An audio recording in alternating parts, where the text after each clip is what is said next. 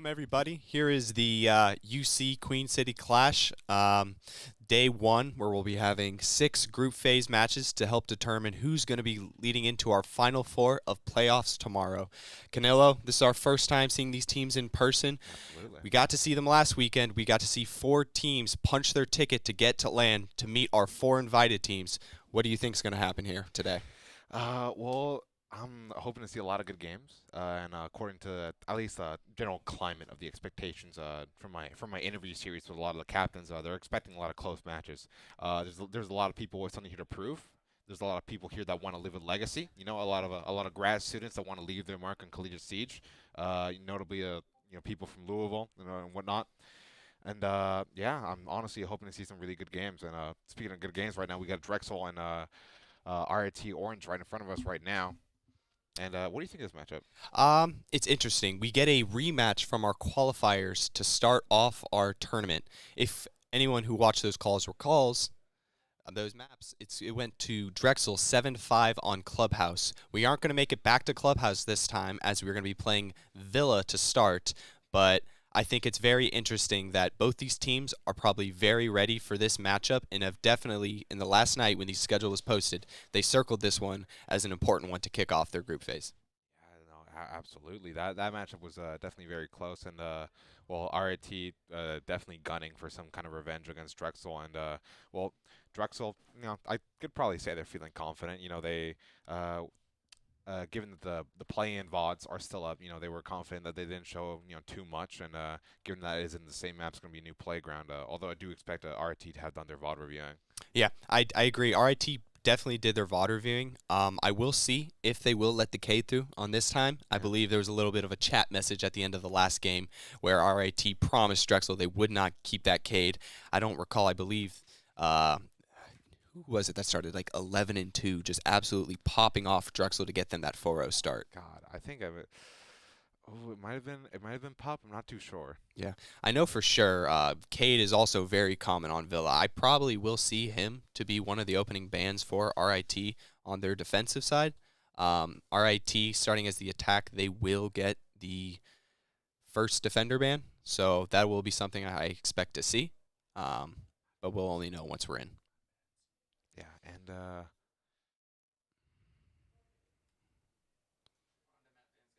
map bans. All right. Okay. And well, speaking of the map, we will be going to it. Map bans should be coming here shortly. So yes, we already know we got to Villa, but I'd like to see kind of where the teams kind of bands to get us here. I know for a fact that these teams themselves probably have their certain maps they want to play on, their auto locks. Um, this more so leading into other teams, Yeah, letting know what they're going to ban. yeah, it The is. strategy around that. Yeah, it is first game of the day after all. And well, it's for the main group stage matches, it's going to be all best of ones. And the thing about best of ones that they can be very tricky. Even if you are confident on your maps, like you can still get upset. Yeah, absolutely. Especially in this best of one setup, they're going to be playing six maps today, and starting on that morning window, you're going to want to lean into one of your more comfortable maps Yeah. early on to help build momentum, but also to not put yourself in a position to be upset because it's a long day. You don't want to start off on the back foot going on a map you're not really as comfortable on. Oh yeah, losing this opening match, oof, that could have huge implications for later, especially given as we get closer to the end of the day and those head-to-heads start to play in. Yeah. You can't forget about that round differential early on. You're definitely, even on a loss, if you can keep that, you're going to get a rematch. You're going to play each team twice. So losing that first map really isn't a horrible loss. Yeah, and looks like we will be actually going for RAT on the attacking side of Villa. Yes. Seeing that bank theme banned early on from both teams, both those maps are really defender sided. I believe that getting those out early, they want it to be more of a 50-50 split, like 3-3 halves. Yeah. Um, Seeing Border, Chalet go different, those are also maps that I think Border leans a little bit more attack heavy, Chalet a little bit more defense. Really kind of just differentials on it. Cafe Sky getting the what some players here would call as the weird maps out of it. I know there are Yeah. some people in UC who don't like either of those maps. Namely Duck. Mainly Duck, yes. Mainly Duck. I gotta love Duck. You know, I can't mention him for another hour now. I've given myself a mental limit on how many times I can reference that man. You said you wouldn't gas him up. I wouldn't gas him up. I did promise that, Yeah. and I think I'm holding true to that. I will not gas him. Yeah. But also, see that last ban. So both teams were almost leading to go to Clubhouse back to back. Who was it that had that final ban there? That banned off Clubhouse. I think it must have been since it would be RIT picking attack. It probably was Drexel choosing the ban Clubhouse. Well, I think it was probably Drexel that picked side, and then it made RIT attack.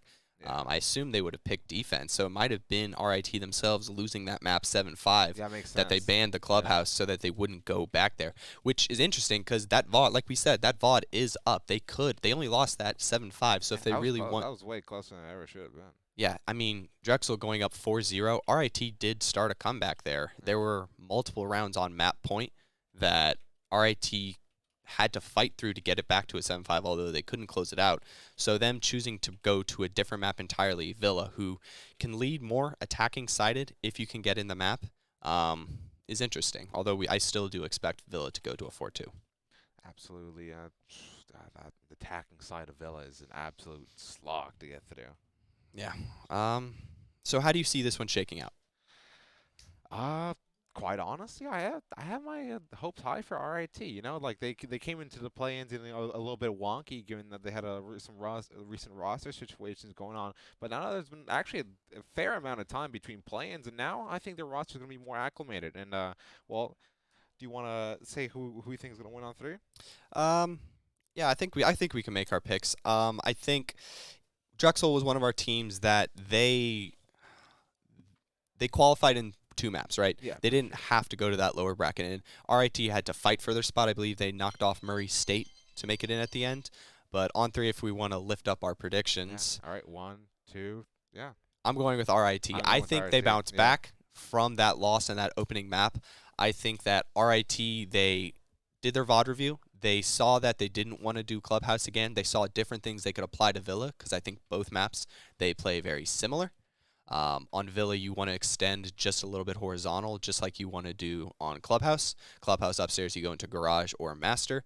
And if you're on the gym, you're going to extend all the way to Cache as well. You're going to do the same principles on Villa. You're going to extend on the second floor across. Yeah. And you're going to want to use ops like Cade that you can electrify a lot of walls at once. So I think, although the map is different, they're going to apply the same principles that they saw in their VOD review to try to counteract Drexel, what they did to them on Clubhouse, but they're going to do it to them on Villa, and it looks like we're stepping in. Yeah, and it will be Drexel on that defending side, and, well, what do you think the first ban's going to be?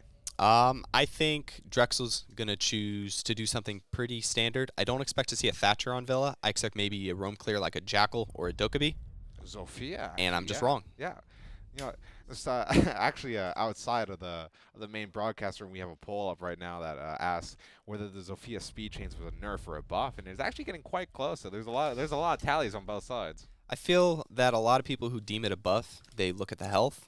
I believe it's a nerf, considering just the audio that she gives off, considering she's heavier now. Yeah, absolutely.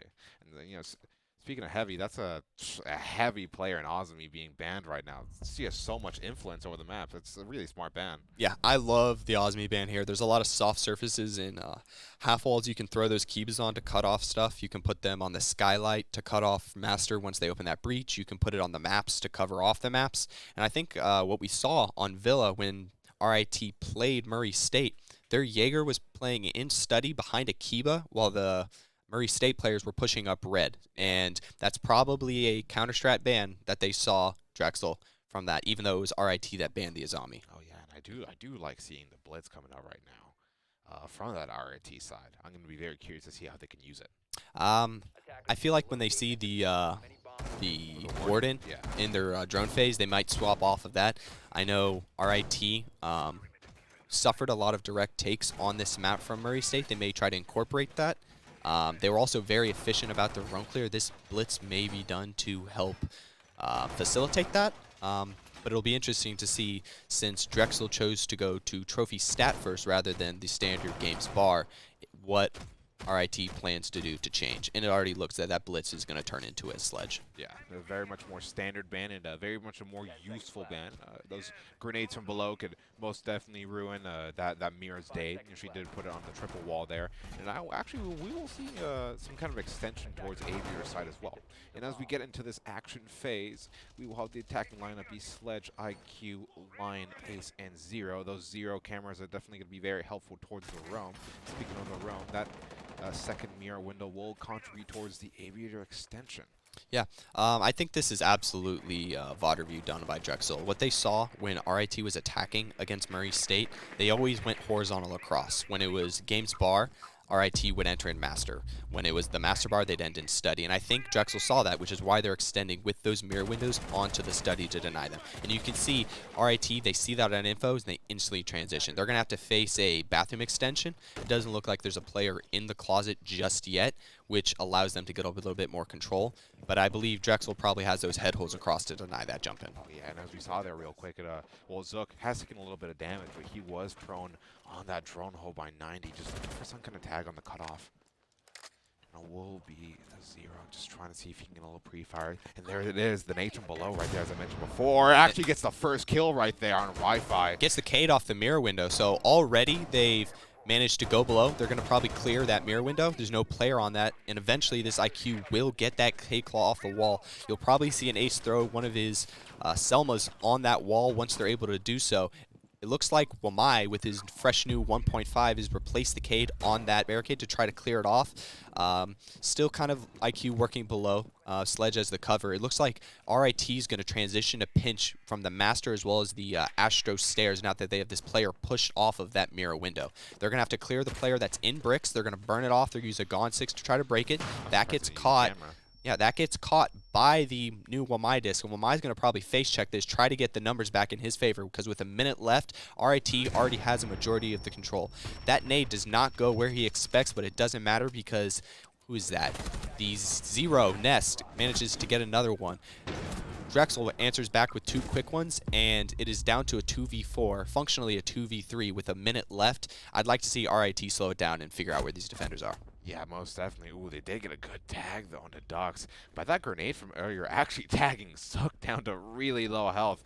Nest still down. And now things are starting to get a little bit frisky with 38 seconds left. Actually, Drexel could, if their positioning is on point, they could dwindle down the number. Oh my god, they haven't checked bricks.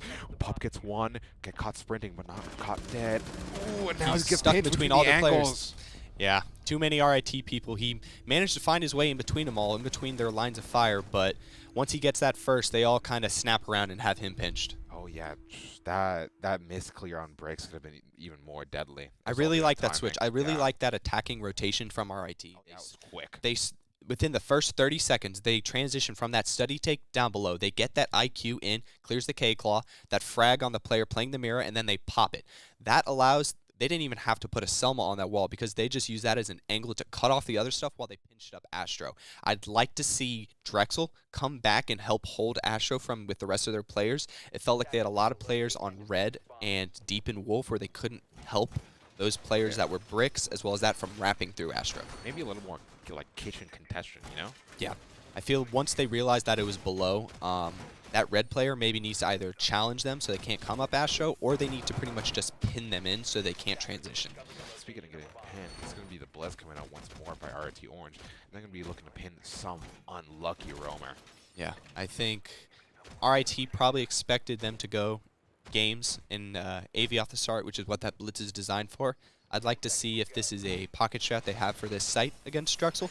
I know Drexel forced them to switch off it on their previous round. They still do have that Warden. They're still committing despite the Warden. That must be pretty confident. Yeah, I mean, if you can have your glasses on, but if you're turning those on, you're not shooting at Blitz as he closes you down. So you still have the opening to slap him with your shield, and absolutely not yet is the time that it doesn't down people anymore. Yeah, but yeah, it looks like RIT's gonna take a play off of Murray State. They're going to go quite direct. It looks like Blitz might just force his way through this study side while Lion and IQ work below. They're going to have to contest that Warden who's sitting on the main stairs with his 1.5. There's definitely going to be a player inside holding the bar. But yeah, Blitz is going to push heavy through. He's going to see the player on main stairs. They're going to get flashed out, and he's The flashes go both ways, and Italian manages to trade 1-for-1. He does get down and finished off, but the blitz for the Warden, I would say that's a fair trade if you get main stairs control. And Ness quickly capitalizes on it. RIT's choosing to go fast and really push through the site, while these Drexel roamers have not been in a position to trade. Absolutely. And ooh, Wi-Fi going down. Pup also got tagged lower 90 as he crossed below. I have to assume that RIT has some drones prepped below for that information. It's going to be down to the Wamai and the Legion to get back to site and get back control of the site. As we say that, Pup gets a headshot, brings it back down to a 3-on-3 as Wi-Fi gets picked up. Drexel has stabilized, but they have a minute and a half, and the attackers already have the main stairs control. Yeah, absolutely. And they'll just try and sniff out the situation a little bit. Maybe they could try and drone. They have plenty of time left on the clock. It's a 3 versus 3 right now. And, well, man advantage could really seal the deal here as Pup takes down one of the 0 cameras that had a ping on him. And yeah, RIT just trying to go about this very carefully. The next engagement can maybe decide the round right here. Yeah, these defenders are very low. 2 of them are one shot. And right there. Although they get the headshot, both IQ and Ace's gun, they do a lot of damage with their bullets. Barrels. Ooh, and it looks like Pup trying to take an extended engagement there. Barely missed out on Gulag, who almost had his dead to rights. Doc's getting a good kill right there in the Gulag. It's only Cassiopeia left, and she doesn't stand a chance in a 1 versus 3. What did Drexel do there in the middle of the round? Honestly, they just kind of just like repositioned and just took the 1v1s. They had multiple crossfires going on, and the RIT players just were unfortunate enough to peek in the crossfire multiple times in a row. I'd like to see RIT, once they get control of that main stairs, rotate that IQ back downstairs. Their quick control of the main stairs force the defenders back into sight to try to salvage control. If that IQ can go below and get rid of those claws that were protecting that wall, that Ace had every single study wall still electrified with 1:40 all the way down to 30 seconds left. That is a stall if I've ever seen one. If RIT can transition that IQ below to get off that those walls, they don't have to funnel in through the study angles, and they don't have to fight necessarily the player that was AV. You can also choose to open that and make sure that AV player doesn't have that reinforcement to play around, and I think if they do that, RIT is in a much better spot that round. But it'll even 1-1. Drexel bounces back and keeps us at a 1-1. They will return to, what is that, kitchen below? Yeah, it will be kitchen, and as you can see, RIT having the right odds for its Sledge, Fuse, Buck. They're still breaking along the IQ, though, which might be come in handy, very much so, because they do have the Solus on the board, Drexel, right now. So Solus can see IQ, and IQ can see Solus. So that's going to be a battle of range and a battle of information. Yeah, RIT will be looking to probably get some upstairs control. They keep using that IQ and Sledge, so I have to assume with the Buck and the Fuse, yeah, they will absolutely be going upstairs. They will be fighting this extension upstairs. Drexel's only committing 2 reinforcements up there. They have the standard split wall soft. We will have to see how Drexel manages to survive this early pressure. This is I'm kind of curious why they opted for the can openers on Buck instead of flashbangs. Honestly, it could have come really handy for this brick shield right here. Ooh, they have the Rooney Wi-Fi guy on lock on 90 on a drone. That's going to be very good information for later for them. They're just trying to clear out the closet right now. Double ADS on the brick shield for Docs, and he's going to play this power position for as long as he can. Yeah. RIT with no shortage of information at the moment. They already have a drone into Astro. They probably have some semblance of where all these defenders from Drexel are situated. That's a good drone. Ducks manages to pull one off that tight vault in. He will get traded off as RIT enters in all at once. They know that player in Astro is there, but they're not ready for the challenge. Drexel still managing to keep numbers up. It does finish. Although it has gone 2-2, I think with 2 minutes left, RIT has the perfect pacing to get to the upstairs. They had the Sledge and they had the Fuse, but they have redundancy in that Buck. So even if they lose them on their entries, this Buck and IQ have plenty of time to work to flush these defenders out below. I like actually with the Buck with the Heartbeat charges, because if they lose the Ace on the upstairs, they can still open wall if they so need to. Oh yeah, absolutely. Well, you were talking about pace. It might be the Solus of Pup right upstairs right now, looking to put a stop to their pace. Yeah, he probably can see which defenders are sitting on cams that are being flank watched right now. He can position himself around that. He will catch a nade almost to the teeth and get finished off. Good droning by the RIT members. I can assume there was probably a Z-ping from a dead person to help facilitate that. we approach a 2 versus 3, less than a minute left on the clock. There's plenty of vertical above. Not on the bomb side yet. You need to plant the bombs. You want to have any hopes of winning this round. Soft wall right there in Laundry. Ooh, it will be the AQ being taken down. Now things equalize, and as the clock approaches 30, things are going to get hectic. And this is where the defenders thrive. The chaos, as they have no idea where they are. Another one goes down, a 2 versus 1. 25 seconds left, and Cassiopeia needs to find a way to make this happen. 20 seconds left. It looks very unlikely. 2 defenders still at full health. 15 seconds remaining. It'll just be roaming around, trying to find any entrance way, and if he approaches single digits in seconds left, looking like a Drexel round right there.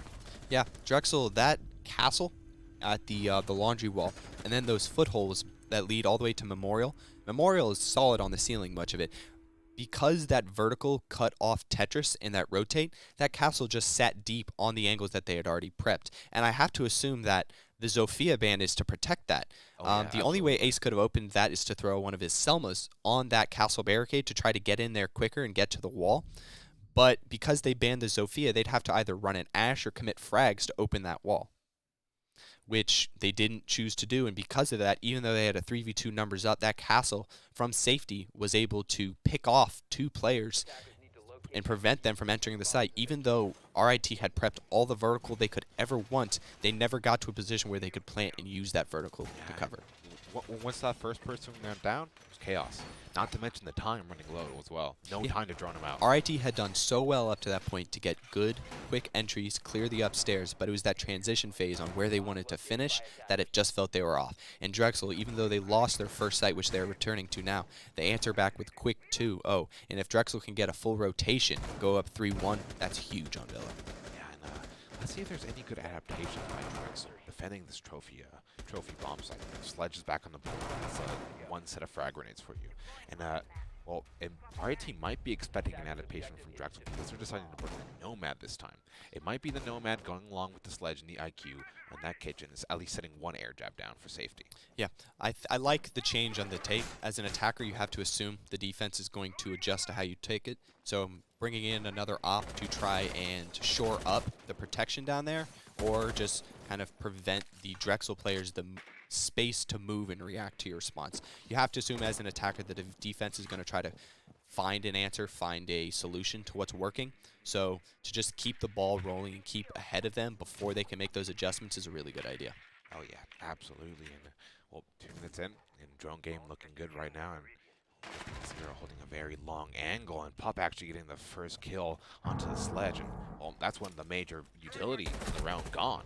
Yeah, those frags below are no longer going to be able to frag the mirror wall. There's no mirror, but you can still assume with those head holes there's going to be a player tied on those triple walls trying to deny them entering. And it looks like Drexel is going to try to fight them earlier on, not let them get a foothold into the site like they have been prior. In RIT, it already looks like they're seeing the effects of this denial on the entrance. They have all 3 ADSs on that window. They are refusing to let that brick shield go. Oh, yeah, absolutely. And well, they do have a nice little chunk of the wall open, but doesn't seem to be helping them much as Zero goes down, but not out. Things just slow down for a little bit, and there's just 1 minute 30 left on the clock. Rez coming out right now, and now it's a 4 versus 4 still. Zook just trying to drone out from below, see what he can find, some kind of inch of an advantage. It'll be Gulag looking to creep up these Astro stairs, maybe just find a little bit of real estate. Looking to see if anyone's on that cam, seeing if he's been spotted. The Drexel lads have been really good at the start of the round getting on those cameras. I don't know if Pup already knows that he's there and getting off the camera, but there has to be a lot of audio coming through now. There's a lot being done. Walls getting open, people coming upstairs. And Cassiopeia, they shoot the back of the Italian mobster. And even though they trade 2 for 1 essentially and get themselves with 50 seconds left, they only have these 50 seconds to finish off these 2 defenders and ducks, and I don't know if they know this Legion is on the flank. They might not. Oh, what? But Zook's on the flank on the Legion. Yeah. Doesn't matter. They clean him up. It's a 4v1 again for the Soul Bricks player. And again, through Astro, RIT pushes and pretty much bullies their way onto site. Yeah, what really changed around there is that they left a wall and closet soft, and the ace used his soft breach to just walk through it and basically ignored the head holds angle from the triple wall, and that wasn't communicated. So while the warden was looking down on the Astro stairs, they just walked through bathroom and shot him in the back. Yeah, I think Drexel did really well early on to deny the entry. If that Wamai gets that pick, they have kept control of the downstairs. But after that pick, what the or the Drexel players did, they fell off. They got their opening pick, they controlled the downstairs, and then they left with that pick. When Wamai eventually gets traded 1-for-1, it's 4-for-4, and RIT still has downstairs control. They ended up still coming up Astro, and that warden having to try to cover that gets exposed from bathroom. If Drexel can commit more players to holding the downstairs for longer, RIT isn't able to finish their envelopment of these Drexel players, which is still, it was that Bricks player who lasted till the very end having to fight off a 4v1. So it's going to be up to the rest of the players if Drexel ever decide to go back to that site, which they probably won't have to, seeing as other stuff will open up. They're going to have a response to that. Oh yeah, absolutely. And just general, not only have the manpower downstairs, but the agility. As you can see, that Legion down below was downstairs, but he was disconnected from the push that was going on. He came in there late, and he was supposed to flank, but he got flanked himself. Yeah, he got caught, even though that Nomad hit that Legion mine. They still had info. They still had audio as he tried to approach. And that top of Astro Stairs player, he just turned and put his AR straight through his chest. Absolutely. And speaking of Legion, he will be Astro himself right now, as there will be a trophy extension, as they will be defending AVO gains right now. And RIT looking to take quick control of Master. We will be seeing Eon on the lineup a little bit droning. And that IQ seems to be a household name for right now for RIT, doesn't it? Yeah, it looks like they are locking that IQ. That must be one of the main strategies for how these RIT players choose to attack Villa. It is working, as it's a 2-on-2. Even round count, a 3-3 on the attack defense for RIT. They will accept that. Yeah, and something I really like is the inclusion of the gridlock. You know, RIT must have been knowledgeable that Drexel might want to up their flank game, so they're rigging those track stingers that are going to be very handy, as well as no Nomad this round though. I was about to say Nomad, but ooh, the Flores. Oh my God, Dux Legion pulls activating. Pulls two off of those Astro Stairs. It's the Flores choosing to swing in from the window, getting free picked, and that ace playing the trade also goes down with him. I'd like to see this RIT squad fully drone out the bottom Astro Stairs and have someone go through the bathroom, because they are falling apart. That Solus is below is calling where these drones are, and they're able to just shut down these players, forcing them to take these challenges. They know RIT is going to drone every gunfight before they take it. As soon as they see a drone, they prep themselves for this gunfight. And RIT has a damn near flawless round, just sweeping these RIT guys out of this round. Yeah, no, that was a clinic over by good old Legion and Solus. Like, I don't really know what happened. They were looking so good at first. They were clearing out space, and Legion just got two. Okay, RIT chooses to take their first time out this time. Like our qualifiers, these teams will have 2 30-second timeouts. I'd really like the choice to take your pause here. RIT probably feel very confident that Drexel is going to go back to the downstairs where they've already had success. It gives them 30 seconds to kind of really talk about this, what they're about to go up against.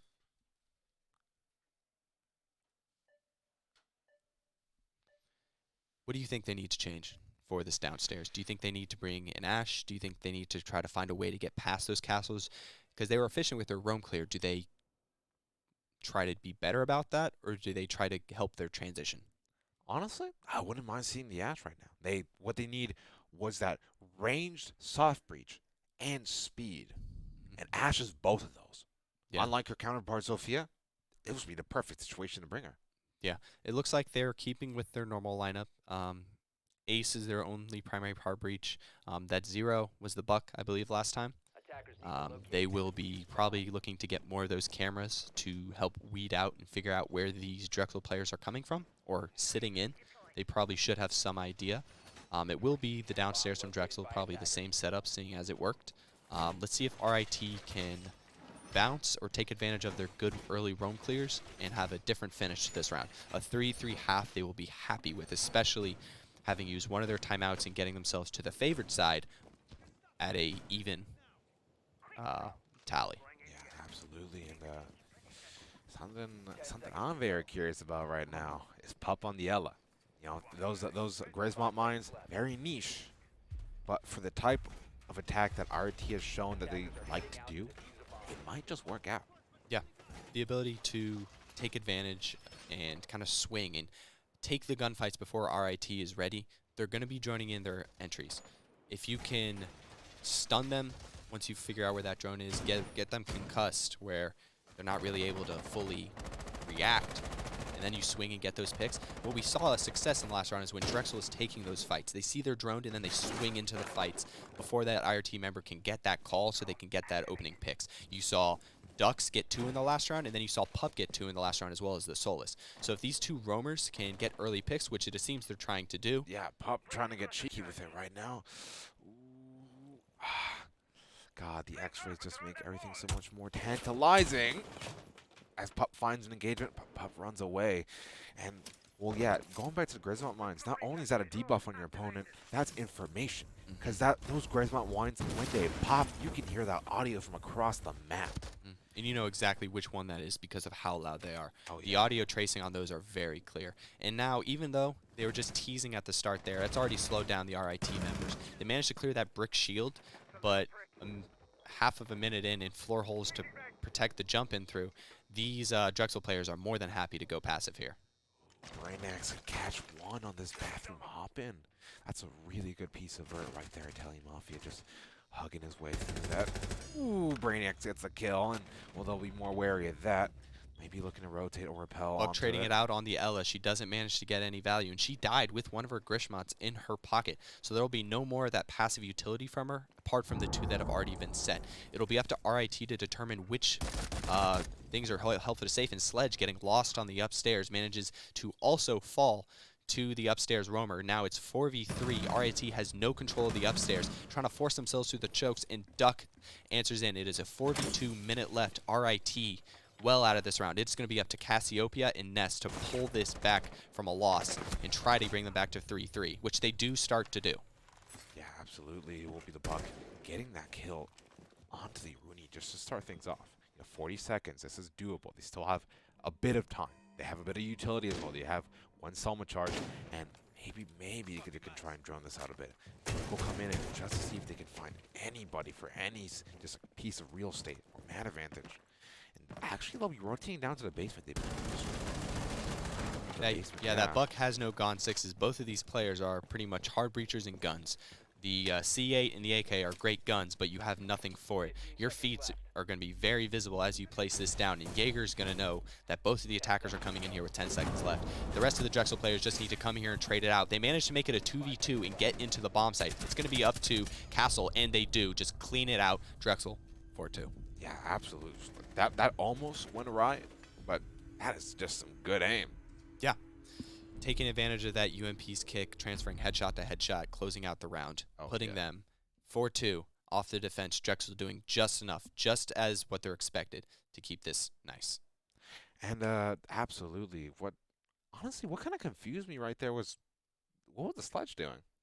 I think that Sledge, they hadn't fully droned that deep corner. I believe that Sledge was probably looking towards bricks, seeing as Drexel has been very fond of bricks up to this point. Pop that out, yeah. So I think he was probably just looking elsewhere where the comms were. That Jordan hadn't yet called out that tucked player, so he wasn't ready for it. But the biggest, more problematic part of that is there's no one there to trade for this Sledge.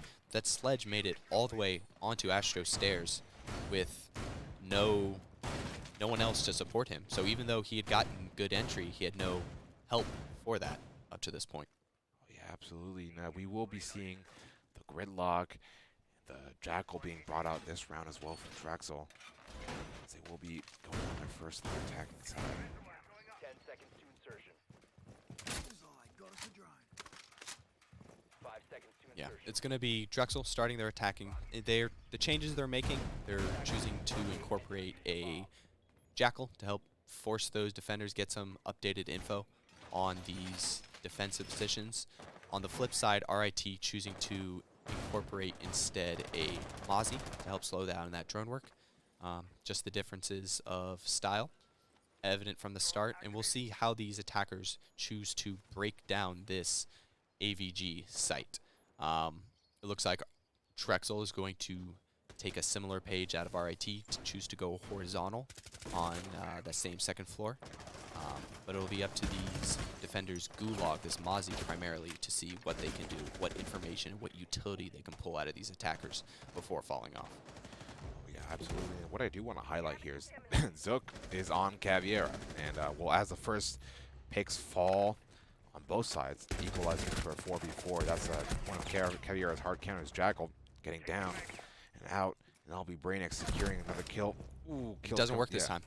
We saw RIT try to run this Cav when they played Murray State, and they had some success with that because these Murray State players were a little bit more isolated. And that's what helped cause Murray State to go direct. But it looks like Drexel, with their entry, with their info game, they're able to kind of get a pin on where this Cav is trying to flank. With 2 minutes left, that Cav was already trying to cut off and try to trade out, and they just finished it. They held their gunfights. That Cav is stuck with a very poor gun for long-range engagements quite early on. So Drexel, with their efficient roam clear, has already managed, with a minute and a half left, to get to the next phase in their setup, and they've already started to get rid of these shields. Oh, yeah. And, ooh, Cassiopeia. Looking to challenge. Swarmed right now, and now it's a 4 versus 1. These Drexel players just taking the gunfights. They have the info. They're keeping it simple. They're playing around these gunfights. And these RIT players are giving them these isolated one-on-ones where they can just leverage the fact that they have information and better guns. Yeah, absolutely. And you just got to wonder, like, at this point in the game, why bring out Caviera, you know? Yeah. Maybe 4-2 down. You try to look for something to slow them down. You get calved once, it's going to slow you down as an attack to try to counter. But if you do counter the cav right away, you force these defenders to have more of a self-reflection, see how they want to change it. And they're not running the cav anymore. They have to switch up how they want to hold this AVG because in a minute and a half, you just went down 5-2. Yeah, they have one more round to play with before they have to be perfect. And, well, speaking of self-reflections, they do have access to timeouts, but they haven't used yet. True. RIT Orange used their first one, that last round of the defensive half. They have one more in their pocket, but you have to assume that they're going to be jealously guarding that so that they don't use it with 5 rounds left in the game. Oh, yeah, absolutely. And, they might have to fight for this in overtime if they can't do it in regulation. Yeah. RIT, they choose to retry their bomb site with what seems to be a mute and an alibi now. Probably looking to take a little bit better guns to deny these first entries. What Drexel did really well is they got their drones in, and that Flores was able to really just take gunfights one by one. He got a pick by statue. He then traded the player that was in AVG, and then the bathroom player who was his trade for that AVG player held the angle for the cav that came up here. If they can get, was that Brainiac? Brainax into the map quickly and keep his gun hot, they're going to be primed for that. But RIT, their main goal is to stop that quick entry because they just vaulted in Master and walked. Oh, yeah, and it's even going to be quicker right now. You will see an Ash on the board coming out from Ducks.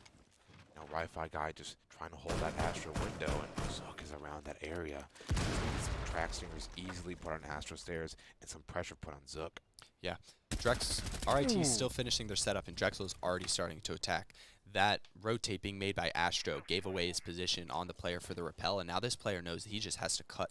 They just have to cut off these angles for these roamers to get back to site because they are not ready. That's what I've seen so far. These Drexel is ready to enter, and RIT is not ready by this point. Walls are getting opened with 2 minutes left, and Zook has pressure from all sides trying to get out. He might just have to vault and get out of there, which he does. Absolutely. That's a good play by Zook. And that's what I was talking about earlier, the benefit of Ash giving the Zofia band that arranged soft breach, and it absolutely just messes up Gulag right there. Yeah, and now Drexel, they're going to start to transition to getting control of 90 and top red.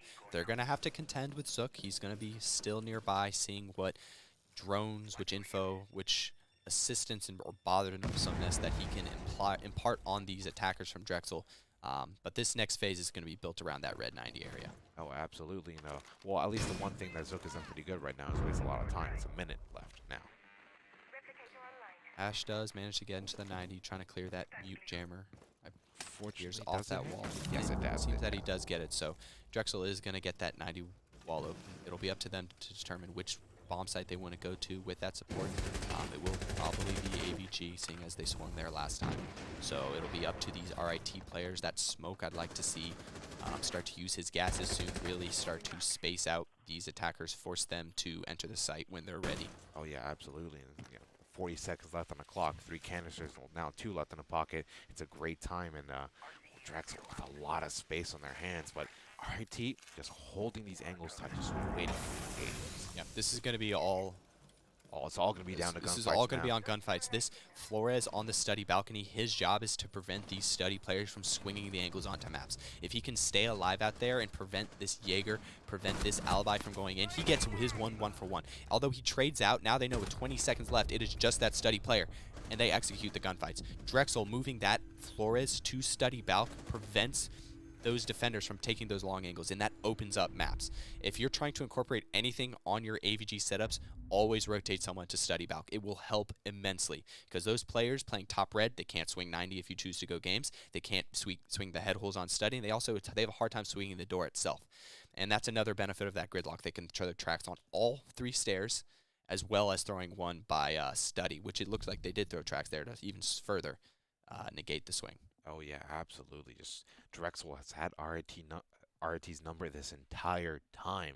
It's honestly, I'm a bit embarrassed now that our prediction seems to be going quite wrong, don't you think? Yeah, this looks a lot like Clubhouse. Drexel getting out to an early, strong setup. It's up to see if RIT can start to bring it back like they did on Clubhouse. Although Drexel did get to map point quite quickly on Clubhouse, they did manage to close it out. And now RIT has the chance to, 1, try to do it again, but 2, they also have to close it out, because if they don't do it on either times, they're just letting rounds bleed early, and they're getting themselves out of these games early. Oh yeah, absolutely. And well, Drexel was already seemed like checked out of this mentally. The thing they're already going to take it will be actually it was Pup on the Grim with Eve there for a second. We'll be switching out to the IQ.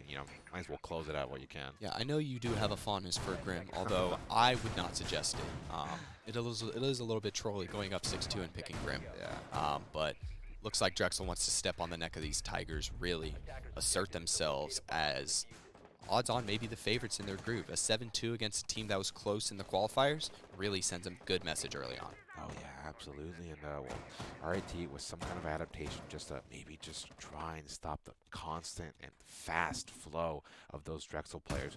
We'll be bringing out the Capcan, the Mozzie, the Mute, and the Pulse. Yeah. RIT's probably looking for an early pick here. Even though Capcan got nerfed, he still has those gadgets. The IQ that we've seen from both sides is going to be really major in stopping that. There's no Iana this time, so they won't be able to just kind of drone physically with a body where all these things are. Yeah, which makes the Mozzie even more powerful. Yeah, this Osa is more of a alternative. She will have to worry about Capcans herself, but she's able to get in the map, really get past the fact that they're denying drones. They're not denying bodies. Absolutely. And speaking of that, Osa, as an alternative, she seems to be taking quite a lot of space. But my main concern is that she seems to be just a tad bit disconnected from the team. Yeah, she has no one player to trade around her. That Nomad is there if they decide to swing at a Wolf, which it looks like eventually they're going to get their air jabs up and control it. She'll probably place one of those shields down to hold that top red as some of these players transition to the Master Balc, which it seems they are doing with the Ace over there. So it'll be up to Drexel to now start to get some master control and pinch from red, which is what they seem they're doing. They managed to catch Zook off trying to flank, and like we said, RIT trying to get picks back. They do manage to go 1-for-1, but on the Osa too. That's yeah, a lot of good. And this is the downstairs take, so it's not like it's trophy stat. They're still going to have to get upstairs control. They've managed to get control of red, which downstairs doesn't mean much. Yeah, there's the Capcan traps in action right there. Ducks getting downed. No one to res him up. And there we go, the Pulse in action. That's a good C4 right there. On to Italian Mafia. And this is the adaptation I was talking about by RIT. They seem to be getting the right operators, and not only that, but playing the right positions. So going down early was a bit unfortunate, but they're just letting their utility and their position to handle the rest. And Drexel seems to be falling right into their clutches. Yeah, they still have 2 nitros left. These RIT Tigers, they have brought 4 nitros onto this. Wi-Fi guy will manage to even it out, but again, another nitro sings across the map. And it's now RIT on a 3v1, 3 bodies left. It is just down to a Nomad. She has no utility to help open up the map herself. She is just a angle-watching gun, and she doesn't manage to get that pulse from below. So now 30 seconds left. That 4th nitro comes off, and there are 3 nitro kills in that round from RIT. Nitrocell. You know, what more could you want? More explosions. Michael Bay could never have enough. Michael Bay could never. And that was a just really good round played by RIT. You know, I think Drexel, it's not that they're getting overzealous or anything. They were playing the same way they've been playing this entire match. I think RIT honestly sort of started to wake up a little. Yeah, RIT in. And there it is. Well, will be a Drexel timeout, and that scares them a little bit. I think what we saw last time, no one really took that timeout early in the first map. It looks like both teams are deciding to value each game a little bit more, take their timeouts now. Drexel saw that RIT was able to bring a comeback on Clubhouse, and before RIT gets any momentum, they're taking a timeout, talking it through, and setting themselves up so that they can hopefully finish this out in the next map. Yeah, absolutely. And God, one can only hope for an RIT comeback like last time. Yeah. Looking at the scoreboard, it looks that you still have two standout players, Nest and Pup, both 11 kills. But it looks like this Drexel, the rest of that supporting cast is pretty close together. You see 8-5-6-6. There's plenty of support, but on RIT, it's a little bit more top-heavy. And you have to assume that even though there are standout players on both sides, it looks like Drexel is able to support their fraggers a little bit better, which is why the round count is double in their favor. Oh yeah, and you know, interesting pick from RIT right now. We will be seeing the Thorn. They will be going trophy statue, and I gotta wonder if they're gonna make a pinecone trap somewhere. Yeah, they might try to capitalize on the closet jump in. I know that Frost was able to get a pick there prior, but maybe to kind of prevent the ability for those attackers to really just brute force their way through the bathroom. There's a lot of bulletproof thorns you can put in the overarching parts of that bathroom, so they have to fully cross that threshold to even trigger it or shoot it. So they might be playing around just spaces that the attackers actually are gonna have to push through. But that is another stylistic difference. They're still bringing that Mozzie, so they're still going to put an emphasis on denying info. Same with the mute right there. Yeah, that Mozzie mute, old school info denying. No Solus, but it seems that they're really trying to counter the fact that they're bringing Flores still, Drexel. Oh yeah, and well, Doc's hopping back on the Ash, and that double wall right there near Trophy, soft. So I'm probably expecting the same upside down rappel angle coming out.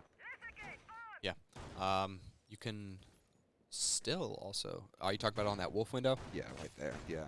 Yeah. So if he can manage to cut off those defenders again, huge advantage. Because the last time they took this, and just like this time, Drexel, they're going to come in horizontal. They're going to enter in that study side. Ash is going to get on 90 for that cutoff. You're probably going to walk one of your main entries. You don't have the OSA this time, but you're going to try to just walk in and clear all the way up to that top red side before you transition to master. Yeah, right there. Ash just moving through Mud Closet right there with a drone in tow. Ooh, they're taking a lot of good They're space. coming up right, Astro quick. They're going to really push this. They might see that these defenders are defending everything but Astro early on. You will see a Rooney start to move into that room. It'll be up to these RIT players and maybe that jungle cam below to see if they're aware of where these attackers are coming in at this speed. But was that a nitro cell? That might have been. They might needed that rotate and they just used a nitro on it. Very curious. And, well, yeah, now things seem to be slowing down just a little bit. Minute 30 approaching, and nothing has really come up from either side apart from that one nitro cell. And, you got to wonder what Drexel's game plan is here. They seem to be stalling out just a little bit. They seem disconnected. There's two players entering study. There's two entering below trying to get control. It seems that both sides of this push are divided on where the end goal is. They might be having two players go red, and then these downstairs players, once they clear the wall, go up above. Honestly, it just seems like two different ideas going on It at is. the same time. It really feels like this. And then you had someone repel on Skull. They're going to enter in bottom red, and it seems like this push is starting to come together with some idea. But now they only have a minute left. They've only gotten control. They have no walls open just yet. And just now, they get their first opening pick. That's huge. Yep. As the minute approaches, as the time approaches 1 minute, it's all going to come down to gunfights right now. It's a good thing that Drexel got that first pick right there, because that gives them the whole man advantage. And well, thanks to them really not doing much at the very start of this round, This they is going saw to be a wolf tons of push. utility in the This pocket. is going to be a wolf statue push. They're going to flood in from top red with a support player coming up either Astro or sitting on these master windows. They're 5-2 up. They're going to just flood through wolf right now. Oh, yeah. And here comes the storm. 3 versus 2. 2 versus 2 right now. Actually, RIT bring things back. But now it's a 2 versus 1. They know once Astro gets the pre-fire in. But Drexel's planting the diffuser, and this puts the mute in a very peculiar situation. He needs to clutch us out to save RIT from disaster. And he doesn't manage it. And that'll be Drexel taking game 1 of their journey in the Queen City Clash quite convincingly against RIT. Yeah. And proving us wrong in the predictions. Yeah, absolutely proving us wrong in the predictions. Drexel taking that last map in the qualifiers and just building upon that. it looked like Brainax that second half when he went to the attack. As Flores, even though he's going up against a Mozzie and a Mute, which counter his utility, he was getting good drones in to get one rotations open. It might have been a Flores drone that you saw open up that wall as well. But really get two opening picks. They start 5v2, and even though that Aruni gets 2 in Astro, he's able to trade back, get that Aruni, bring it back to a 2v1, and then finish it off. I saw at least 2 rounds during that half where Flores gets a huge opening 2 picks, or even just closing 2 picks, that really give them the main advantage and anchor the site so that they can set up for the next part. Oh yeah, absolutely. And well, props to IRT. They seem to be waking up there towards the end, but a little bit too late because Drexel had all the momentum.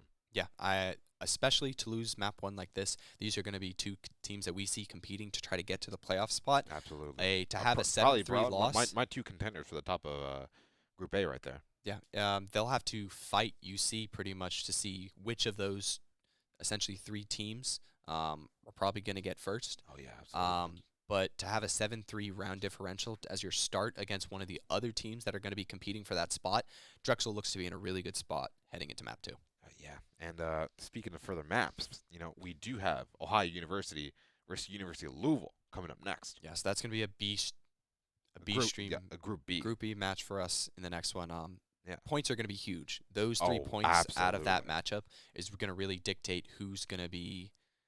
This has huge implications for later in the day. Yeah, you can't, especially in a double round robin scenario, you can't devalue any one game. It might look that the end games become more important, but that's only because of your early results. So absolutely, we will take a break, and then we will come back versus Ohio U versus University of Louisville. Yeah, absolutely.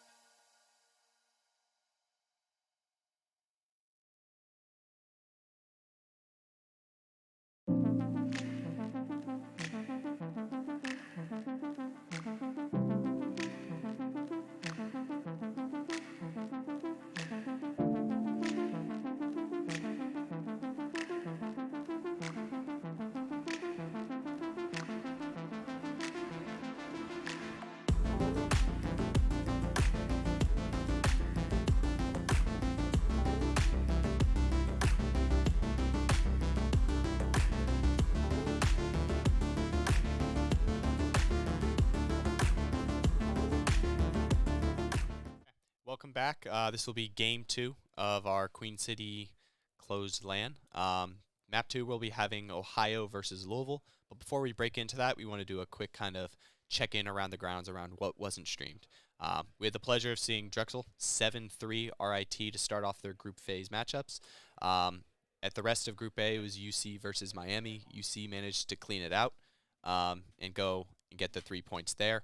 On Group B, Ohio, in their previous match, managed to 8-6 Kutztown, a big upset from what some of us were expecting. So Ohio coming off of a fresh win, and Louisville ended falling to Penn State.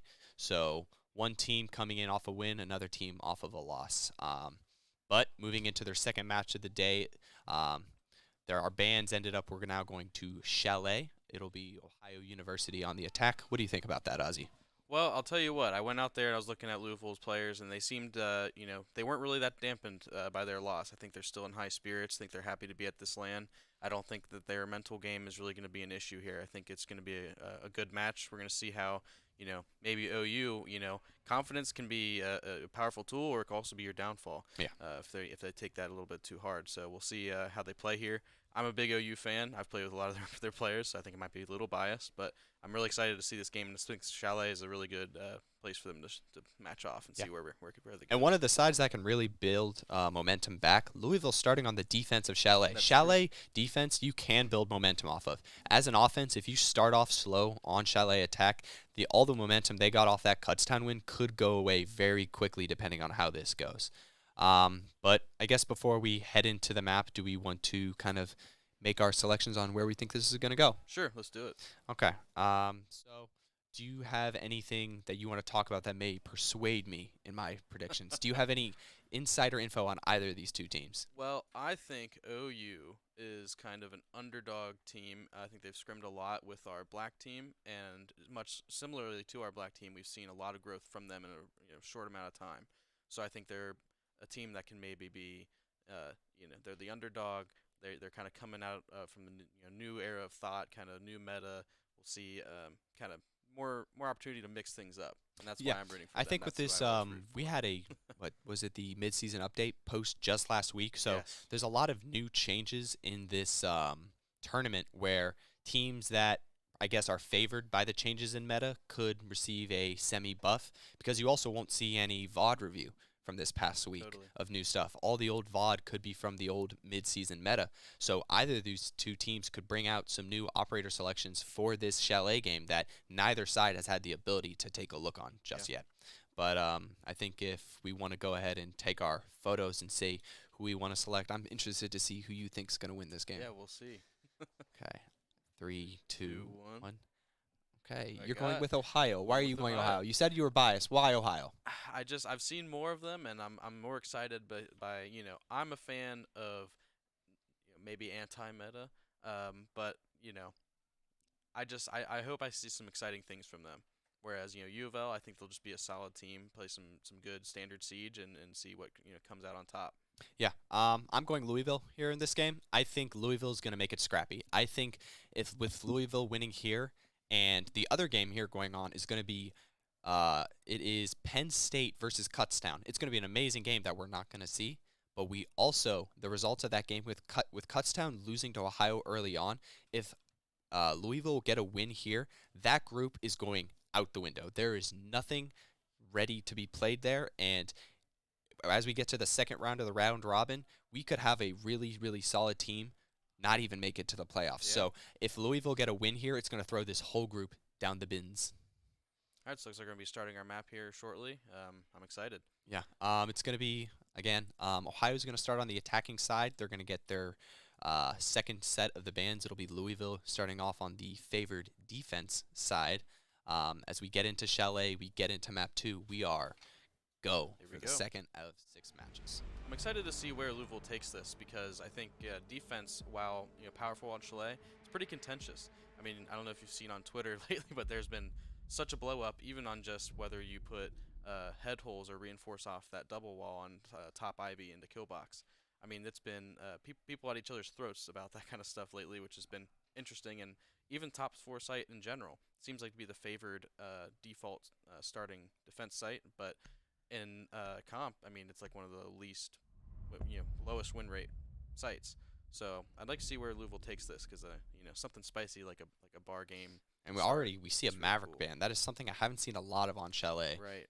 It really seems that's a little bit different than what we'd expect. Louisville choosing to get rid of him, probably going to strengthen their garage hold.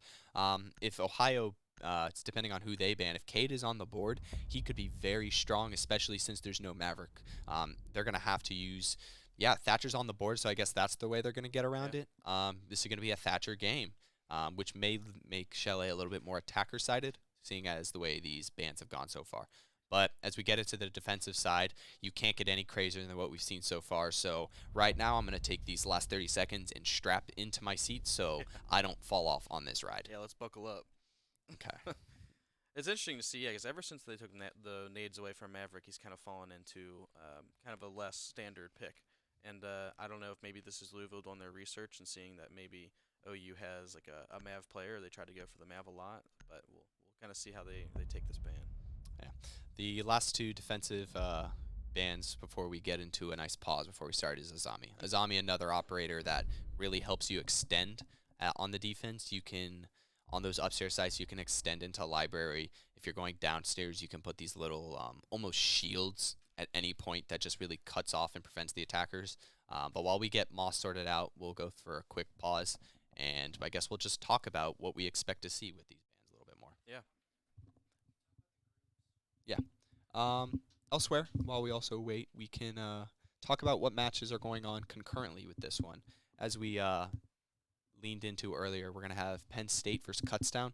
That was a winner's bracket match in the online qualifiers, which Kutztown was able to do to make sure they qualified 2-0. There was a lot of really good work Kutztown did on that skyscraper map. They really got really good preset drones that helped pick apart Penn State. And I remember Penn State talking about how they wanted to adjust to that. And after their just loss in the hall, I heard Kutztown talking to themselves, because if they can't afford to lose to Penn State here. They can't afford to start groups 0-2. But as we get back in, on the A side of the stream, while prep phase goes on, it'll be UC Red, who are playing against Drexel. And the last game on that side, it'll be RIT going up against Miami of Ohio. So right off the cuff, I think I'm seeing the Solus on the defender side. I think that's going to be some of the most, if you see that defender on when you're attacking, that's the one you really got to think about pre-round. You got to find out where they're playing, if that is below or just site denying info. And then on the attacking side, do you see anything interesting? On the attack side, I believe it's normal. Since Thatcher's available, we're going to take it. You're going to take the Iona to help drone through, get a little bit of stuff. We'll see a IQ get brought out instead of the Nomad. Maybe look to get the Cade claws from below, seeing as that soft floor of underneath the lobby's Cade. But it looks like he's already setting up the impossible Cades for the split walls. Although it looks like this... we're going to pause this and we're going to start from fresh, seeing as one of our players seems to be having some technical I would issues. certainly hope that was not the first round right there. Yeah. So we'll back out. We will just, I guess, talk about it a little more. So something interesting I noted on that attacking side, they swapped out the Nomad, which meant they really didn't have a lot for flank watch. And so when I wouldn't see flank watch on the attacking side, I'd be flanking. Yeah. So I'm really hoping to see some good Solus gameplay. But, John. Actually, pause it. Can you pause it? Yeah. yeah. But, yeah. So we could talk about those other games more a little bit. Seeing as both UC and Drexel won their previous matches, they're playing each other both with 3 points. The winner of this goes 2-0 and has the commanding lead in the group. Would you say that's probably the most significant map right now, or do you think this match right here with Ohio and Louisville or any others has more value? Well, I think that just having OU, coming right out the gate, fist blazing. I mean, I just want to see what they do in this match. That's what I'm most interested in because, like I always said, I'm always into that underdog story. I do think that the UC Red versus Drexel match, that's going to be great. We just saw Drexel. They look to be at their top of their game, really decisively pushing back on RIT. So I'm sure they'll be great. Also, I know, especially for UC Red, they have Duck coming in. For the first time, they had a sub for their first game. So we'll see, make sure he's warmed up. he has LAN experience, so I'm sure he's good, but that's another factor, you know. Yeah, I think all of Group B after that first round is up in the air. Not only this game being a good decider to see if who gets 6 points or if it's 3 across the board. This is a huge, huge second round. This might shape the rest of the day before we kind of get a chance to have things go the way our brackets would go. So, yeah, I'm really interested to see how the rest of this match 2 goes, especially on this B side of the bracket. But yeah, we're still loading into the lobby. We still have players sorting out technical issues. Sorry for the delay as we wait. Looks like we're getting pretty close to starting back up.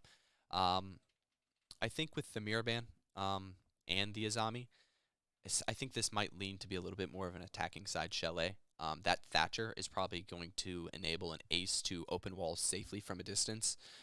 You won't have these Azami Kibas where these defenders can just sit behind and deny the space before the attackers get there. So I think what we'll see a lot of pressure on the sites early, and we'll have to see defenders kind of play the angles a little bit more and play around the gunfights rather than playing around position and getting plants. Because the attackers are going to get quickly to the point where they can start. So looks like we're going to be heading in here shortly. But yeah, that's you know, looking at bans and stuff like that.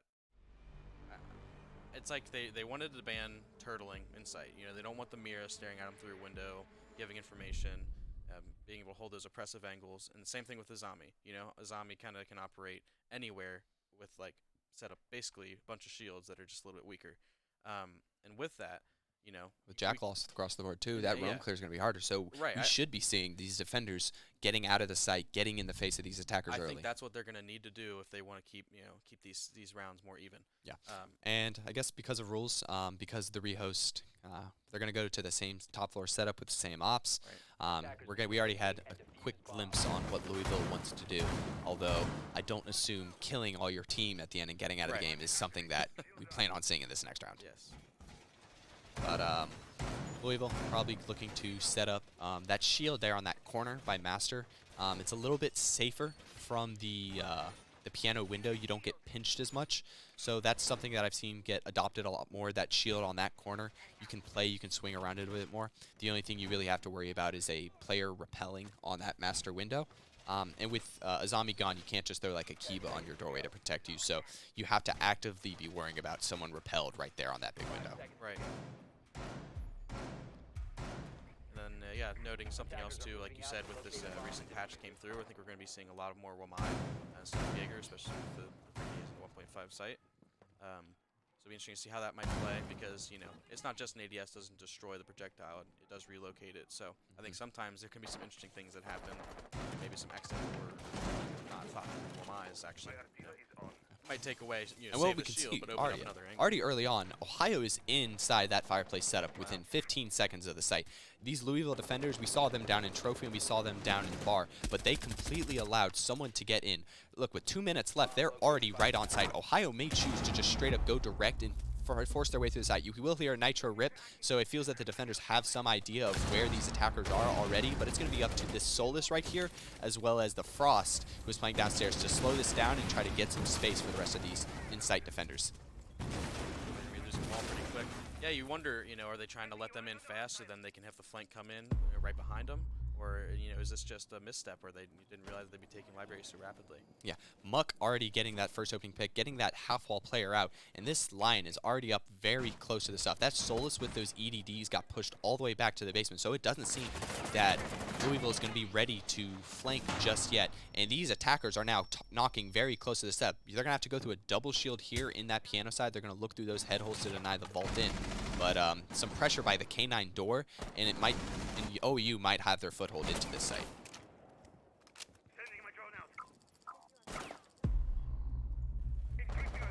So it looks like the breaches they did get they're vaultable, which can be a struggle. You know, as we were someone that they're gonna have to make sure they get rid of anyone playing close to that vault, or else they're just. Oh no, they do have. Okay, they have a walkable one close to the vault. So that's always the struggle with Ace too, is getting placement right. And it looks like things have settled a bit. Ohio University comfortable to slow down, but as they get in that IQ, she's a little bit on an island. They can bring it back 4v4. Frost evens it up, and now it's going to have to be funneled through. That Solus finally gets her pick on the flank, and now Ohio, after starting earlier, starting to get picked apart from the same angles that they opened up early on.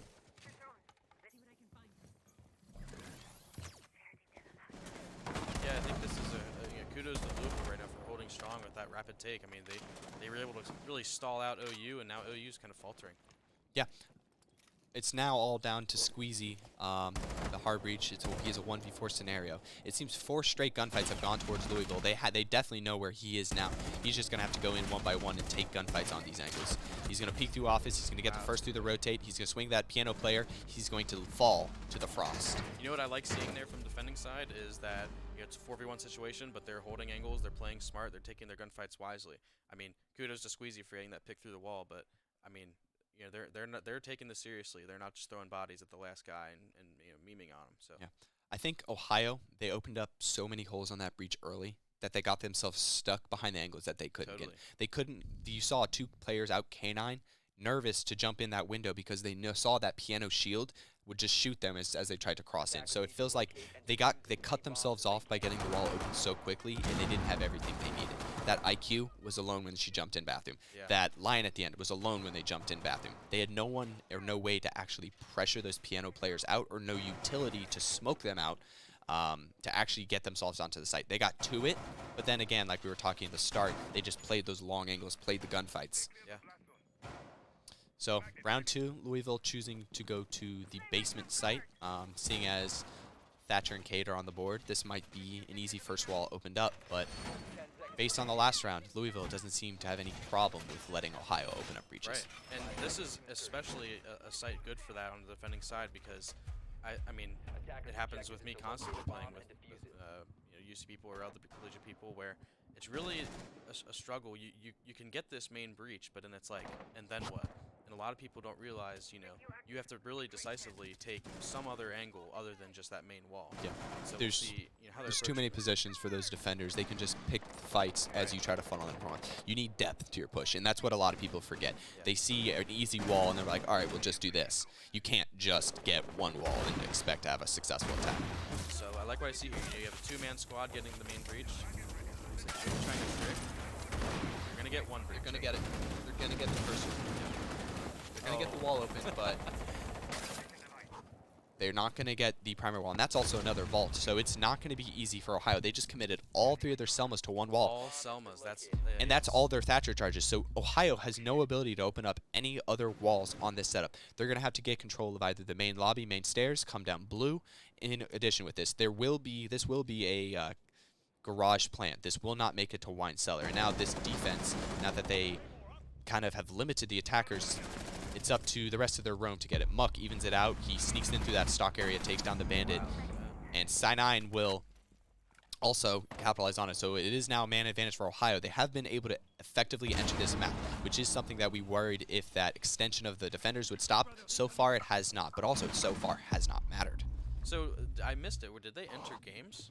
I believe that Lion entered in games. Yeah, he walked in that window.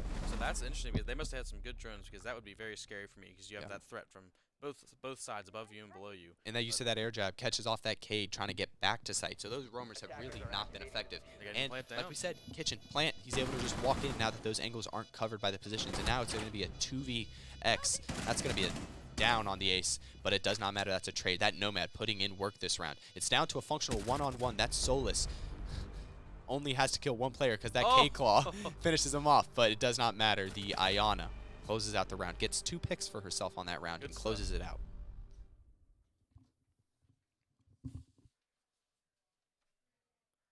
Yeah, it had me worried there in the beginning with that, you know, all of that devotion of all that utility just to getting that one wall. But, you know, it looks like that maybe was just a little bit of a, you know, almost like a gambit.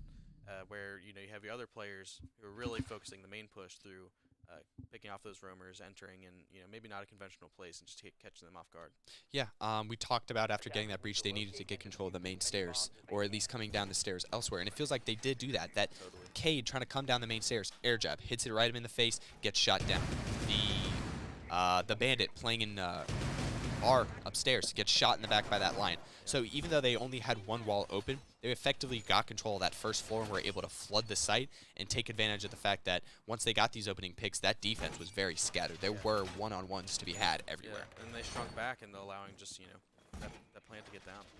I'd like to see Louisville, maybe the bandit on this side of the trick. He only bandits one wall, so when that first Thatcher comes down, he's already placing the other one, and then he can trick the other side. That's the best way to stop getting 2 Cades helmets thrown on both walls. You can at least deny the second one from coming to completion. You might have an angle go through with that timing, but it's just an angle. They can't actually enter the site. And again, like last round, Ohio, they only have one hard breacher, so if they commit all their utility to that wall, a little bit better of a result, and the defense could have no walls open instead of one. If you're committing a bandit and a Kaid, I'd sure hope that you're able to save some walls. Yeah, so it looks like they'll have 2 down. They're going to be going for that same trick again. Bandit, you're going to have those car batteries ready in your hands. You're not going to have time to do both. That's one wall is going to get open for those Ohio University players. And he's going to have to get out of dodge. That is not a safe place to be. But Ohio gets the first pick on the Solus. Going down already, and it appears it trades out one-on-one. Ohio's still committed to entering the map early. And Such early trades here. yeah, there's a lot of gunfights going down again. Wamai gets traded out again, so now it's already down to a 4v3. Ohio has wall open. This is a really good sign for our attacking side. We saw that because Thatcher was on the board. We have to assume that this may be an attacking side of Chalet. Bandit trading again. Each player that has gotten a pick early on has then gone and died. So we have had just nothing but trades to start this third round. And it does nothing but continue. The Bandit got the previous kills. He goes down. Dingo goes down. Yeah. So now we have to assume that Thatcher's going to die next, yes? And that's critical for that bandit to go down, because playing that bottom main power position, on that breach, it seemed like they were maybe stuttering out above, and uprooting him from that position is really Ace is going to probably look to come in and plant now. Yeah, Now that they have both breaches open, they have the player main stairs, the main denial player out of there. You park your cam, set up on your angles. You have someone to cover from each spot. He's going to come down blue. This is going to be a gunfight. All right, it's going to be 2v2. Can the Thatcher protect the ace and get down, or are they going to play for trades to get in and get this to a 2v1? They have a minute to work with. They have all the time in the world. So this next gunfight is probably going to determine this round. I think if they can kill the player in blue, then they win the round. I honestly think that's what it is. We'll see if that's what it comes down to. And they're stepping in. They're going to look for this, both gunfights at once. That Valk will win the fight by the connecting room. So now it is just this Thatcher on the long angle. He probably saw that Cade cross, so he probably has some idea on where both of these players are, but he's going to have to enter. He's going to have to be looking at the right spot both times, and that is tough to do, forcing yourself through there. Especially He gets with one. Case gone. And trades out. Yeah. It's hard to play against with, you have these power positions in this site, and I think they're playing them to the full potential. I'd like to see a little bit more utility coming out of Ohio. They're not bringing smokes. They're not bringing anything. They're pretty much just bringing guns and very basic gadgetry. They have a Thatcher, throw it and be done with. Lion, click your gadget, be done with it. Nomad, place your gadget, be done with it. There's not a lot of, the only real operator that gets them continued good value is that Iana. And although Iana has been getting picks, once she's dead, it's pretty much just down to gunfights. They don't have any smokes. They don't really have any frags that they use to weed out these defenders. And even though they might know where they are, these defenders are being very well disciplined and not swinging on these gunfights. That player in blue, that Cade, did not swing until that Valk was ready to trade her. Yeah. And that is a good point. It's such a back and forth. It seems like gun skill is maybe not as large of a factor. It's just coming to swinger's advantage or whoever's really getting their headshots in. And so on a LAN environment, you can't swing through a pre-fire like you used to. So if you have your timings set up, you should be good. And I think utility is just a good way to maybe break that tie. Team the advantage. We'll see if they make note of that. Louisville will go back to the upstairs. They'll go back to the first site that worked for them. Solid rational thinking. We will see if they choose to extend library. They will cede it to the attackers early on like they did before. They lost the ground early last time, but it really didn't seem to affect them because Ohio got stuck behind the same openings that they made for themselves. So we do have a Maestro this time. Looks like he placed one on site, but that's an interesting position to put, if you want to slow down library, if you put a cam in there, not only do you threat of, being able to shoot them with it, which is the minor thing, but really it's just they want this really good source of information in library. Let's be careful and let's take our time. A benefit is Ohio is only running 2 sets of frags. They don't have an Ash, they don't have a Sophia, they don't even have a Gone 6 on Lion. They're running a Thatcher and EMPs on Lion. So they are fully committed to pretty much just controlling walls, not actually blanking at gadgets. So if these Louisville side brings a lot of shields, which it seems they have with the Frost, they have the catch for it as well, they'll have these power positions with that second shield of Warden to just play behind and soak this utility. This is going to be based around gunfights. So far, Ohio, I'm not liking their adjustment to this defensive hold. Yeah, I mean, looking into Piano and then looking at if I were an OU and on that team, I would just say I don't think we could get Piano with the setup they have there with the 2 shields. I like the Thatcher on that rappel, but that Solus was in the basement last round too. She's going to be threatening that run out, make that player on the window scared to hold that. Yeah. It's pretty much Solus being down there. One, her gadget can see drones all the way up to the top floor. She has the impacts for her run out, and she's protecting that player who's playing on that shield on that corner by doing this. The question is, does she know that there's one lurking? And this is great. And she might know that she's being hunted, but I'm not sure that she knows that they're ready for where she is. Yeah. She might be able to swing and get a pick on this balcony player, but Ohio University, I hope with that player holding those blue stairs, they know that that's optional, which it does not seem that they're ready for. Sola's already managing to get value, although she does get traded out. That is the Lion gone. That is, I guess, one of the main control operators. And have they gotten any Lion calls off the cuff yet? No, I do not believe that they have called anyone. So Lion goes down not having used his gadget. That Thatcher is still being contested on that window, although that Ayana does manage to walk into Piano and get a foothold. I would like to see Ohio capitalize on this control and start to go down. Yeah, Squeezy getting a default plant, but that Maestro cam will get shot at the cost of Cynine's life. Put a little bit of bullets into his friend. And Aiden jumping in, coming up to that. Goes down, just back and forth. It's chaos here on the upstairs. Now it's just Maestro and one other. It's down to Thatcher entering separately from all his others. Do the defenders know with all this cam and all this info where the Thatcher is? It does not seem that they does, but he needs to get his rear in gear to catch up and get both these kills where things go out, and he doesn't manage to in time. Yeah, I mean it's a good opportunity, but there's so much going on. I think to our point, I think they just need to switch to maybe being a little more utility heavy and swinging that advantage. I think they just need to. I think they need to commit to keeping that case down. That Maestro cam, once it got shot, you need to be putting that cam down right away. You have an Ayana pushed aggressively into Piano. They cannot swing and deny your plan. You are covered on that half wall, putting case down. You stick that, you stay with that, and if you get that down, your other teammates don't have to jump in to try to get it back. By you trying to make a play and get a kill, and you lose that, someone else has to give up their cover to try to bring that back down, and then that's how the attack fell apart. Ohio University was in a really good spot up until those last 30 seconds, but the Maestro was able to close it out with 2 picks from there, as well as a Frost mat just lying in open on the ground, catching someone's feet because they were too busy looking at a doorway. Well, yeah, if they're just focused on taking the gunfights without really paying much. How can you pay attention to other stuff in that? You can't afford to. Yeah, that's why I guess Ubisoft wants to change Frost as much as people booed it on the announcement. But yeah, with OU, it's like I'm not sure how old the team is, but it could just be something going from rank playing comp. If you're getting that plant down, I feel like you can't trust your team to shoot that for you while you're planting. But that's something you absolutely must be able to rely on in the comp team. And so, yeah, he sticks that plant, takes a little damage, but his team covers him, as they're supposed to be doing, gets that plant down. I think they turn the tide of that round. Yeah. Main switch going to this round, Ohio choosing to bring that Flores, bringing those 4 explosives that we were talking about that they needed. Yeah. They're having trouble dealing with, again, the Frost, the Warden, those shields.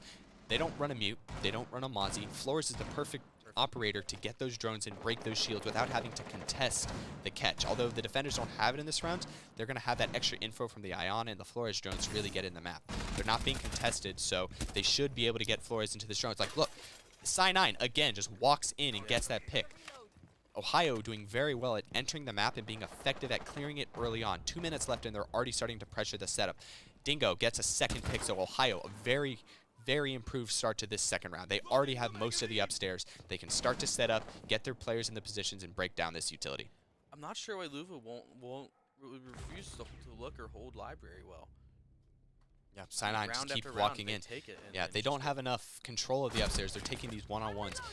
Capcan walking into Cyanine. Cyanine quite literally walking into each one of his one-on-ones and having a player not ready to shoot back. It is down to a 5v1. I have no reason to expect that Ohio's going to be able to drop this one like they have some others. Another thing too is almost every time they get a breach, I see a nitro cell just get thrown through it haphazardly. I think a nitro, Gives away where really- you are. You're yeah. trying to get a kill, yes, but they know you're right next to the breach. it's just so high risk to do that, and you're really not, it's not often that people are just going to be standing next to a breach, especially as a, ace. He can throw them from anywhere. So I'd like to see a little bit more thoughtfulness there. I think that setup took too long. I don't think the defenders were ready or were engaged in their setup early enough in the round. It looks like they were finishing their setup at the start of the round, which at what point Ohio has successfully seen that we can get in the map for free because they're not contesting it early. That Valk is near library, but she's not ready to defend the library. Yeah, she was looking towards highway, and it was almost like she was just shooting the window saying, I wonder if anyone's out here. Yeah, So that that's makes me question, is there anyone on Louisville on cams at the beginning of the round?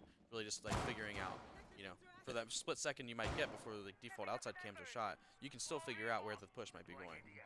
Yeah, that Valk was too busy putting up her cameras. No one was on her cameras for her. Yeah. If you're roaming as a Valk, you're going to need another person. It's not Valk's job to be on her cameras all the time. She has a nitro she can use to capitalize off it. You have anchors in sight that you can use for that information. Also, that player, Nastro, was just looking through Master, not aware that they could just walk through bathroom and shoot you in the side of the skull. Right. Your temple is the thinnest part of your skull. I'm not sure why you would put a bullet, like a wide target for a bullet there. But last round of the defense, Louisville will go back downstairs where they did find success. A 3-3 round, would you be happy as Ohio here? Man, I would be. Just in general with Chalet, I'd be happy.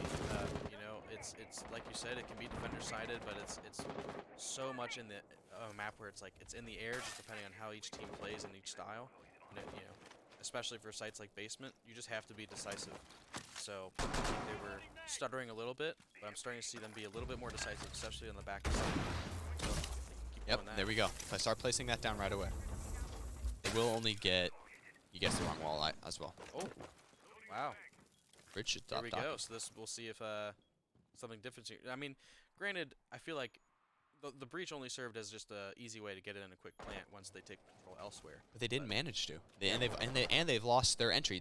Muck, the person who's been walking in really early, uncontested, getting these opening picks, he falls this time. And now Louisville, they defend the wall. They stop the opening pick. They are already positioned for a great spot in this final round. Really look to be buttoning it up. They might have been on those early cams early to deny that. Although Squeezy does manage to catch off the alibi on the roam, so we get back to a 4v4. Alibi had an idea that she was getting encircled, trying to make it out, but got caught Does out. not manage to. But also, as a defender, that's fine. You burn a minute off the clock already. Wall is not open.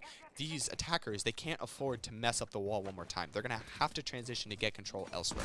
And it seems that Ohio's going to go for verticals from below. Great shot through the floor to deny that breach charge on the ground.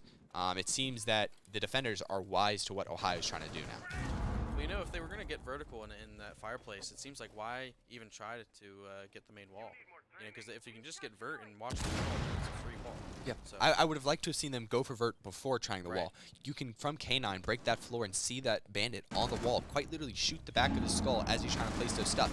Doesn't seem that they matter. They're just going to go their main stairs control. They're going to trade out to a 2v2. So now it's just Psy9, someone who has been frying for them. Yeah. And then Aiden, who has been doing well for them, up against two players on Louisville who have been carrying their own. So this is going to come down to gunfights. Yeah, 2v2 situation, whoever's going to win is working together. Yeah. So, Psy9 doing a good job about using their utility to get an idea of where these players are, where these trades are going to come from. You already have someone pressed all the way down bottom blue. You have Case almost ready. This blue corner is going to determine it. Psy9 comes up ahead, and now you just want to trade out on this connector. And Aiden, both players from Ohio, close it out 3-3. I would say they are very happy with how that went, especially considering the start of their round. yeah, I mean, that round looked pretty dire in the beginning, but I think they're just still, they have Muck and they have Psy9, and Muck goes down, Psy9 fills his shoes, and vice versa. I think they're just, taking space no matter what happens on the utility side. Yeah, 3-3. We talked about maybe since Thatcher's on the board, Thatcher makes it through with all those, with Mirror being gone, with Izami being gone. This might be an attacking sided Chalet. And 3-3, that's about what you can expect when you see those attacking sided. So now, Louisville, they're going to be a little bit maybe let down with how their defense is set up because now they're going to have to attack into this. Yeah. Ohio coming off momentum, having a good starting half, having beat Kutztown. Ohio probably riding high right now, probably in good spirits heading into this second half of Chalet. It looks like the attacking side opting not to bring Thatcher. I think that's totally fine. I think having Thatcher on the board can sometimes be a curse because you always just feel like You have to play use him him. every round. And then, like I said, you know, you can get wall by just getting vert. But they try to get the wall because they're like, oh, Thatcher is free wall, but not necessarily. And it looks like Louisville has a really different style for this. They're going to choose the IQ maybe to go below Brava, which is now switching on to Iona. So it looks like they're going to be going for information with soft destruction. With that fuse, they have no hard breach now. They are playing no hard breaches. It is just fuses, can openers. Have 4 can openers to deal with the castles. And to get the wall open, because those are going to be guaranteed vaults, which I prefer a larger breach, especially when I'm trying to enter and get to the default plant. So they're going to have to really control the space. They left both walls soft out here and castled it off. As an attacker, right now, push that blue hall, get control of Ivy, buck through that soft wall, push through into sight. That is a very exposed angle, and these piano players, they can't protect that stuff. You are isolating that office area. I'd like to see Louisville identify that and capitalize on that right away. Never even open up that castle barricade by piano, because you're funneling those defenders through that doorway or to just tear it down, at which point you will get an audio cue. Yeah, I think castle barricades, you know, they shut down the whole map for everyone, so especially if you find a poor placed one, it's a really good advantage. Looks like they're trying to get some vert going here with the fuse. If he's gonna Interesting place to put it. Maze will get in, take advantage of the fact. It doesn't look like Ohio is also opting to challenge this library side of the map. They're going to quickly find that it has all been given to them. And as you can see, 3 players running in that hallway. They might choose to quickly capitalize on it. Well, the site is downstairs, so. Yeah, I think they're going for a vertical push, but I'm not sure. I'm not sure how it's going to play out. Flux Sledge Fuse, they're absolutely going vertical. This IQ seems to be calling out the players. The next player who probably has any position to stop this from Ohio is probably these Astro players sitting deep, correct? I'd say so. Yeah, I mean, if you don't have the people really controlling library, I guess Astro is the place for them to be. Yeah, I think Louisville needs to speed up a little bit. They're still hesitant to enter on this side of the map, even though it's been given to them. The closest player to deny them is sitting top Astro. And if that player can't deny the Fuse, Sledge, or Buck as they try to go into work below, none of these walls are hard. You could just start wall banging this Frost. Really, she's here as long as you let her, and eventually they do clean up the Frost. That's why I was talking a little bit of confusion, because they have the operators set for a vertical take, but they aren't taking space quickly or rapidly, and it's, you know, they're already under a minute, and they aren't taking library that fast. They aren't taking They are starting to get to work above. They have a minute left. But as you see, the Cade going down west main stairs, you have another player just going horizontal. These defenders are just going to go wide so that as you try to transition down these stairs, they're going to cut you off before you can capitalize. 30 seconds left. You're going to have to either funnel through a hatch or try to push through that doorway. And it looks like it might be a hatch play, which gets shut down instantly. Dingo being ready for it, sitting all from the red hall. It's going to be a funnel down. Ohio is going to probably pick these players off as they try to even just get to the site.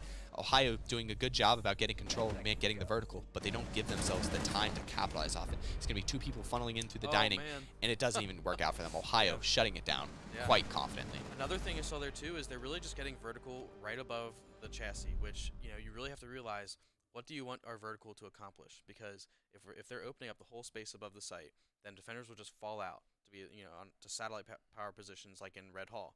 And there was nothing to watch that Red Hall, so Dingo, you know, is able to just watch the hatch safely and just get free picks.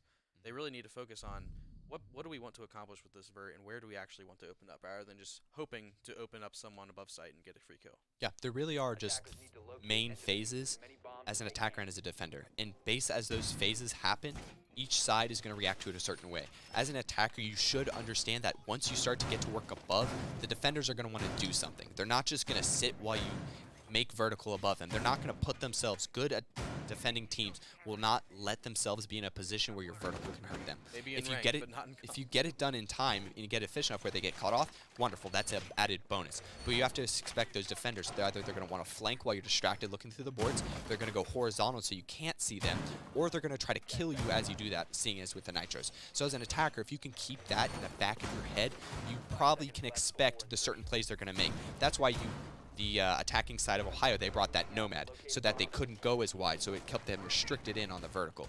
But U of L choosing to not go that way, cede around to Ohio that first one, and now Ohio already starting to with momentum on this second half. Man, I don't know about you, but I feel like anytime a castle barricade is put, almost any time on an exterior window, I think it's a wasted castle. What do you think Especially about only if they have a sledge. Only if they have a sledge. Say you bring off or if they have a Habana, it's a waste because I like using 1x2s from her to open that. It's pretty efficient considering she is, what, 18? It's a ninth of your utility for a fourth of theirs. So just quick fractions. Again, another outside one that they could just quickly get rid of. Although It takes one can opener away, but I mean, do you again ever though, really use two? Louisville do get opening pick on Yeah. Psy 9, so that's 2 rounds in a row that Louisville have started off the round with positivity. That's They a already very have the big floors. pick They're on gonna get this top Ivy wall. Louisville look to be just ignoring that last round because they are quickly just breaking down this setup from the Bobcats. Yeah, I like to see this change of pace.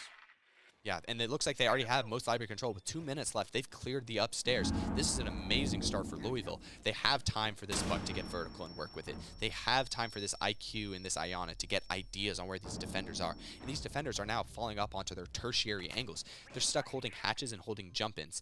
And that doesn't seem to be working with them because Muck also goes down. I think the only thing you'd be afraid of right now as attacker is where is this nitro from here. Other than that, I mean, I think this is. Yeah, You know, Aiden's going to have to make a play to try to bring this down. Dingo takes down Synthetic, the Iona. Info's going to go down, and 2 frags. So they're not going to be able to flush these defenders out of their positions as much. You do have some solid, strong players sitting in that stock. Buck will be opening up the angle that can see them. But Aiden, with that nitro going down, it's down to the players in sight to try to survive the onslaught from above. All these openings are going to be up. They have all these angles to contest about. It seems that both hatches are going to be their points of contention to see if they can get these picks as these players funnel down through them. Unfortunately, That's a for, foot. You can see that, yep. for Louisville, Dingo seems to be really good at holding hatch angles. So. And it seems that they have ideas on where both of them are.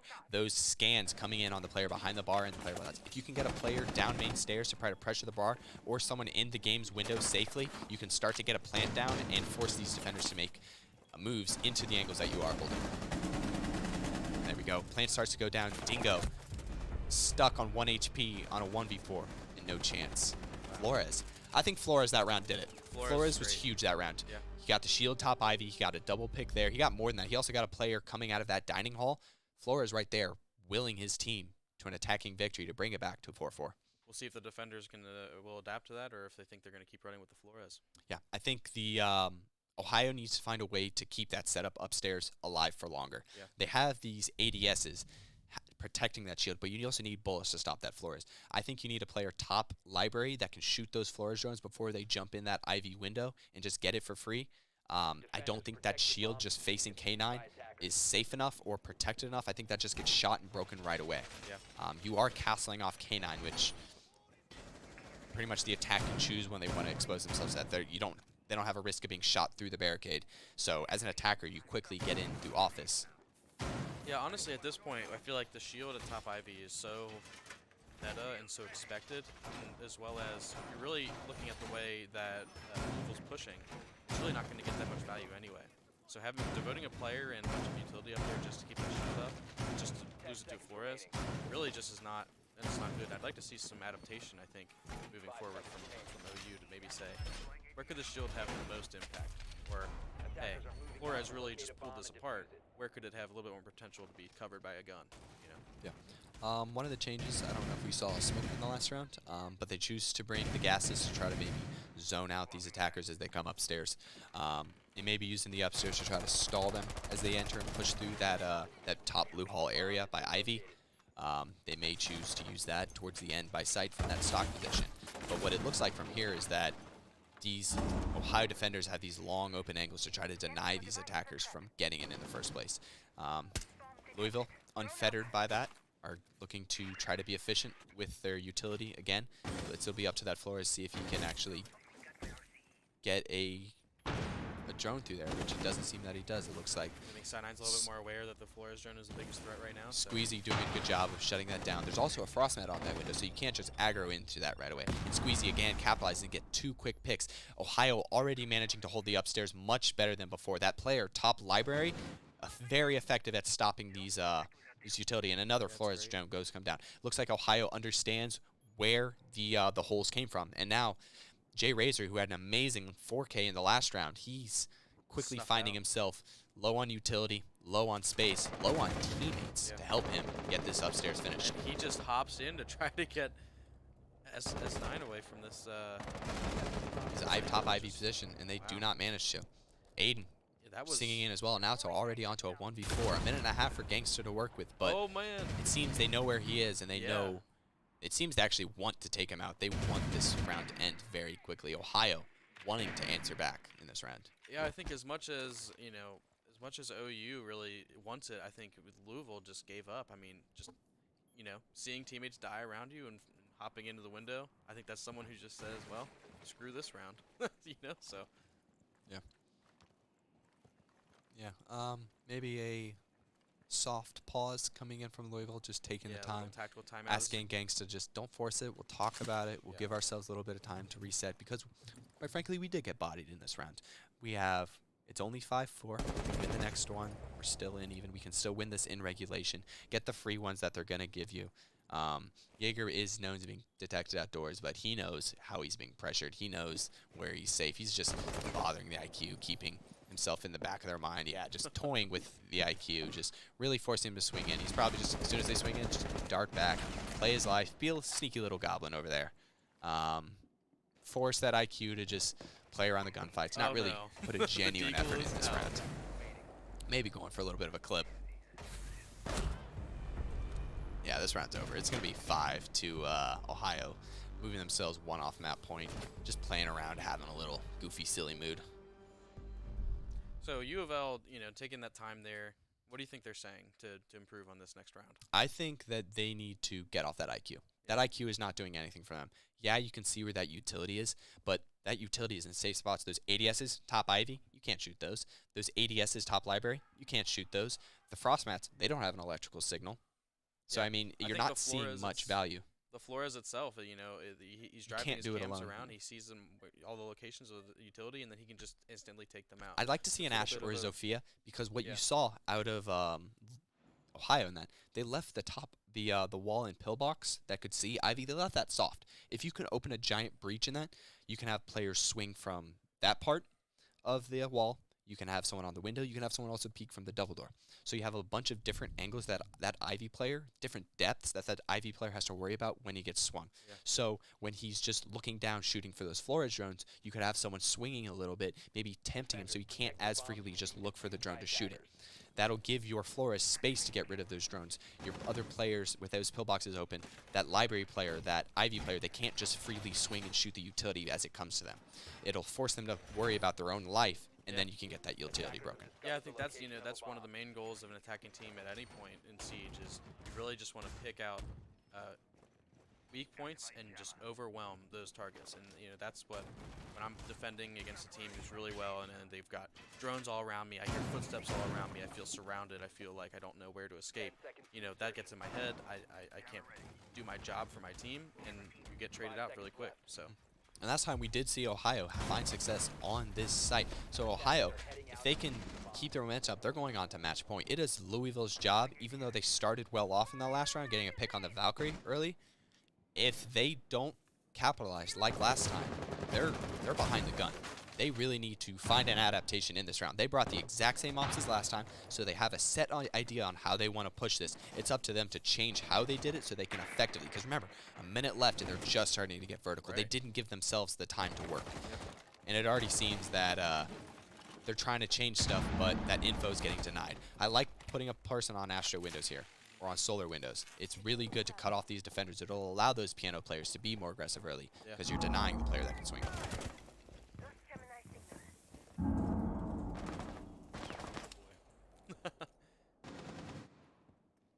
This Frost is playing her life. Let's see if there's that pin get pulled out. Gets a It's- little chunk out of It hits them a there. little. Breaks the barbed. But So it still. did enough to break the barbed, but not to break him. He's going to get shot through the drone hole. He's going to go down. So the drone hole games, they do work out in favor of Louisville. At the same time, Heartless takes a good bit of damage. They're going to fuse the wall. I don't know if they know no one's in there, but they're probably just Well, I going think this to... is just for Vert. Yeah, this is just for Vert. Yes, that makes sense. But Thank still, You are the fuse. You do Yes, know what it's for. I am a bit of a fuse technician, but Okay. yeah, still, I think the biggest adaptation is, I mean, they're getting hurt on things that really aren't giving them a lot of value. Yeah, they get another pick. It's actually this direct sight pressure that's getting them openings in this setup.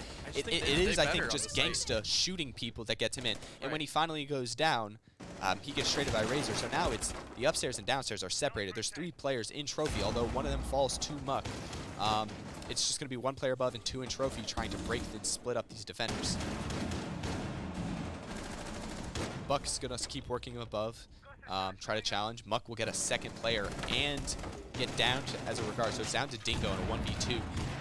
They probably know where he is in that kitchen. It's just if they can capitalize on him together. One gets caught running, so now it's just up to the Buck above. He drops down to support his teammate. Each of them should know where the other are. It's just down to this final gunfight.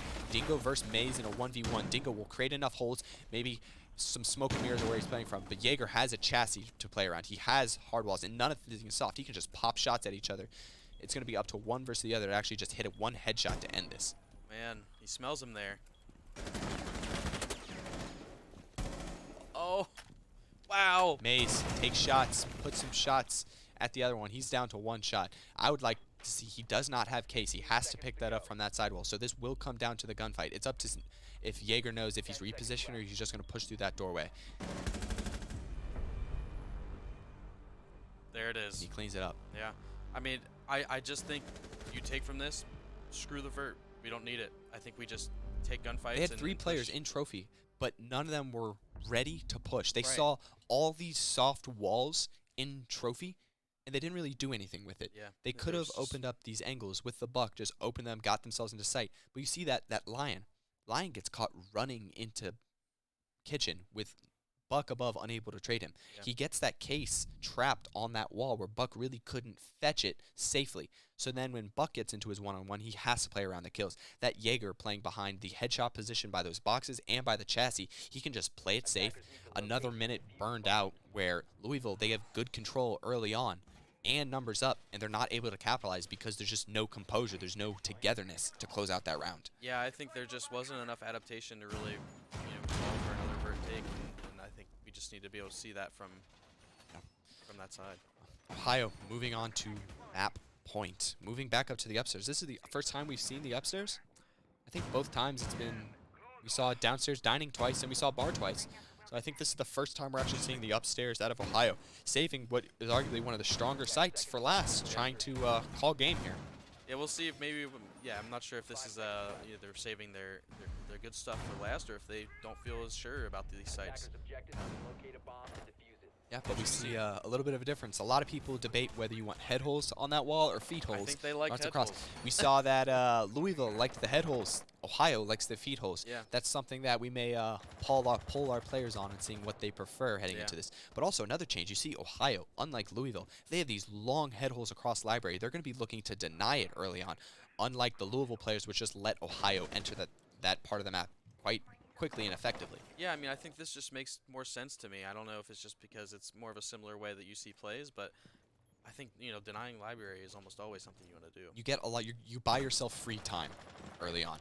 That Lion seems to know that Legion is playing downstairs below. Lion's going to put his first call, hold him in place for a second while he tries to catch up. But this is an unsupported 1v1. The winner of this gunfight, if there is a winner of this gunfight, will determine a lot of this early on pace. If Lion can get this pick on Legion, who now knows where he is, I like this from Legion, just get the info and leave. Right. Force those defenders, ignoring that Lions can, just getting out, not letting those defenders. The defenders have committed now 3 drones, 1 call, in 30 seconds of their time to just get the basement. Yeah. The site's on the top floor. They're fine conceding that to the attackers. All they've given up is pretty much the ability to run out, and they've also given up Aiden's life because they eventually successfully clean him out. He does get cut off, but at what cost? You have a minute and a half left. Have they really been able to develop anything else? Get some idea on where another defender is and put him down. So Louisville taking their time in this round. In the previous on attack, they were quick to enter. Or on defense, they let the other end side enter quickly. Yep. But now they're kind of choking that site. They picked off now Squeezy and Aiden. There is still a roamer, Psy 9, to worry about on the downstairs. Not sure if they know about that, but Louisville bringing the Flores this time for the upstairs. Or the castle barricade. That's interesting to me. Yeah. Ace bringing the Claymore, which found success, so you can't really fault it. Gangsta going 1-for-1. Sty9 still the roamer, so there's only one player on site now. If Louisville chooses to jump inside, I would jump inside right now as Louisville. You know, one of them is off site. You know, 4v1, simplify the upstairs take, trade out if you have to, 1-for-1, 2-for-1, and then get plant down. Yeah. Force the Sty9 or Dingo to make the plays. Put the game out of their hands. Don't let them get together where you have to worry about two gunfights, which they've now 30 seconds left. The defenders have managed to get back to site, and you're not pressuring them at all. Yeah, you still have to go down for plant. Don't like this out of Louisville at all. They need to make a play. They need to start trying to plant before they're forced to plant. There's a difference in having to plant and being able to plant. Yeah, I mean, the two defenders, they're fully stocked up on HP, and, well, it doesn't matter. No longer. Yeah, it's down to Sty9, see if he can stop it, which he doesn't seem able to. Gangsta getting 3 on the round. That K9 door. What a scrappy game. This is, like we said, we thought this would get scrappy. Yeah. Oh, it's scrappy. Yeah. But Ohio, round 12. Bring it with win 1. You know, I think it's there are good intentions there. You know, I think they're slowing down. They have the advantage, and they just don't want to throw it. But at the same time, you have to be able to press your advantage. And so I think getting a little bit more confident, especially maybe off the back of that round victory, I think that they should be a little bit more decisive moving forward. Yeah, it's hard to fault or criticize a successful round, especially considering you had 4 players up at the end. But I also love this timeout from Louisville. Yeah. They get the momentum. They prepare themselves for the next site. They really kind of mentally keep Ohio, after losing a round, that in their head. You prepare yourself for the next round to get it to OT because you really need this round. If you're able to get to OT, again, who started out on offense? Ohio. They're going to have defense OT to start. So this isn't the last round of offense you have to play as Louisville. Right. Getting your head centered and focused before you have to go to OT where Ohio can choose any site they want. You want to mentally prepare, 1, let's get ourselves to OT, but let's also prepare, we're going to have to get 2 rounds on offense ideally because we only have 1 round so far. So we see the return of the IQ here. So they have both the Flores and the IQ. You know, it could be pretty good against this Maestro because then they'll have the ability to point out where they are, maybe get some Flores drones on that. But you know, other than that, and maybe taking out the standard ADS locations that they've been playing all match, I'm not sure about it, but we'll see how it works out. Yeah. Ohio chooses to go back to their bar games. Did they succeed on that last time? 5 seconds left. I can't remember. I don't believe they did. I believe that the attackers ended up cleaning that one out. They get a plant down by the game's window, and the defenders get funneled out. Yeah, I think they're able to get the plant. This seems to be, if Ohio can adjust, the second time they were really good at upstairs. They got those picks early on. They were able to deny that. It was Squeezy getting a double from that library position. If they can manage to replicate that on the downstairs, Ohio will close this out 7-5. But something I wish that OU would bring would be a smoke or some sort of area denial. They did the second time, which is did. ironic, and they won that time. Yes, I really wish they brought it here. I'm surprised they switched back to the version that didn't find as much success. Right, and it seems like the attacking side did that as well. It's just very interesting. It's just maybe at this point it just could be what operators people are comfortable on, and that's the biggest point. Oh, okay, I thought that was not a real person for a second. I was like, not again, not again. But they now know that Sty9 is still playing that same position. They managed to get the Flores there like they did the first time. So this is a good start for Louisville. Squeezy has already fallen off the top mezzanine area, and he's back into sight. So right now, Louisville has managed to squeeze the upstairs. They just have Sty9 on those Ivy steps to really contend with, and Aiden on a deep flank. Yeah. It's now up to Louisville to see if they can, like the previous round, pinch early on and capitalize on those isolated defenders. Some Flores drones are going to come in to try to break some of that remaining utility of the defenders. And now we're going to start to transition. If Louisville can start to get to work above, although they have no buck, they have no sledge, if they can get control of that upstairs area, they're going to be in a good spot because they only really have to contend with Aiden's nitros. And last time, he got killed leaving dining steps. Yeah, I mean, I tell you, if I was that Flores and if I knew that Valk was out deep roaming, and I just castled off on piano. Yeah, and I can't come back. And I just droned into bar and was able to just look around, see no one there, take away the barb. I think they could just push into bar right now. So we'll see if that's kind of the take they go for. They start to enter above. They will quickly see that it is not. It has been given away to them, and that Ohio is comfortable playing the anchor game from here. Maestro seems very close to danger here. I do not believe that he knows he's this tight, and as he does, he just goes leaves. Mays will get the opening pick on the round onto Dingo. One of the hotter hands for OU, although OU seems to be pretty spread out across the board. Under a minute left and only 1 pick being traded out from the defensive side. This is looking good. Even though they're down a player, Ohio is in a acceptable position. It's going to be up to Louisville to sleuth out where the rest of these defenders are, as well as get themselves in a position to plant. Heartless is going to just jump in and start to plant. Plants down, and there's no one in sight. All these Ohio University players have fallen off to these secondary and tertiary angles. None of them are in position to stuff. That Maestro is going to die to a Claymore. We're going to OT here. They have 45 seconds to retake, and they have no idea where any of these attackers are. These attackers have multiple floors and multiple angles to just pick these defenders up as they have to retake their own site. They all left their own position, and now they're forced with 25 seconds left to get all their kills. They're on a good start to do that. They'll get 2 back, and now it's a 2v1. They just have to get the outside main attacker. It's going to be Heartless, who is close to it. They're going to hear him running, and he doesn't need to get it. Ohio, I speak too soon. Wow. Ohio takes back their own stuff. What a reversal. This ain't CSGO. There are not retake servers you can practice this on. So Ohio flawlessly do it when it matters. Close it out 7-5. And that's 2 maps they've won now. They are 6 points deep. They are the #1 seed in the group. Amazing. And they have a head-to-head against Kutztown and Louisville. Awesome they are stuff. starting their morning off to a very hot start with now an OT win on Kutztown, 8-6. And now in regulation win on Louisville, 7-5. Man, if only you went to OT again, that would have been something. But That'd be a very draining morning. yeah. But beautiful. Well done by Ohio. Really, they reacted. They changed their operators to the first time that they played that site. And although it didn't go well for them at the start, just having ice in their veins and just the shots being ready, these Louisville players, I guess, not being aware on what all angles they're responsible for in the post plant. I just don't think they were decisive. I don't think they were coordinating who had what in the post plant. You saw the player in library looking down the hatch, not protecting himself with 25 seconds left. There was no one on the bomb yet, and he was already looking down at the bomb. Right. He needs to play his life, be ready for the upstairs retake to happen. Yeah. The downstairs ace needs to protect himself on the run out, or the players coming up Ivy window. So it seems like that post plant was less than ideal from Louisville, but you can't take anything away from Ohio there. Yeah. They're down 2-4, and they bring back a clutch to win it in regulation. So props to our Bobcats here. They go 2 wins in 2 games, and they're red hot. I can't wait to see more. Yeah, can't wait to see more. We can check in around the grounds to see how our other games went out. Cincinnati manages to win their second map against Drexel, so they also go 2-0. Nice. Cincinnati and Ohio, 2 of our Ohio teams representing the tops of each group.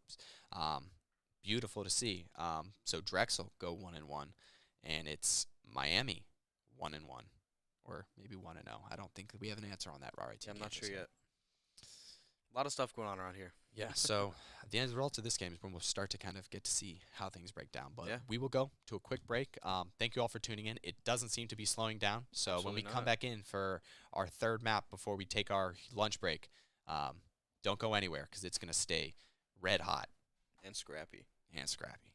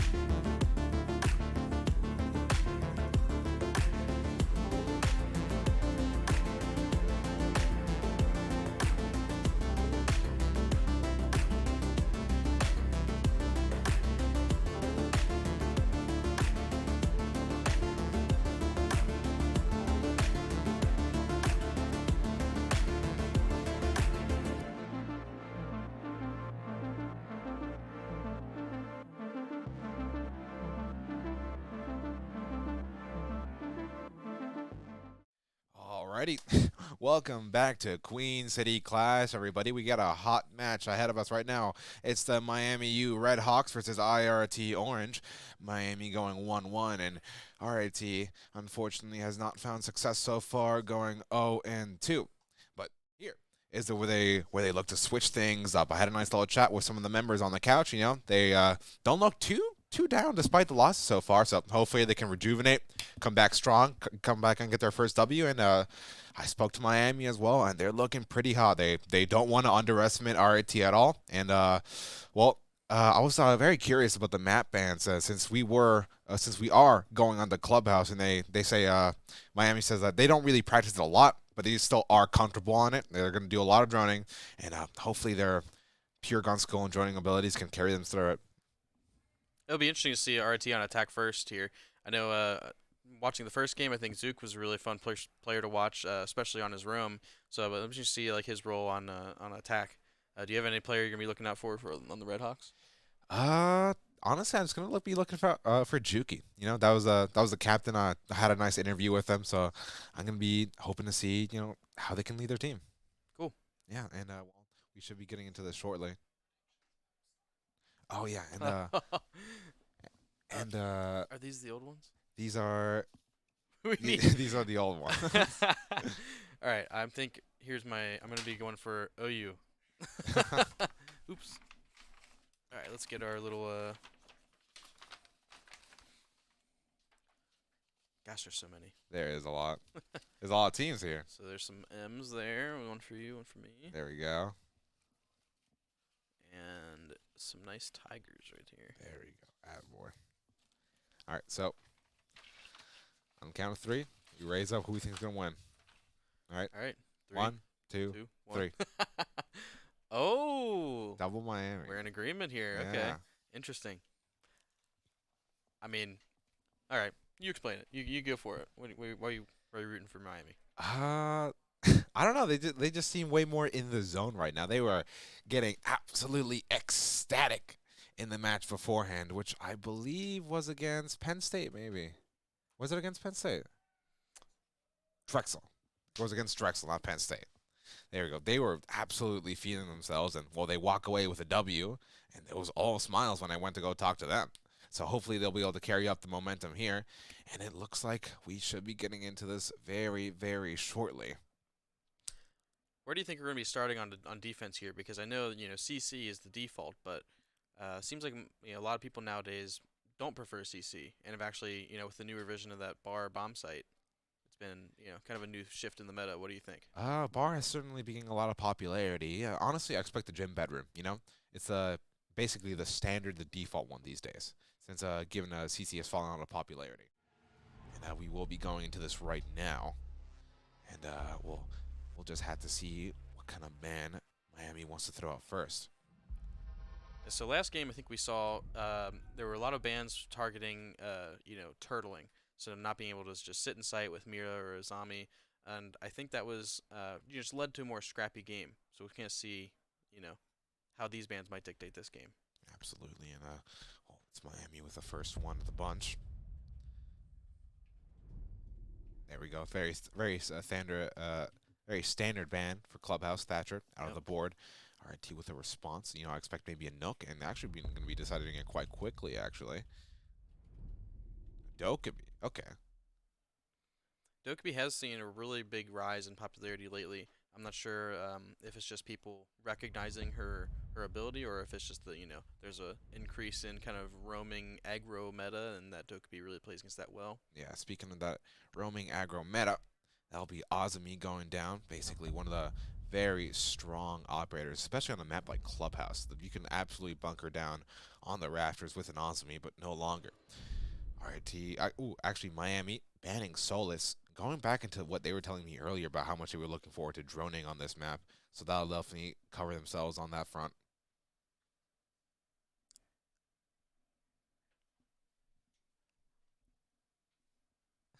And it looks like we will have Church Arsenal as the first site here, and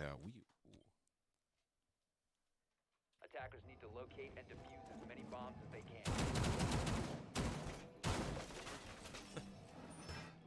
So in lieu of the Solus here, I see we've got a Pulse, and looks like he might be either going to get hatches or going to play somewhere, to maybe hide that they have a Pulse. But I love to see it. I think Pulse is a really good kind of old style op that can play similarly, to a Solus, in that you got multi-level impact.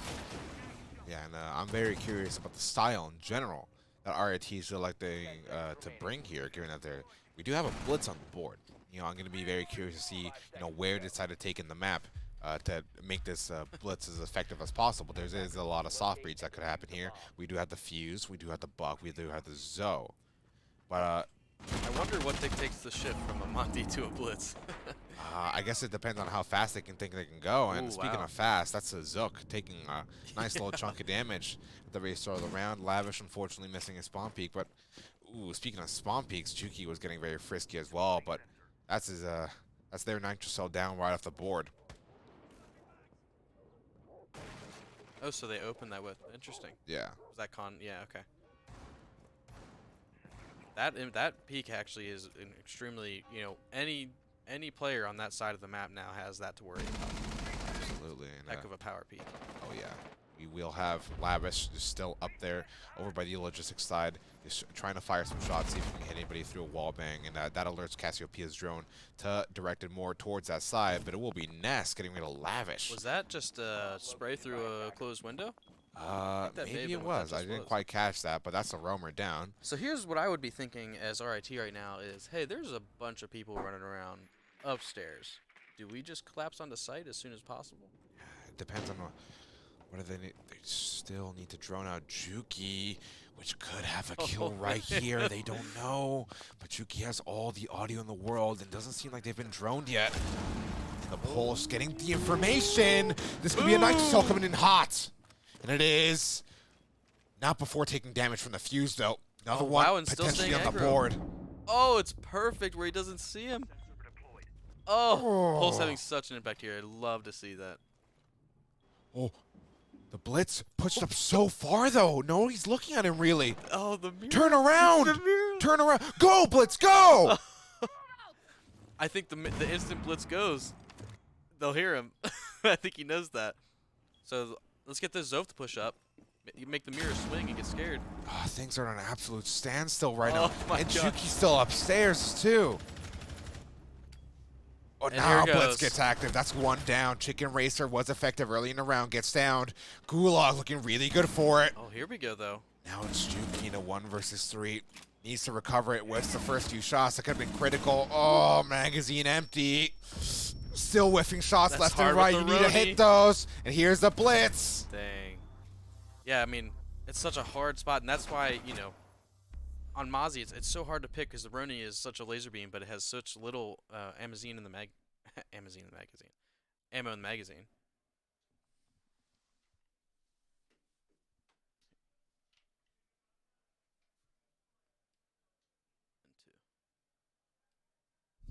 Nice. There we go. And well, what do you think of that round? Because a lot of things happened in a very short span of time. Yeah, I mean, there was a lot of stuff going on upstairs, and I don't know. I think my reaction to that would have just been a little bit different, but it still resulted in the same sort of take where they try to just collapse and surround on site, get people where they need to be, make sure it was all set up before they took it, and I think they just executed it well. But I would like to see it a little bit quicker. Maybe not even worrying about all those rumors as much, but they were able to take care of them. So Yeah, kudos to well, they didn't seem to be worrying much about the rumors after they killed Lavish, and well, Juki spent a lot more time upstairs than they really needed to. Yeah. Really only coming back into the bomb site when it was too late. And well, hopefully they can fix their mistakes a little bit here, as they will be going gym bedroom now. Juki electing to go to castle. We still have that mirror. I'm surprised that mirror's been left on the board. A very powerful pick on a map like Clubhouse. So it looks like they're doing a cache and CC extension potentially. I'm not sure if someone's going to play in CC or if that castle is just for audio to hold off a quick Could just be to have safety going onto that red angle, but that seems to have been reinforced as well. Okay, Yeah. now I'm very a bit confused about the It's castle like, yeah, that they went just off. took the castle from, normally the cash door would be where that is. Yeah. Just moved it to Rafter's window, which Hey, I guess is just let 'em- leaving the option open, you know? Let them cook, I guess. Yeah. So there's a soft breach going on to CC walls. Looks like they're going to try to take this CC extension head on. Yeah, Yeah, ooh, they're like we moving said, up that castle fast. just gets, worked right around. Yeah, Chicken Racer taking a nice little chunk of damage there. Looking to give that gunfight a second go. Oh, man. So if you're Lavish, are you taking fights here, or are you just playing your life? I'm just playing my life. Chicken Racer's got my back, Yeah, I apparently. see that. Anything to burn as much time as possible because there is time to be burned. And Nest takes a good chunk of damage from Wow. Lavish through that drone hole. Oh, but Chicken Racer goes down. Now Miami had to fight from a man disadvantage. And Lavish just gives it away when There he goes doesn't the have extension. to.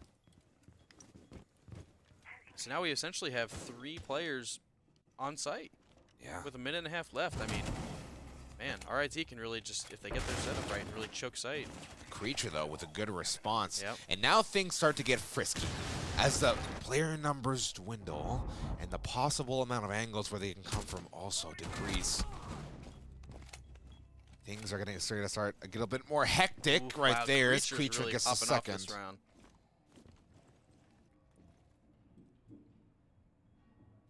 That's at this point when you got to wonder, where is the pinch going to come from? Because clearly Cash doesn't seem to be working out too well from them. Right. And we do have somebody just sitting on those main stairs. Pretty sure it's Zook. And they're going to try and time that with some good play. Sophia stuns and a draw from Cassiopeia. Wow. Good timing there with the Zofia as a gambit. Gulag as well. And now Shucks is left in an impossible situation. Oh, players just converging on their position. And there it is. Well,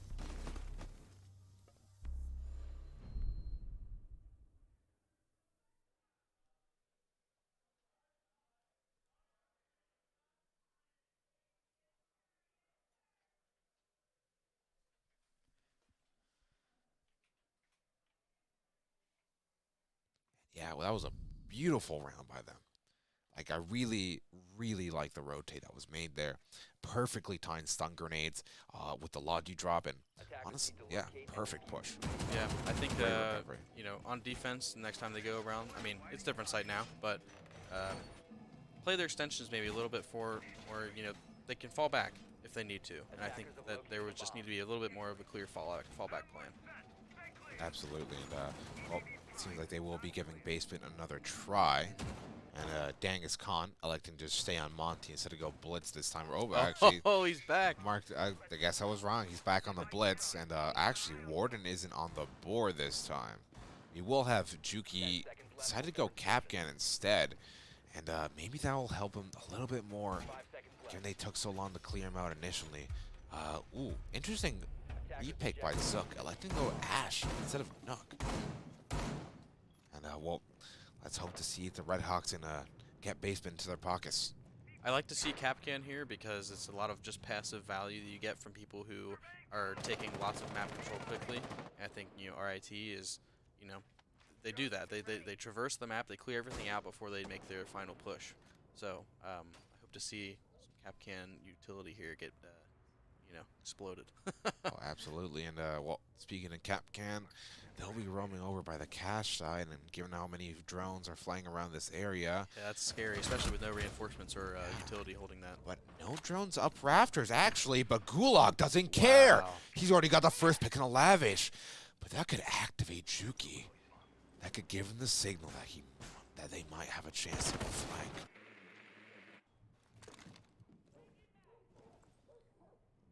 The droning continues, but Capcan hasn't moved a muscle, it seems. Yeah, if I saw someone, if an early pick happens in secret, I'm thinking there's, a rush down blue, and I would be flying down there. But looks like maybe, Juki has better impulse control than I do. Yeah, and ooh. 'Cause they are Speaking of slowing down. pulse, Nitro goes down. Did they get it? So I guess that tagged Lion. yeah, that tagged Nest right there, and It's interesting because like they it don't might really see- have a lot of, overt action going on in kitchen, so why even? Yeah, very minimal. They kind of want to do this very directly. So Juki, I guess, is coming. Okay, so she's came down and then went back up. It's great. Yeah. And they still got to find him. And things kind of seem to be slowing down here to a crawl. Honestly, minute left and 4 people left on each side. Yeah, I think that's a great call from the roam. You know, to get the pick and keep the pressure on. Now we're gonna accelerate here. Genghis Khan going through, but Chicken Racer getting the kill on the nest. Zook with a response. Mira trapped in the corner, goes down. And it's a 1 versus 3 now. Juki again. Back to Juki. Juki gets the first kill this time. And now it's a 1 versus 2. Diffuser going down. But Zook catches Juki sprinting. Man, Rome is working so well here, but I think it's just the site control is just, it needs to hold up a little bit longer. There it is, a timeout requested by the Redhawks.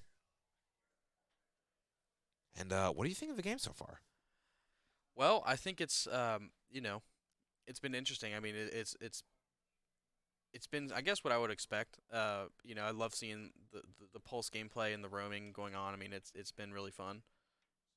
But I don't know. Do you have any remarks? Remarks? I don't know. I think Miami just needs to adapt more to how direct RIT seems to be taking things. You know, it's like there's some initial roam clearing, but then like after they've kind of secured at least a good amount of real estate, they just kind of stop caring. Yeah. And it kind of shows how fast they just execute on that bomb site once they have that real estate.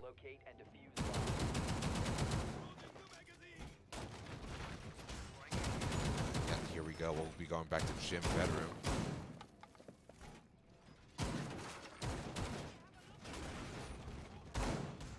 It looks like Genghis Khan will be choosing to bring out that Monty. Now, this is the first time we see Monty on Jim's bedroom. They'll be most likely looking to not lose those fights too early. Now, did RIT bring shields often in other matches? I believe they did against Drexel. Okay. They brought Blitz out a few times, and actually the Monty will be switched out in favor for the Sledge, which is actually a pretty good bomb site for it, given that Sledge has those frag grenades. Yeah, I asked that just because, you know, a lot of teams they either play shields or they just won't. It's interesting to see that the RIT has this kind of versatility, and you know they go from the Monty to the Blitz, and now he's playing Sledge. So just to see from Genghis Khan. Yeah, Zook also back on the Nook, which worked really well last time, and also bringing on those frag grenades. Yeah, I think we saw them, you know, swap off of Nook, and now they're right back on. Which I think is a good call. Ooh, speaking of Sledge, though, you will be getting taken down quite early. So there goes those frag grenades. Genghis Khan getting a really good kill for his troubles right there. Actually, getting killed. Getting killed for his troubles right there. And there it is. There's the frag grenades coming out. Actually misses the mute jammer completely. I'm surprised. Yeah, I'm not sure how that. Yeah. How that whiffed. Decides to save the other one in the pocket in case of emergency. Trying to hit it. Oh man. If I had a dime for every time I could get something cool, that would finally happen. Did you see that little interaction there? There were 2 players meleeing the castle barrier from each side. I like that because it messes up their count, and they might not know when it's going to break and not be ready for a hop out like that. Lavish. Wow.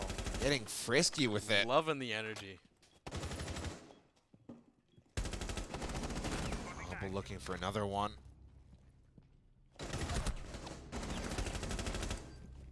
So many trades flying out right now. So Lavish scrappy. just going crazy. Yeah, really benefiting MU's side here. Yeah, Zook though.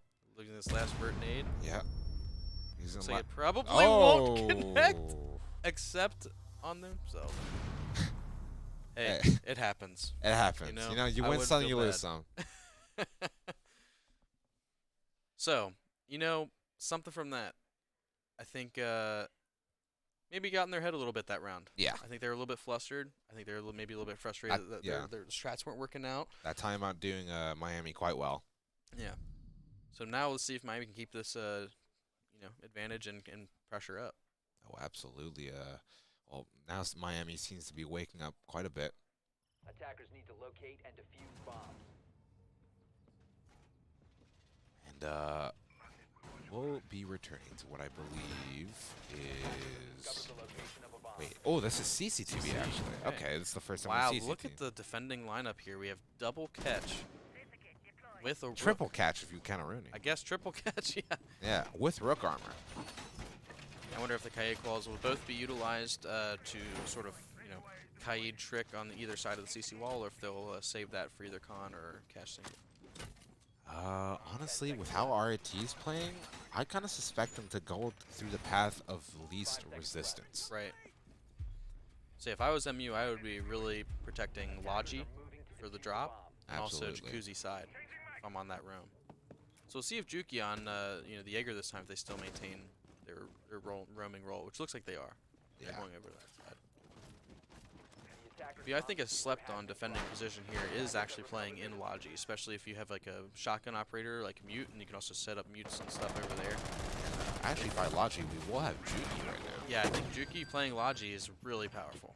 Lavish, Look though. at that opening Continuing pick, with the even good though they have a Monty. performances. Was that over the Monty's shoulder? Maybe. Monty's just pushing him quite quickly, but he's alone. Be careful here.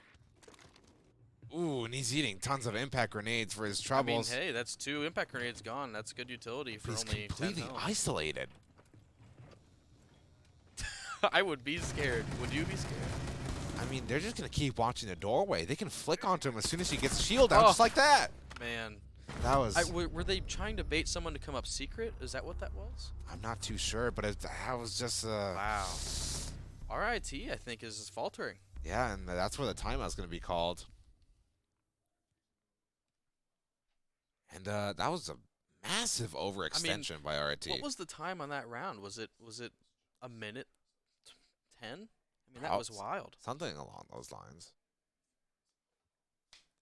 So look at the scoreboard here. It looks like a pretty even spread. There's not really any sort of standout carry or someone really popping off. I think it's just a lot of solid stuff from each team right now.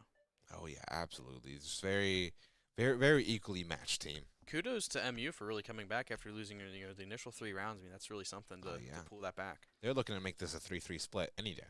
Yeah, and I think they're looking to stay, Absolutely.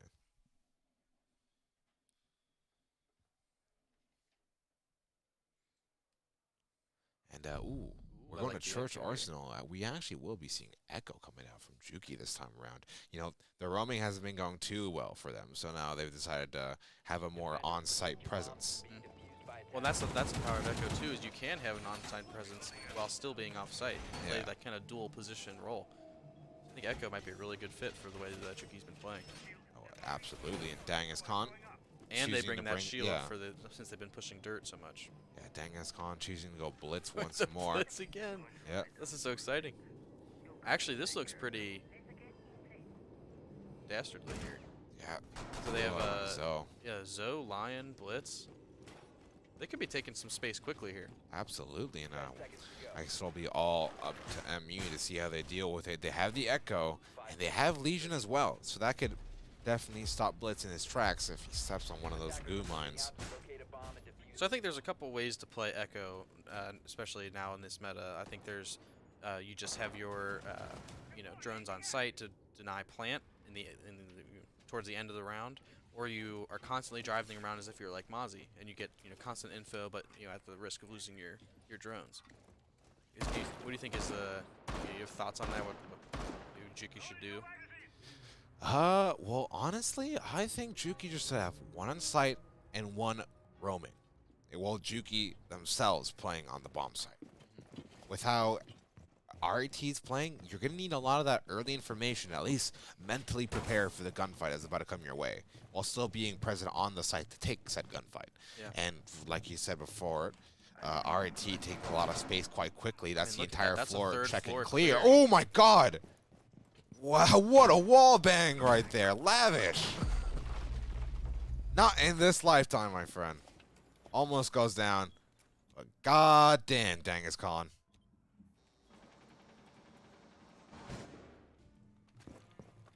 And things seem to be just slowing down a little bit more there. So I wonder if their push will be down main this time.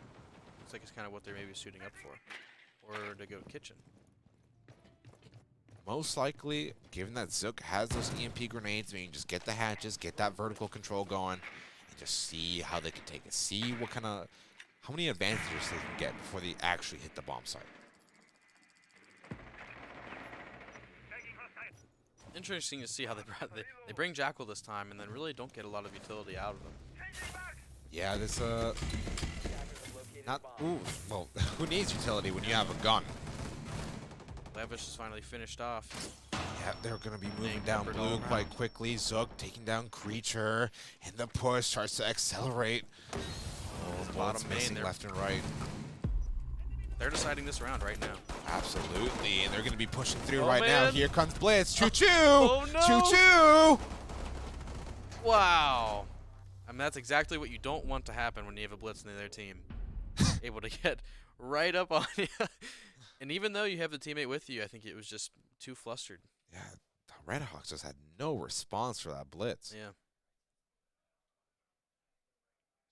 And we'll be going 2-4 right now. You know, I don't know if I'm attacking though. I don't know if I feel very good about that round victory. I mean, certainly it's a victory, but I'd prefer to not have to sprint onto site, whether that's the blitz meta or not.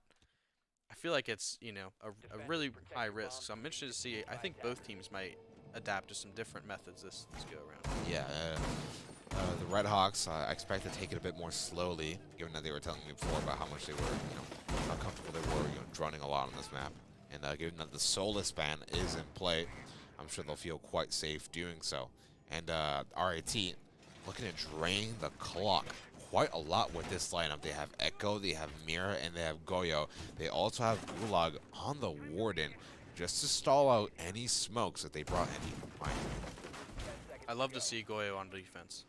And like I said earlier, I think Zook is a really fun player to watch, so we'll see what he makes do with this. Yeah, absolutely. And we'll have to see just what Miami can bring to the table so that Zook can respond to it.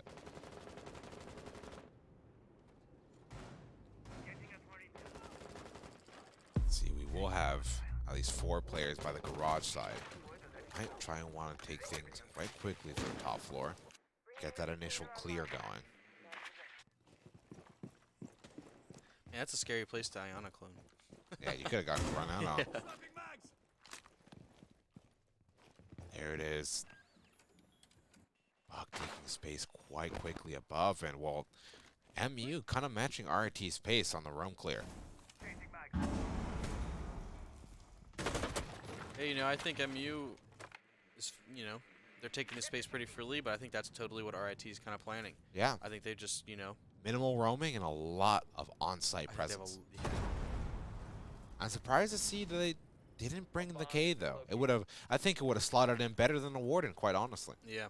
And well, frag grenades are going to come flying out shortly here, and there goes one of the first Goyos over by blue side. Puts a little bit of pressure and alerts Zook that his time might be coming soon. Another Goyo popping by main stairs. Minute 40 left on the clock. Vertical getting made. Angles being discovered, but no one's taking damage yet. Looks like MU is just kind of massaging around the map, trying to see, you know, where is this weak point? Where are we going to enter? And they're going to have to decide that fairly soon. Luckily, they've cleared out most of that passive time-slowing utility, but still, with a minute to go and this much presence on site, they've got to make a plan. Yeah, it's all going to come down to gunfights soon if they can't find any man advantage. Ooh, that may almost found something there. A little sliver, a little gap, but unfortunately no. And well, Miami just seems to be stalling around the vertical here. Goyo finally being popped from above, and that kind of locks one of the players into dirt. They're going to choose to rotate towards dirt. They couldn't find anything upstairs through the hatch. And oh no, the shrapnel takes out the drone. This isn't what you want with 40 seconds. And they're going to be moving down fast. Creature goes down. Good response by Juki though. 35 seconds. It's going to look really frisky. 3 versus 4. Goyo's being popped left and right. Ooh, and he didn't need to swing that. He only needed to hold the angle. And that's a massive loss for defending side, losing Echo and the ability to stop a plant. Yeah, now things seem to be getting quite comfortable now in a 1 versus 2. There we go. You got a bit frisky there for a second, but they recuperated. Yeah. I think they saw what they had set up on site, and they just knew they could get into dirt, so they went for it. But I think, maybe they'll be a little bit more prepared and realize there probably was a better option than going dirt. So we'll see what they do. Yeah, they just couldn't find any sort of advantage early. No opening. They kind of wasted a lot of time on that vert. And for what? That was something that we mentioned in the previous game is a lot of teams, they will take vert, but it's almost like they take vert expecting the defending teams to just sit below it. Yeah. But in reality, taking vert really is just a vehicle to fluster defenses and make them maybe go into angles that they aren't prepared to fight. Yeah, and So- Having that set up along with taking vertical control as well as having people ready on those angles is really how you make the best use of it. oh, absolutely. And speaking of flustered, like you were saying earlier, Miami's looking a bit flustered as there seems to be an RIT renaissance going on right now. Yeah. Those first 2 games didn't happen. They're here, right now, looking to take Clubhouse and get their first win in the Queen City Clash. As they do try and show us just what kind of fun and games they can bring to the Gym Master Bomb site. We're gonna have a kind of a very standard attacking lineup coming out here from Miami. You got Sledge, you got Twitch, you got Thermite, you got Ash, and you got Zero. There's a lot of good stuff for taking down a lot of that bulletproof utility, the frag grenades, the probe pipe, the lasers from both Twitch and Zero. They might be looking to get this jacuzzi wall open very fast. Lots of utility coming from both sides. It'll be interesting to see how they interact. With those Maestro cams, will they be able to zap Twitch drones and Zero cams? And it'll be interesting to see. Yeah, early Nitrous will come down. I'm not sure if he didn't hit the mirror window, but that would have been quite the snipe if it was. And maybe I think they'll be trying to give it another go there. So it looks like they're just trying to figure out how to get jacuzzi wall here, which if they do, they still have that mirror window to face in bathroom. I wonder what their plan is there. Yeah, but at least at the very least, jacuzzi wall getting open quite speedily. If they take out Maestro here, that'd be massive. Oh yeah, that would be those cameras a little bit less effective. They hit it on the room bottom secret. Is he thinking of peeking the window? Perhaps. Or he could make it over to CC and look through that window. What a gunfight that's about to happen right there. Oh, they know. They both know. A war of patience. And will be Zug taking down Chicken Racer. And leaving with a Nitrous surprise. Unfortunately, not picking off anybody. But those frag grenades from Chicken Racer could have really been needed for the later stages of the round. There goes Zero as well. That's another really good info getting up, and they're really not close enough to sight to make any use of their utility now. Not really close enough to each other to get any refrags. The attack seems very disconnected right now from Miami. A lot of different ideas going on right now. With the last 2. Oh, yeah. There it is. Juki with some kind of response finally. Oh, There another we one. go. With the 3 times 2. Gunning like it's nothing. Able to really pick out ahead with that scope, huh? Oh, absolutely. And 45 seconds left on the clock. It's still a decent amount of time. They could drone this out to try and find the player logic, cash, and try and isolate these gunfights for some kind of a man advantage. They can really use it right now. 30 seconds left on the clock. And everybody's just creeping around, not trying to give away an advantage whichever which way it goes. Ooh, See, they were so decisive, but then they stalled out and let that bandit have time to come back to sight. If they really wanted to win this round and have a good chance, they needed to push their advantage fast before the bandit could have any time. Yeah, and here So comes a far. push from Lavish, but it might Oh, be he too heard late. him, though. Good round from RIT there. Absolutely, RIT looking confident, looking like they're gonna walk away with this one. And the Redhawks, well, this is the they better wake up, or this is gonna be the second time I get my prediction wrong. Yeah. Well, I wasn't predicting the winner. I was just rooting for my favorite. That's what I'll say. I have a crippling gambling addiction. Yeah. I have a thing for we're underdogs. I just always want them to win, but unfortunately, they're underdogs because they don't Attackers often need win. to locate Yeah. and defuse as many bombs as they can. And, well, still have 1 round to make it happen. Unfortunately, they're not going to be fighting for a win in regulation anymore. They're going to have to push it to overtime.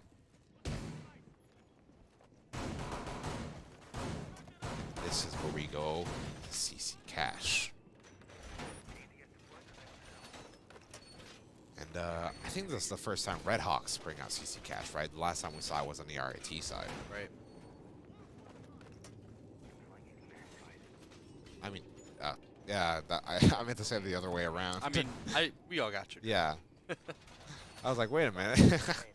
That doesn't sound right. Interesting to see Valk come out here. Yeah, I think that'd be really useful with, you know, they had the deep roam last time, but they were a little bit slow coming back, but luckily that didn't really matter. Now this time around, they'll have the information to really, you know, get an idea of where this horizontal take might occur if they keep doing that, and then that roam becomes all that more effective. Yeah, I expect a very standard CC take here. They got the OSA with the MP grenades, and they got the Ace. They got the Twitch as backup though, and the Thermite. Luckily they have the smoke on defense, so that'll be a really good counter to that take if that's where they go.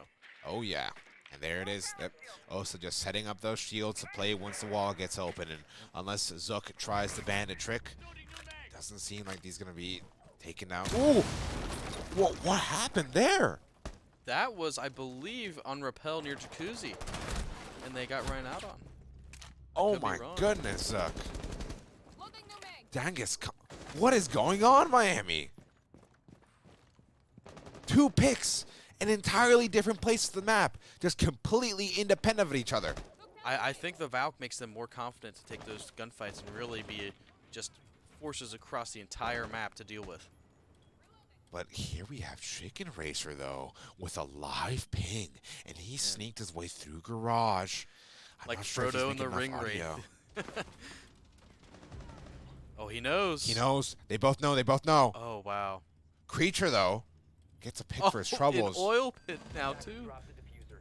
God, RIT's everywhere. Oh, And Chicken Racer's in such a compromised position. oh, that's Ooh, a down, I Cassiopeia getting believe, down, but he doesn't know about Zook. But Zook's already left oil pit. Oh, no. 2 versus 3, but the flank might be incoming fast. They're rotating on the rotates.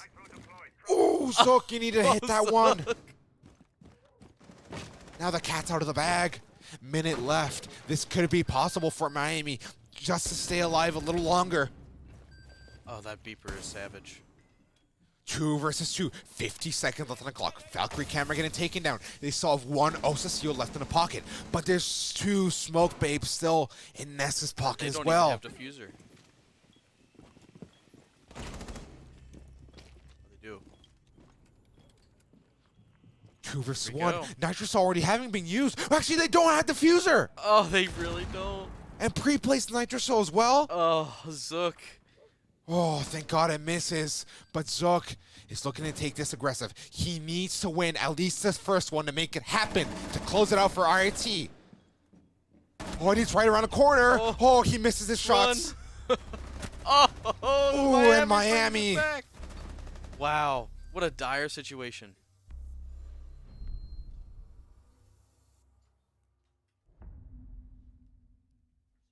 Miami just staying alive for 1 more round. What a beautiful conversion. You know, that's really good teamwork there with the 2v1, making sure that they played their advantage. Even if they lose that one person, the others was ready in there to get the kill. We cannot ignore how fast those first 2 Miami players went down and how just like discombobulated that attack looked at first. But given that, we kind of have to pay more attention to how RIT let that one go by the wayside. Attackers need Yeah. to locate and defuse as many bombs as they can.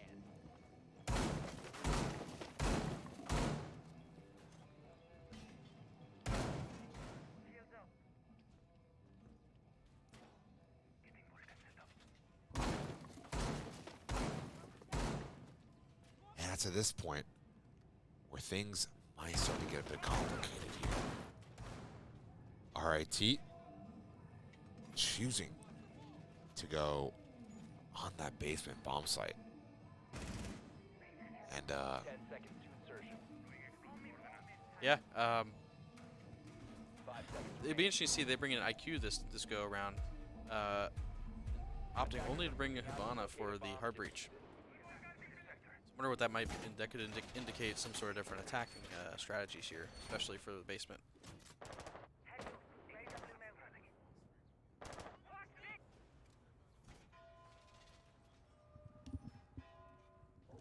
There it is, and yeah, we'll be Miami here just fighting for life here, just trying to stay on for one more round. Gunfight happening already. You know, Yeah, 20 seconds in. but no damage.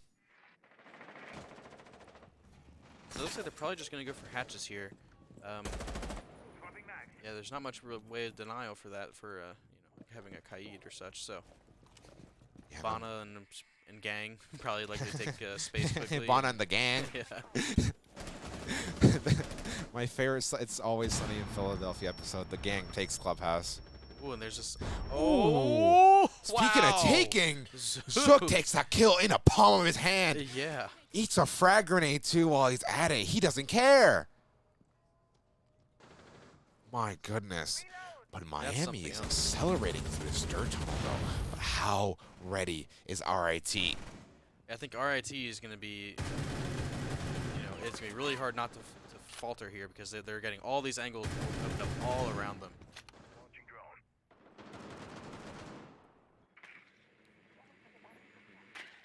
And they're just holding the long angle to main stairs here.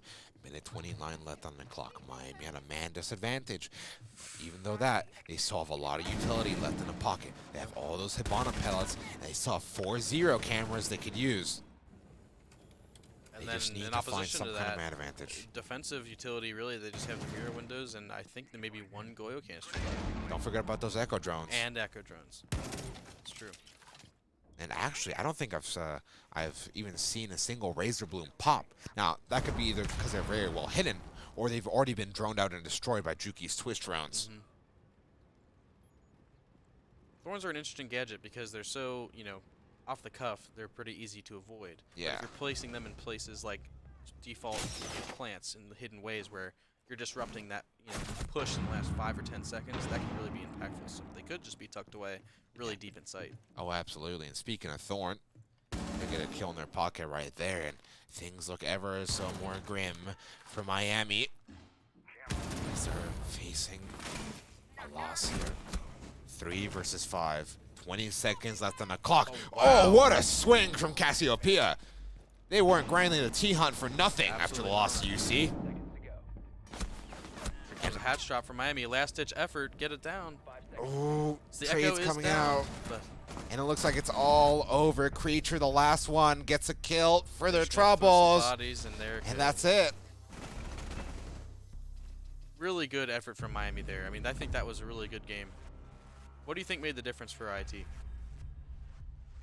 Well, they just looked alive. They just won their ones. Yeah. Absolutely. They were looking so coordinated with each other. They pushed skins with a purpose.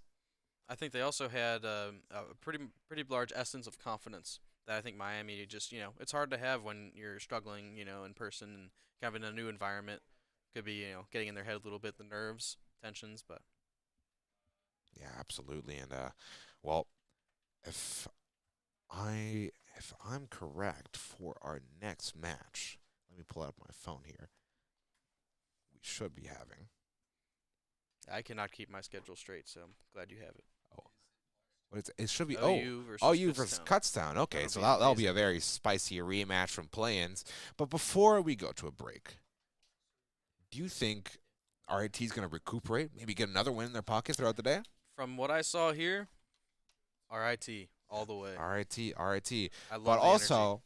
I kind of want to see Miami keep going. Like, sure, this is a very unfortunate and very like one-sided loss, but I believe in them personally. And I believe that they can carry their momentum from their win against who was it, Drexel. Yeah. And well, I'll be very much looking forward to see how the standings look towards the end of the day. Because with each match that goes on, that RD, that record is going to become ever so more important. Yeah. So we'll be catching you guys after the break. Right back.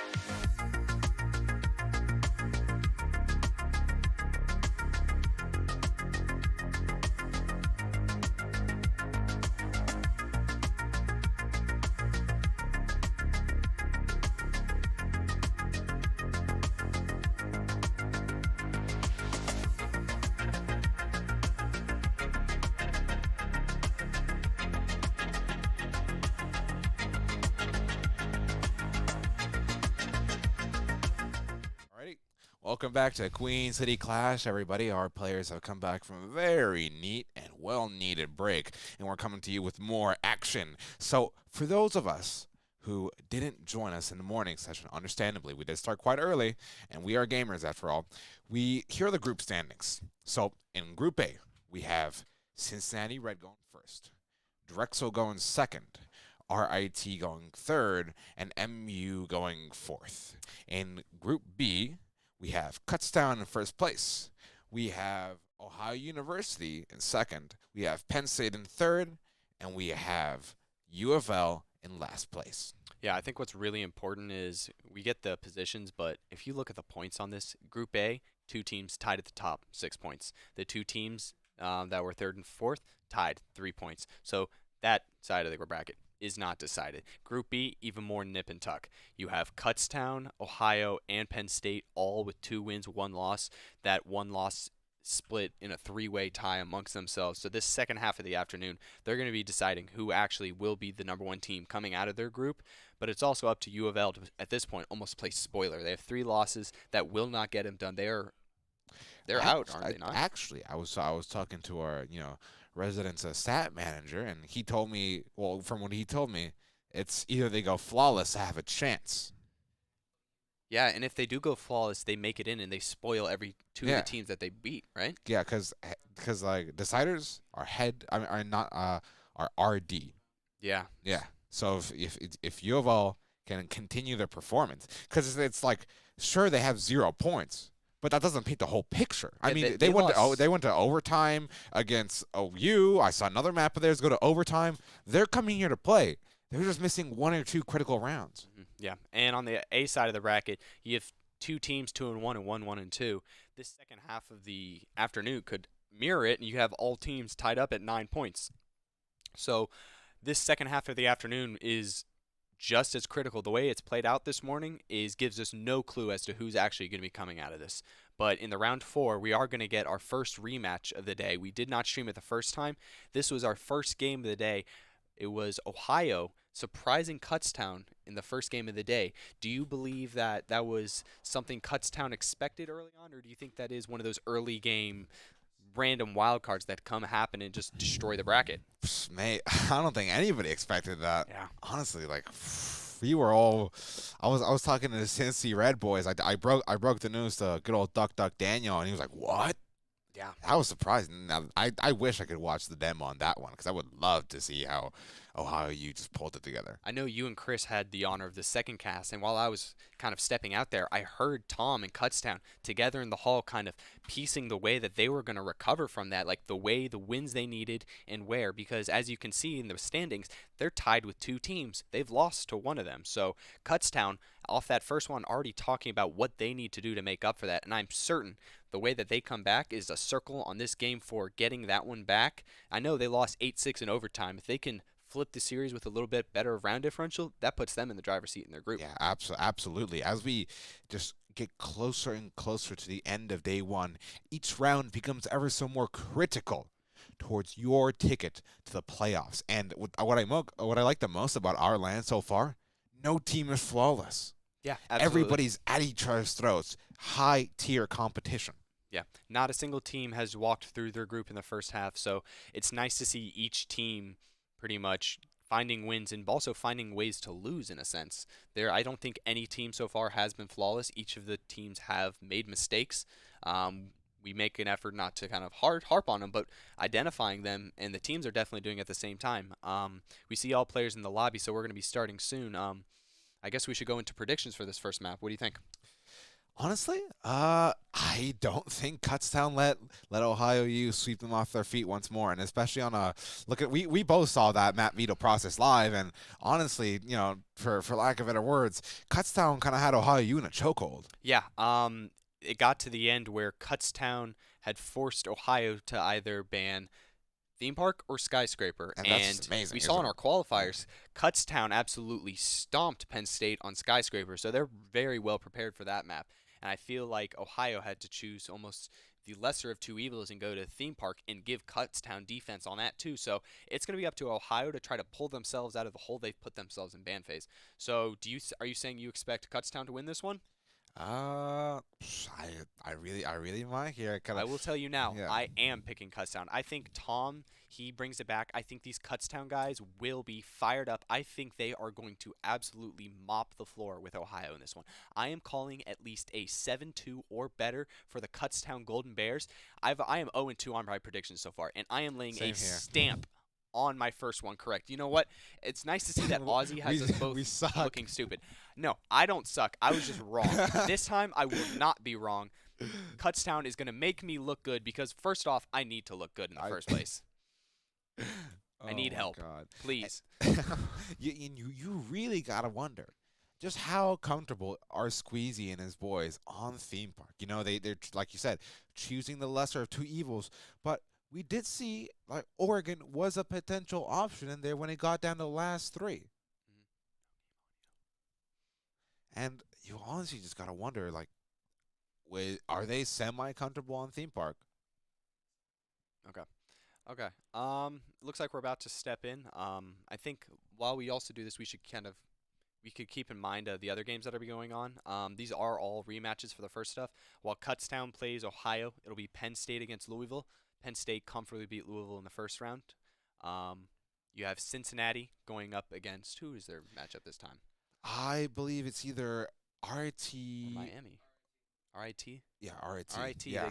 and I believe they beat RIT in the last one, so it'll be Yes, they did quite the spanking indeed. It was a 7-2 affair on Oregon and all. But last time, as we saw on stream before the break, RIT seems kind of revitalized. Yeah, that clubhouse of theirs, they pulled out blitz and managed to Multiple times. and managed to just run in the face of the Miami players, and it worked out for them. So they'll have to go up against Miami. Will have to go up against Drexel, I believe.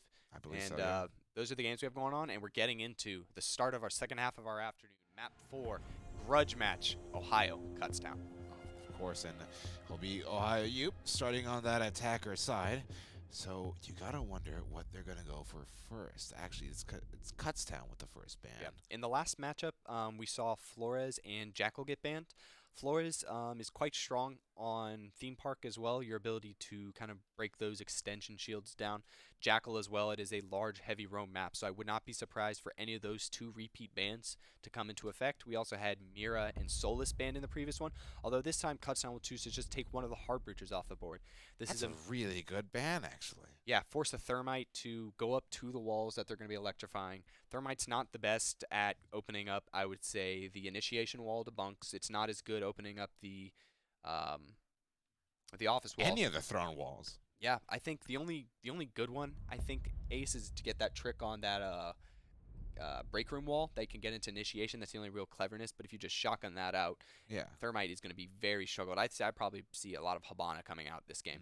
But then Ohio, they choose to ban the Jackal just like they did in the previous one. That might be an operator they feel more comfortable not going up against. If they choose to also ban the Mira or Solus, yeah, that's about right. Pretty good, especially considering how many windows are on this map and how prone and how much ability Solus has to just run out and spray them down with that P90. I'm not sure that Kutztown's pretty upset about that. I think what they tend to do on their attacking sides, they're obviously starting on the defense. When they get there, Kutztown loves to set preset drones, and I think they're going to be 100% happy with Solus off the board. Oh, absolutely. And another really good ban in the form of Mira. Lots of soft walls, lots of long angles that you could potentially watch. No longer. Mira's off the board. Both Spanish operators off the board, and we'll be going to round 1 here. Yeah. Bans very much resembling the previous map, Chalet. 3 of the same ops getting off the board. So it seems like these teams have their set bans that they don't like to get rid of, but also kind of banning certain styles of play. Theme Park and Chalet are both pretty defender-sided maps where you can extend, so it makes sense that they would approach both games the same way. We'll see Kutztown choose to go to Initi Office, not the Throne to start, so they're already going to be trying to catch these Ohio Bobcats off guard with their first round on defense. Yeah, absolutely. And what I'm very curious about, and just caught me a bit off guard, is the Thorn for this Bob site. You know, I could kind of see some use cases for it right now. You know, it kind of acts as a spicier proximity alarm, you know, as a Skirt was there putting it on the yellow stairs. But honestly, I just feel like there could have been better operators for this, maybe like a Goya. I would even like a Legion a little bit Yeah. more. You can get, there's a lot of stairwells, there's a lot of entry corridors, and there's a lot of entry points that these attackers can come in. Top Dragon, Cash Door, dropping the hatch, you could enter in on any window, so Legion can kind of cover up a lot more of those. Although the benefit, I think, of Thorn is it's a proximity alarm that forces the attackers to make a decision. They either keep going or they back up, and it's a lot easier to swing against, because if you freeze the attacker while it's triggering, even if you lose that gunfight, they're still in range of the Thorn. So you can trade around those. They are a little bit scary, and also it doesn't really make sense that there's a 50 cal Uzi in the game, but there is that gun you can play around. Yeah, absolutely. And it does look like Skirt wants to contribute those Razor Bloom shells towards the realm. Place the one towards Break Room, place the one towards Arcade Stairs, and place one towards Yellow Stairs. Those Razor Blooms are not going to contribute towards the final push on the site. They're just going to be there to alert the roamers and potentially get a kill even. Yeah, looks like Ohio, they're going to be going for a southwest sort of attack. You have Thermite there on the windows. Seems that Skirt is aware to what information these Bobcats have. We saw, I believe, the Thatcher and the line go to the roof. They're going to be probably transitioning over to that cafe side of the map. So I think in the next 30 seconds, we're going to get a really good idea on where these Ohio players intend to enter the map. Oh, yeah, and well, Skirt, it's just burning a lot of Squeezy's time, honestly. It's just a back and forth between on-drone shooting, on-drone shooting. But SY9 has found some really good real estate over and by there's Z-pings on that stuff. They may be going for a frag from below. We know Kutztown is very competent with that on their map on Skyscraper. But if Ohio is able to match that, this may be a map where roamers kind of get caught off guard. They already are below, and they are Z-pinging these roamers. So it seems Ohio has some idea on where these players are coming from. It's just up to them to capitalize on it. And Nomad has a little bit of an awkward confrontation. She does manage to take down the Warden. She does capitalize on the Thorn. Thorn does manage to recover in time to trade out 1-for-1. That shield is still there, and there's still 2 players in this bunk area, preventing them from entering. They know the Thermite has repelled in, and that's going to be a tight gunfight. One of the 2 will go down here in the next couple seconds. That Valkyrie was close to Thorn. I believe she has pieced out, and now Thorn alone has dropped to the Squeezy's headshots. Yeah, Squeezy getting a really good pick there, and well, unfortunately, Aiding not being able to get his second. Got caught off sprinting, but Dingo pushing up the Dragon Stairs. Gonna get caught off by Tom Cutts. Oh, gets caught sprinting as well. How painful is that to watch? Now it's a 2 versus 3. Muck and Squeezy to make it happen. 2 smokes still left in the pocket. 1 Lion Call. They have no drones, actually. They're going to need a face check all of these angles, and it's a battle of just trying to find some kind of advantage. Muck sees one. Thundy backs off. There's 20 seconds left on the clock. They don't need to peek anything aggressively right now, but he doesn't listen to me as he goes down. 15 seconds left on the clock. 2 versus 2. This could happen right here, right now. Squeezy into the bomb site. No, Squeezy unfortunately doesn't make it, doesn't pop the smoke, so you know he has them, and it'll be Thundy securing 2 and Kutztown's first round. Yeah, I think something I did not expect, Kutztown, they chose to leave soft walls on Inishi to bunk as well as on that top office. A lot of teams, they will reinforce that extension off so that those attackers then have to use their hard breaches. But by banning Ace and then keeping them soft, they're completely devaluing the fact that Ohio's bringing a hard breacher in the first place. That hard breacher has no walls to open up because you can already enter the site without. So it doesn't matter that they're playing around the walls to be open because there's no walls for them to open. Kutztown is already having these walls open in the first place, and they're playing around how loose and how able they are to rotate between that. They made the upstairs so navigable that it made Ohio uncomfortable once they got in there. Yeah, absolutely, and that absolutely could have been Ohio's round. How just one or two gunfights has gone differently. Like I said, Aiden and Dingo just got caught sprinting. They had space, they had real estate. They just needed to get their guns up. Yeah. If you're able to maybe not get caught off by Tom's right there in control, if you're able to open up that hard wall into cash and then you kind of have a long angle to open up and look into Inishi, you can maybe execute with the 3 of you into there. But how they ended up going about that is you had one person go down by split. You had another person die swinging office. I believe that Ohio just wasn't on the same page at the end there on which site they ended up wanting to. It's important we highlight Tom Z's significance holding control room right there, because if he goes down to Dingo, that's round done basically. You have 2 operators over by break room, and then you have control as well. That's an issue bomb site for free. Yeah, you have, if you can successfully rotate a player from that cafe side of the map into either coming down from the hatch or just pushing top dragon, that dragon player prevents anyone playing in Inishi from swinging from that central China pillar plan. So it allows that attacking team to get set into their post plan, and they have a crossfire from both sides of that flawlessly. So the fact that Tom was able to deny that, get an extra free pick, and bring it back to a 2-on-2, that most certainly brought the round in Kutztown's favor. But moving into round 2, Kutztown will just do a quick little shimmy across the second floor. They're now playing that bunk daycare. It seems that they are also extending horizontal. So these first 2 rounds are going to play very similar, as it's just going to be Kutztown defending the upstairs. Yeah, also, something I want to highlight is that, at least on broadcast, there's been a significant lack of Zofia, don't you think? Yeah, we saw Zofia get banned once, but I don't even think I've seen much Ash or Zofia overall. I've seen more Ash than I've seen Zofia, surprisingly. Yeah, it feels that people aren't as comfortable playing the Zofia, and they'd rather just bring other ops in the meantime, which, fair play if you can find success with those, but Zofia is an op that statistically and expectantly you'd see a lot more of at this stage.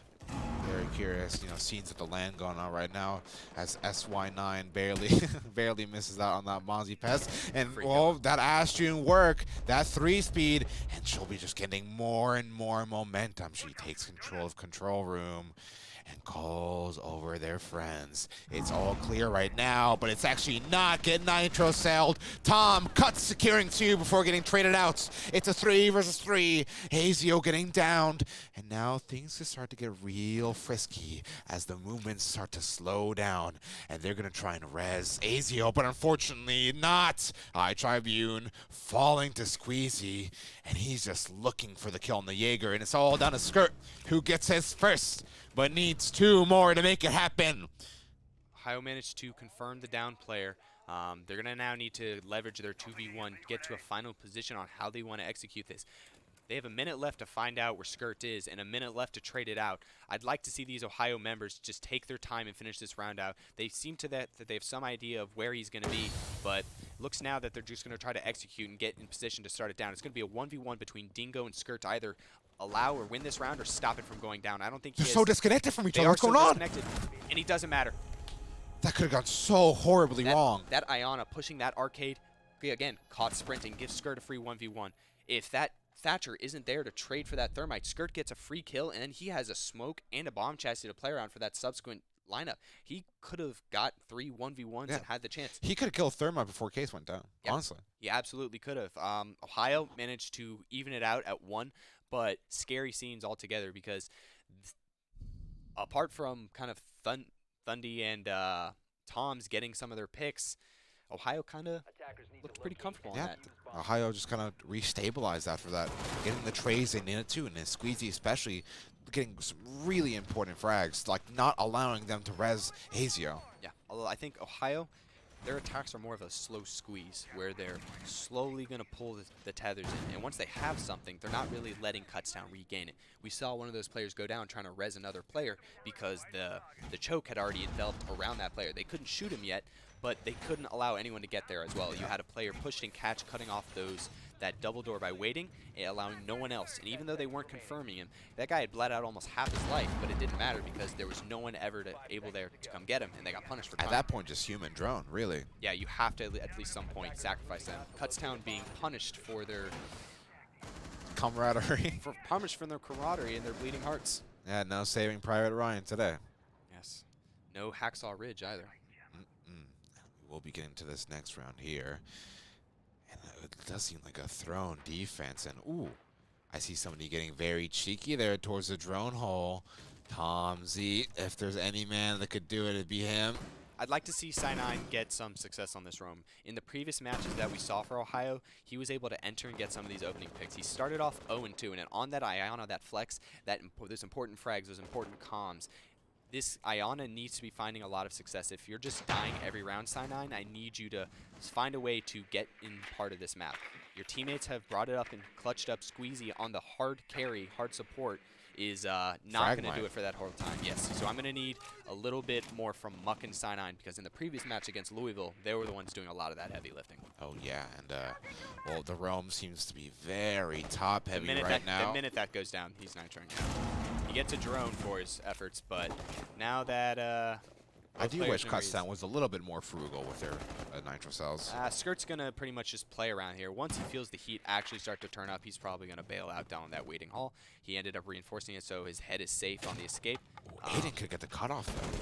He's going to crouch through. He's going to have to just squeeze that little forehead underneath that. Aiden seems to go down. I don't know if Kutztown knows that they downed him. It seems like they have some idea that he does.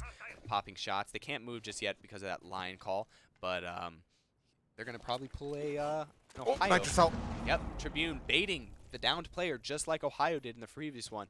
Managed to confirm a separate player from the downs, and ultimately Aiden will go down from Tom. So this roam from Kutztown is much more effective than it has in previous rounds. And it seems that Ohio, with a minute left, they haven't even gotten started. They're not even above for vertical yet. They've already lost 3 members. Ohio is struggling to enter in this map, which is why that this thrown site is usually viewed as such a unnavigable part of the map to get to, as they won't check a doorway and they'll get punished by the cap cans. Dingo, having hit the cap can, is down in a 1v5. Grabs the first one. Nitros ring out below him. They do not land, but he is trapped between a player in Inishi and a player all the way in waiting, and he will not survive that crossfire. God, the thing about that round is that, honestly, the attackers weren't even close to thrown. Yeah. Like, they all crumbled at the top floor. They tried entering in from Cafe, but they had not enough players, not enough coordination. A lot of their deaths, there was no one near enough to either pick it up, or when they tried to kind of get closer to support, they got cut off like that. I'd like to see them be more together at the start. You won't have that player down to get traded out as efficiently as Kutztown was, because Tom's solo peaked his. He just pushed through waiting hall, got his kill. One of them was just sitting in office and got their one-on-one. So either Ohio needs to be more together and tight-knit for their trades, or they need to just straight up win those one-on-one engagements that Kutztown was unfortunately able to for them. Yeah, no, absolutely. Kutztown deploying their own tethers for a slow chokehold on OU, as you can see there when it was a 3 versus 5. So many defenders leaving the bomb site just to encroach on that OU attack. And now we return to Inishi, and we can see actually they decided to shelve the throne, the thorn actually, for Goyo and Frost. Yeah, I think they saw that Ohio was able to enter the upstairs. They may be using some Goyos to try to deny maybe the rappel swing in from Cafe, or into the break room either. They still have those soft walls so that you can enter it. I'd like to see OU kind of bring some more of that soft, maybe open up some more angles. Not just being content with the rotates that Kutztown makes, because I don't think anything else was open during that round. I think they just funneled through the way that Kutztown prepared the map, did they not? And, well, the good thing about this is that OU has elected to bring Ash once more. And, well, as we've seen before, she can have some very influential long-distance soft breaching. And considering how many soft walls there are currently up, you know, they've only used 6 reinforcements out of the 10 Kutztown. She can have quite a bit of influence here. Yeah, Kutztown choosing. Oh my lord. Tom C, what the hell? Tom, you deserve that. Tom, Yeah. Tom, you got heat checked in front of the entire world. I understand. 5 and 3 now, but maybe don't for your life. Although Goyo is passive utility. It is passive utility, so but when you have a gunner like Tom Z, they're just straight up going to re-up. They're going to have a second player do it. As soon as this prompt goes out, I expect Aruni to just sit down there, wait to see a foot, and just put a Aruni DMR right into it. He has absolutely no clue that this is going to happen. oh, this is going to be such This is gonna a be so rat awkward. kill coming up by Thundi. You got to respect it, though, to some degree. I gotta I Champ really do. Charm Yeah. with the rat plays, it's almost iconic at It this is. point. Ooh, what's Aiden will iconic grab- is Ash Aiden will grab pushing up. another, yeah. So now it's 5v3. It's almost Rooney has to get this pick here. If Thatcher's manages to just repel off with nothing, he's been just almost useless. There you go. There it is. Okay. Ooh, maybe a second. Grabs two. Oh, Jumps Thundi. out, gets away. He's gonna. Oh, That took a while. yeah. Honestly, it happens. It happens. It happens. Drop the bomb diffuser. Ooh. Kutztown is actually bringing this back. They've gotten 3 straight picks after going down 5-2. Does this just have to be Ohio giving them isolated ones at this point? It's just Ohio getting getting sucker Because punched. now they're just straight up walking into the same setup they fell apart in last time. That waiting hall player died, and now it's going to be this last Cyanide, probably by Office. Yeah. It's so just like complicated how it all just fell apart so fast. They took so much good real estate quickly, but I feel like they could have droned out just a little bit more. Thundi getting very frisky with it as this SY9. Just left in an impossible scenario here. Guess one. Looking for a second. Pushes up. Oh, might find it. Last player initiate. Yeah. Ooh, High Tribune. Not today. And it'll be a timeout requested by Ohio University. Yeah, and I think this is the right time to take it. They've lost to the same setup twice in a row. Whenever that happens, you want to pause. Just one reset, because you may see that if you make it to OT, but you also want that time to talk about the next setup. Kutztown did not change their setup from their first to their second time in Inishi. You have to assume they're not going to change their setup on the next site that they're going to go to, which they did have success on. They're going to probably go back to either Bunk, I believe. Probably, So yeah. they're probably going to try to re-up on Bunk and then maybe hopefully get to a 4-1. If Kutztown can get to a 5-1 half, you have to think that they're happy. But also, Ohio taking a prompt timeout to try to change the script here. Oh, absolutely. And now we'll be getting into the pick phase. That'll be an extra 12 seconds to talk it over real quick for Ohio University. And we still see Aiden committing to the Ash. I love this Vigil pick. I love this switch by Toms. They're running an Iona and a Lion. You counter quite literally both of those ops, as well as the fact that they've been giving isolated one-on-ones. Vigil is the perfect operator for capitalizing on that. They're not going back to Bunk. They're going all the way down to Drug Lab. This is a very uncommon sight to see. You'll often see defenders extend all the way into Throne as if this was downstairs. You will make a site almost a kill box where anyone entering that can get shot from many different angles. Oh, yeah, just like absolute open concept. Yep. And we will see an adaptation. It'll be Muck switching over from the line to the Buck. Aiden deciding to shelve the Ash in order for Gridlock. Seconds to go. Yeah, Gridlock having that secondary shotgun as almost contingency if Muck goes down. But also, if you want to get Gridlock tracks on these arcade stairs, on these yellow stairs, really even on the waiting room, Yeah, there's a lot of that open really could be a areas. thorn in Tom Z's backside. Yeah, just not giving the Vigil the opening or the time to get the picks. Vigil, he's not the quietest roamer. He's not like Cav where he can erase his steps. He just erases where you see him. So Tom's is gonna try to find a opening. Kutztown's roam has not been affected much so far. So let's see if Ohio with their adaptations can change that. No, absolutely. And, well, seem to just be taking a nice little bit of space here. Maybe joining up by Cafe. Ooh, first engagement coming up. Aiden, you need to win this. Your utility is very important. Aussie versus Aussie. Skirt Oh, wins. not today, mate. Skirt wins. Tribune gets heavily tagged somewhere else on the map, but still Kutztown opening up, getting their opening picks. Kutztown has not normally been getting the opening kills on these rounds, and they've still been pulling it out. If they go up 5-4, you have to assume it's going to be even harder for Ohio to win these rounds.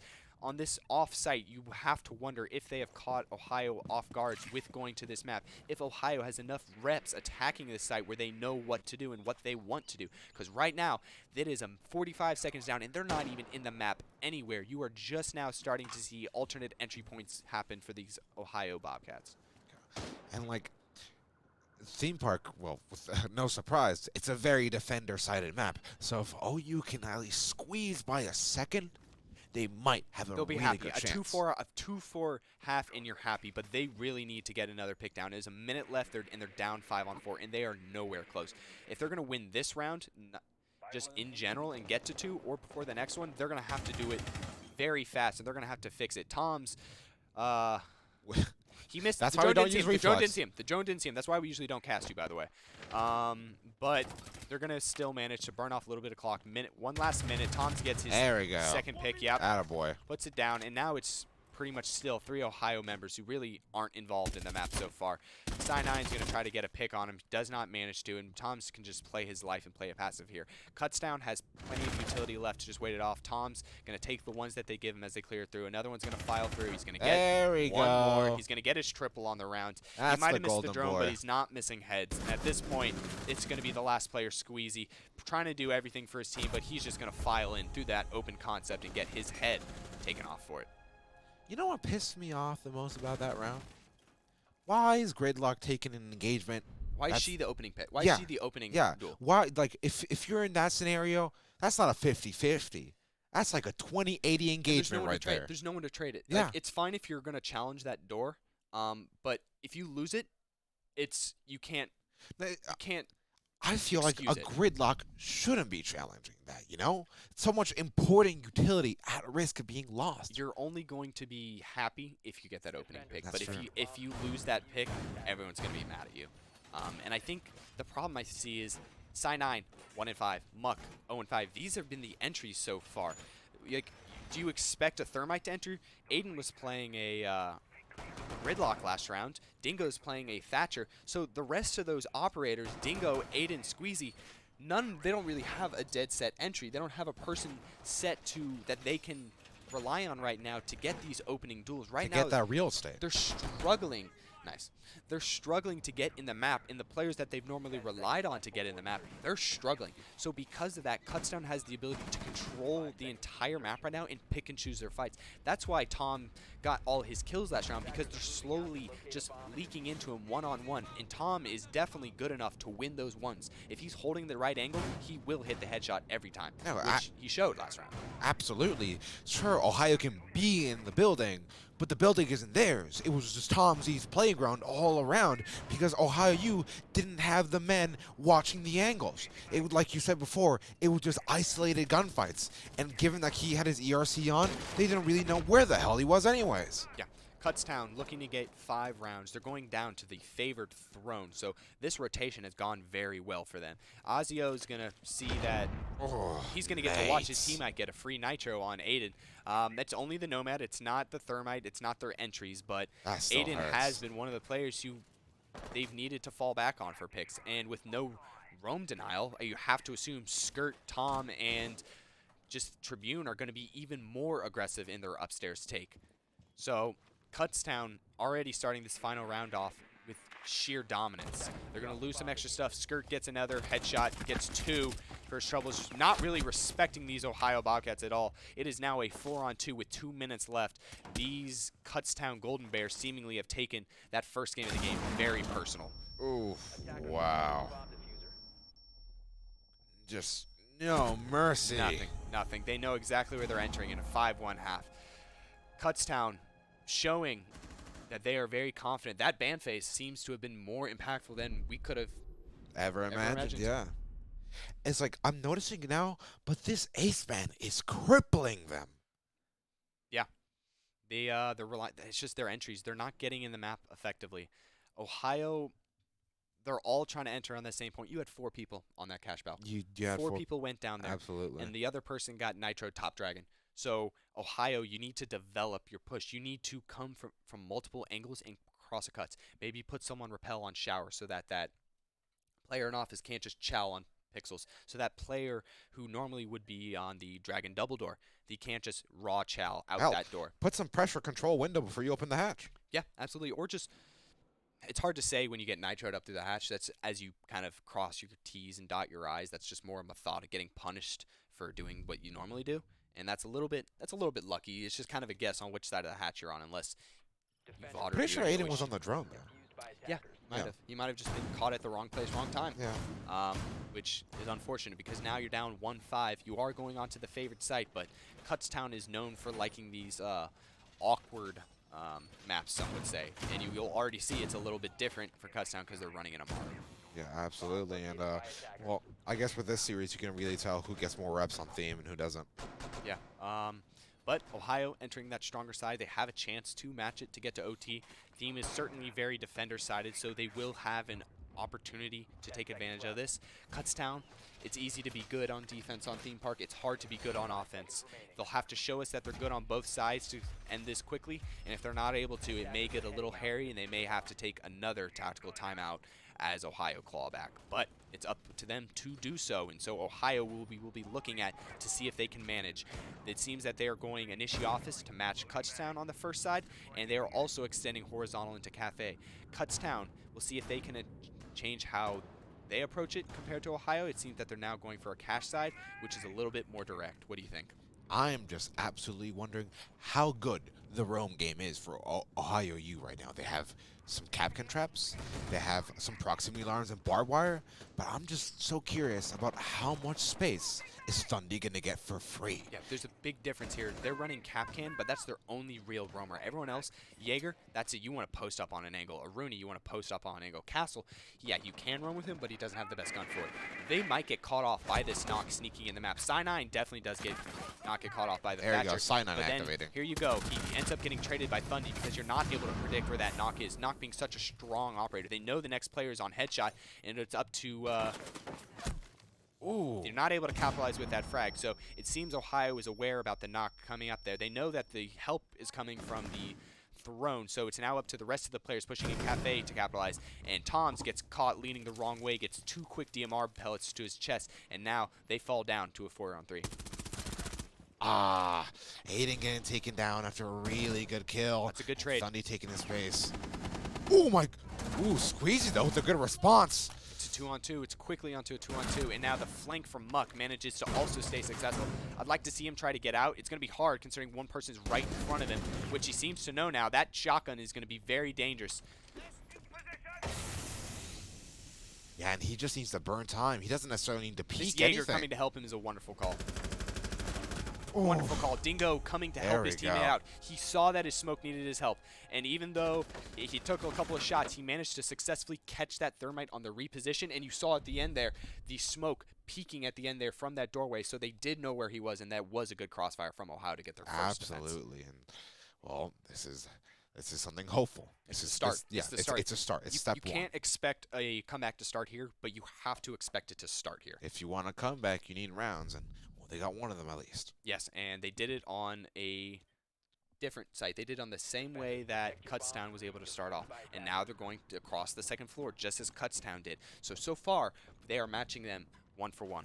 Yeah, and well, I guess what I was saying before about how much space is Thundy gonna get really didn't come to play that much. I mean, sure, he set himself up for that first kill, but afterwards it kind of really was a moot point.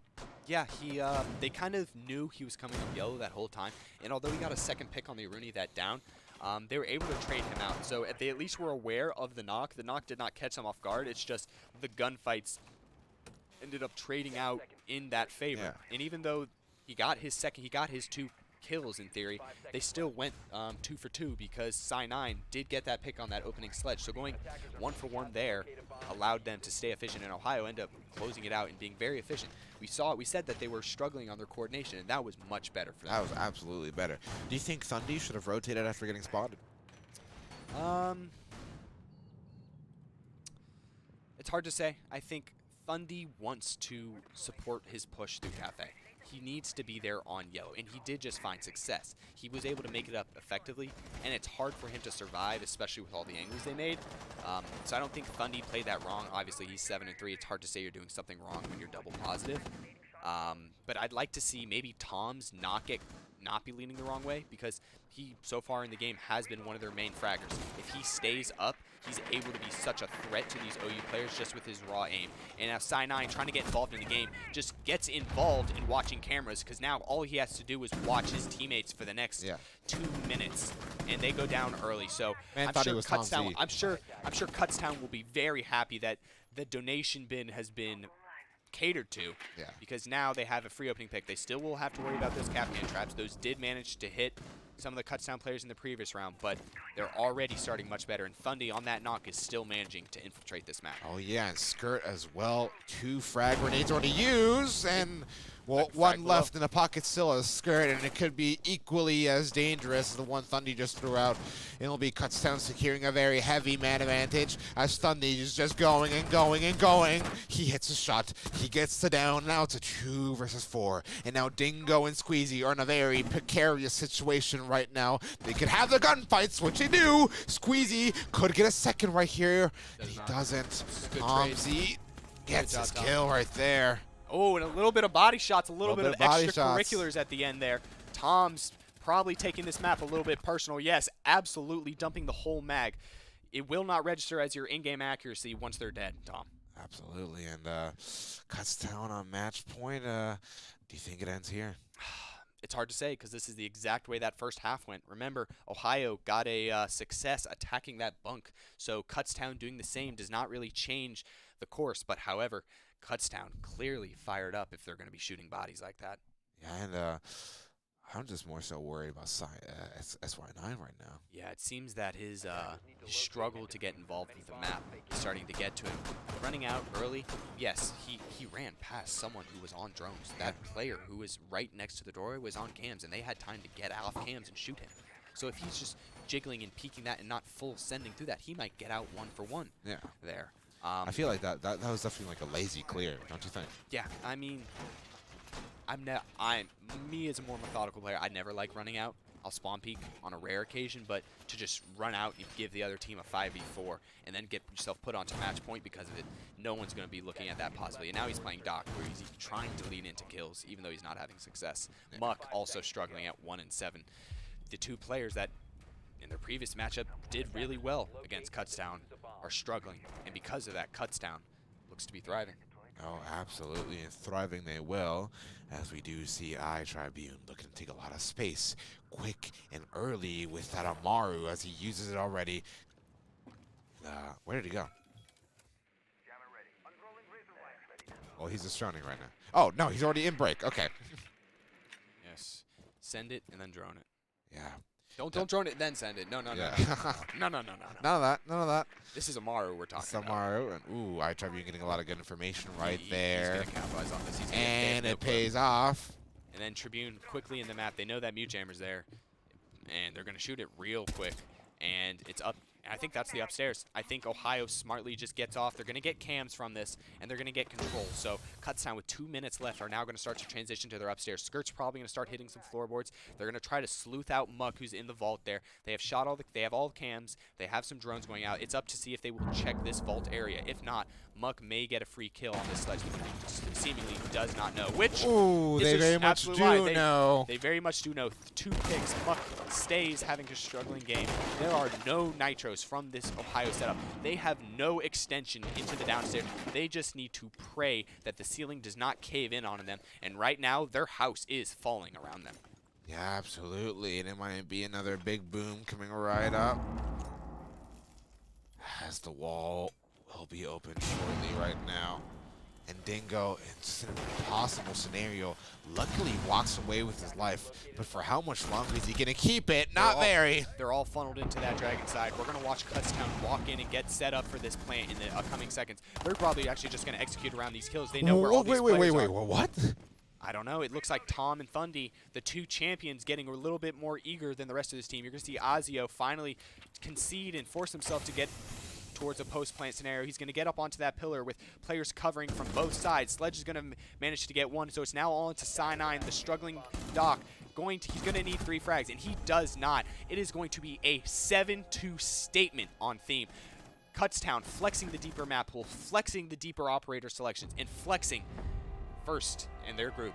Oh, yeah, absolutely. And a statement indeed. If I'm one of those top contenders to make it into playoffs, your Drexels, your Penn States, your UCs, I'd watch out for Kutztown's theme park. And I made a promise coming into the day I'd flex any old skins.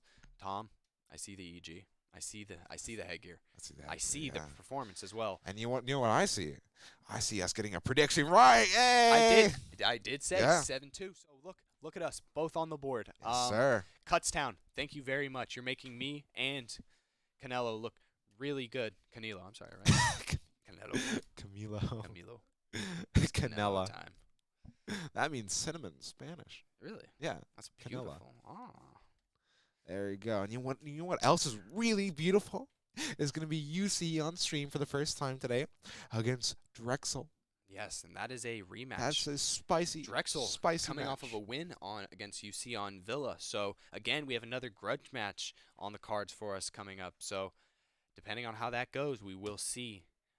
That looks to be another group being decided by that. Yeah. That's another first place decider game, which we will have to see when we come back from this break. Absolutely. Yeah. Don't See go you later. anywhere.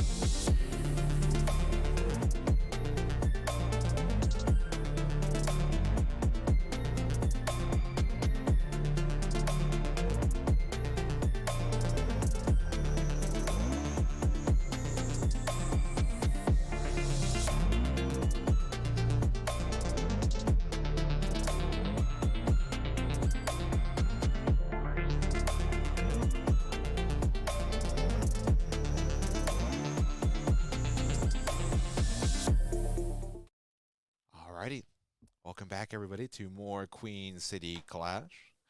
Today, right now, we'll be having a very, very important match. This match decides first place for Group A.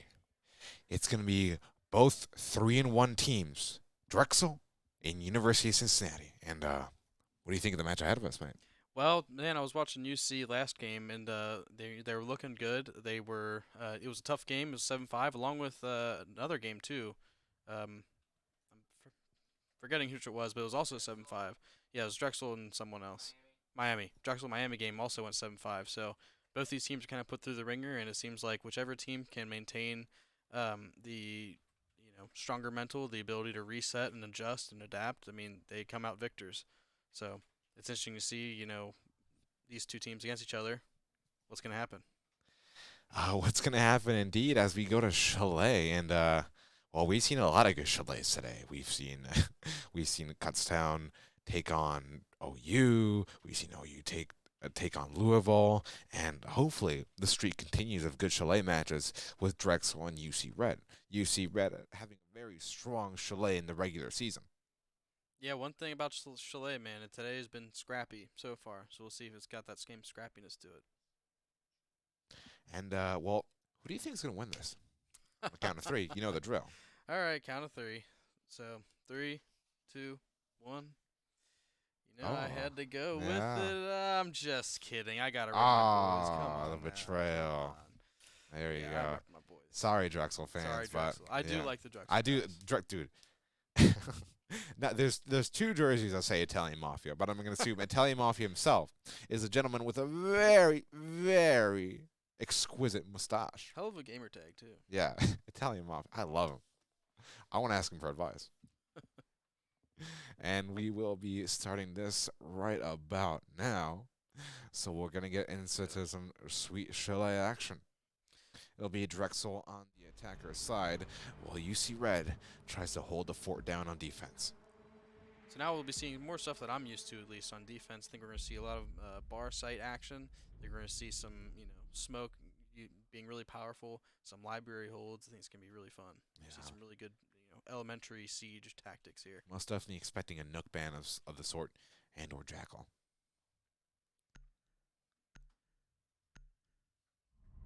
There it is. Nook ban coming out. How did you know? It's just Chalet, man. It's just a staircase heavy map. It's a Nook playground. Ooh. Very interesting. That's actually. a very interesting ban. Do you think that could be some sort of target ban towards UC? Perhaps. I know Duck very, very accustomed to playing the Iana, so that might cripple him just a little bit. We haven't seen basically at all today is Azami. That too. That seems like it throughout this tournament. It's been kind of a perma ban, and I get it. She's powerful. And as the players seem to be having some fun in the in-game chat, we do progress into the operator picking phase of round 1. And I was about to say we were about to see some Zofia action, because at least here on the broadcast she's been completely absent, surprisingly. Yeah. But it seems like Pup's gonna instead optical IQ instead, and we're seeing a lot of Ash play, surprisingly as well. Yeah, I know. I've been kind of confused by that, but these teams know what they're doing. Yeah.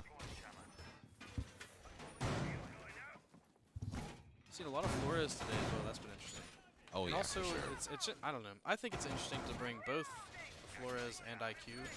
I just feel like that's a lot of just like static utility denial. Of course, it's a lot of information too. You really need all that, Yeah. versus taking the spot of something else. But we'll see. I mean, they have flank watch, the hard reach. So we'll see how they make it. They've got. Just gotta need to make it work, and we will see. You see, have sort of an extended hold over by library. The classic mezzanine hold. Most likely to have Kodiak with the hatch open down below. Over by bar stuck. To support anybody on the hop in. Dark Manor seeming to be roaming by the Ivy Stairs as well, to potentially cover anybody coming through Blue or anybody coming through Mud Closet. Presto dragging as well, roaming by Kitchen. Let's see if you can catch anybody else trying to sneak their way through either Solar. Yeah, I want to see how long Dark Matter can hold blue stairs there, because he doesn't have the shield or the ADSs there to really make it a cemented position. Especially with someone creeping up mud. I'm not sure how he's going to react to this. Ooh, Ri-Fi absolutely beams Kodiak for a perfect opening pick in this. Ooh, that could have been Dark Matter's time to shine, but he thinks better of it. And actually be UC Red falling back from their extension quite early. Well done by Drexel. There's still 2 minutes on the clock. That's a big victory so far for this round. Absolutely, and well, now that the roamers seem to be mostly clear, it'll be Drexel being very interested to see how they can get the wall open pronto.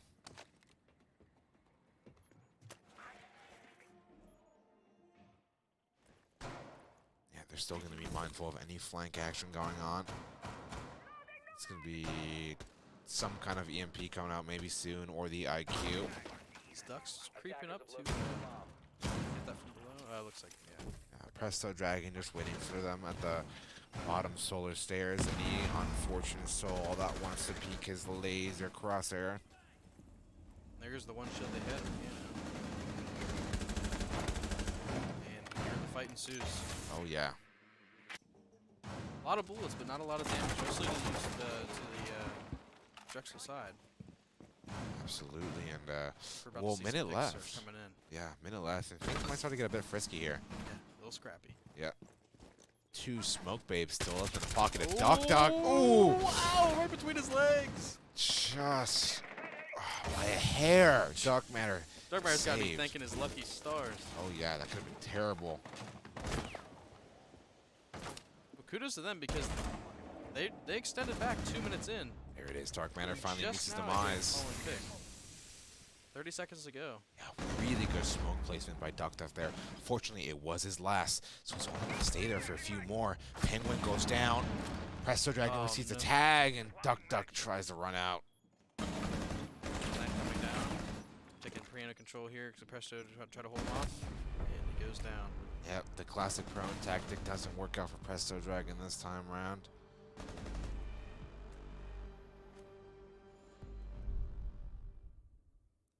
I think that was UC getting a little bit scared too soon. Yeah, And I they think they backed off absolutely should have fought for that just Yeah. a tiny bit longer. I feel like Dark Matter could have committed like just a few more seconds, maybe found that engagement, and even won against the gridlock on the bottom Ivy stairs. Then they could have hit the retreat. Because it's hard with the gridlock too, because as soon as they're able to get any space, they instantly cement it by placing those traps down. Absolutely. I mean, you have to spend time, make a ton of sound, and just completely reveal your position to get rid of those traps. So I think that's what Joseph was scared of. Yeah, absolutely. And, well, Drexel beat them so good, it seems UC Red has opted to shelve Master Bedroom Office for the time being instead of going to bar gaming. So I think this time we might see some more shields come out, and those positions just be more solid. Especially since they're a little bit closer to home. Yeah, absolutely. And, still no Zofia. Italian Mafia was thinking about it for just a second, but it switched back to the ace. It'll be Ducks committing on the Ash, which is very surprising considering how much catch is on the side of UC right now. Fortunately enough, they do have Brainiacs with 3 flashbangs in tow. Rifle guy with 2 EMP grenades. Yeah, I'd be willing to bet that Ash might go below and just try to remove the shields after Ash charges. Yeah, absolutely. Of course, can't do that with the Ivy shield, but we can do that with the Messenger shield.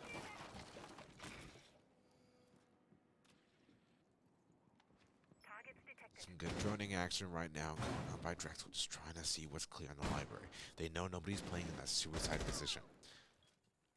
I know that's Drexel something Dragon. that UC typically would do, so it's interesting that they chose not to. Yeah, I think they thought better of it this time around.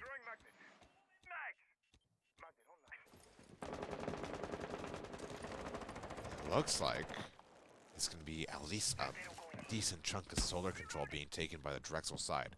Ducks moving at high speeds, and actually, oh, there we go. He puts the claim. I thought he was going to hit a rotate of some kind. Yeah, I'm not sure. I still think the Ash should be way more powerful below, but we'll see what he makes do in horizontal loading. There we go, and just Drone on drone action right there. yeah, brain axe. And not able to get it. Yeah, no luck on it. It'll be Pup taking down Duck Duck though. There's go the alibi. So they That's get one of the Mez major player. mezzanine players. Luckily, the Penguins still in a really good position to hold something similar from a little bit of a steep down the stairs. There's a nitro cell going out on Wi-Fi. There we go. Now that's the equalizer. And even though Presto Dragon has retreated, it seems like Kodiak still wants to hold on to this for a bit longer. And Penguin actually gets a good kill on the Italian Mafia. Now with a minute left, UC have done a pretty good job at spending a lot of time and coming out very profitable with it. They have the man advantage, and What's they've hit the going on here? retreat. It's funny, yeah, they're going full kind of certain rotation all the way through the basement, but it looks like they're going to be able to make it. Yeah, just in the nick of time, it seems. And Those well, frags they're on not the- done playing it yet. Yeah, those frags on a Drexel, I think, really slowed them down. Oh, yeah, and 46 seconds on the clock. Not all Drexel members at full health. Pop just limping. And that could have been Presto Dragon taken down. Thankfully not. 30 seconds left on the clock, and Drexel might start to get ever so more hectic with each second that passes by, just trying to find any sliver of information, any sort of man advantage, but there is none, as Penguin even cements their advantage further. And 17 seconds left on the clock, something by BrainX, but I don't expect much more to come out from them. Kodiak with a good one. Ducks in the site looking for somebody, finds Dark Matter, gets caught sprinting though. And what can you do when you have less than 10 seconds on the clock? UC with a beautiful response. Yeah, I think UC saw their mistakes from last round and adapted to it. And, you know, what can you do? Sometimes it's just kind of out of your hands for Drexel. They're trying to push the same advantages they had in the previous round, but they're losing bodies this time. So they had to slow it down, and in the end, they just didn't have the time to pull it off. Yeah, absolutely. And it does seem like this time around, UC still deciding to shelve that second floor bomb site once more. We'll be going kitchen dining. I'll be excited to see if they can keep up the good roaming performances they did the last round. Looks like Drexel is looking. I guess this is just the default attack where they've drone stuff out, but it's an interesting default lineup they have. Attackers have located a bomb. Yeah. Yeah, you got a good point there. I still just can't get over the lack of Sophia. I like the pulse here. I love that sort of gameplay. So we'll see where he plays to utilize that. Oh yeah, that's for sure. I've seen him play Pulse a lot here, and well, it's most definitely comes in handy. 10 seconds to go. Looks like they're bringing just one shield this time, so I'm not sure 5 seconds left. the spot where they're placing that one. But interesting thing. Could just go in Attackers are heading piano. out to Maybe not.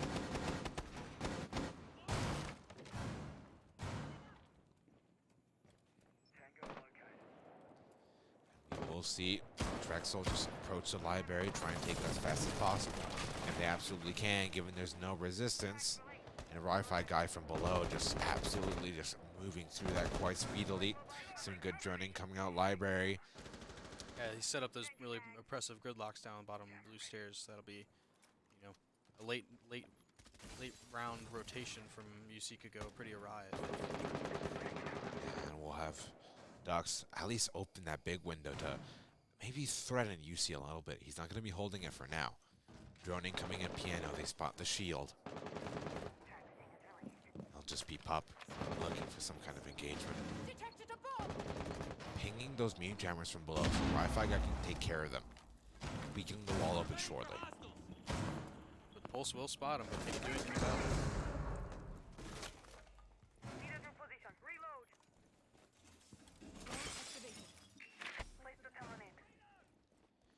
They're really focused on getting this top floor control before doing anything towards the site.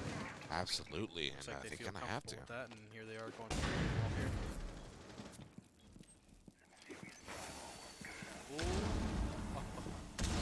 So looks like they were trying to nitro trick either the life or the utility off that wall, but a little bit of a misstep.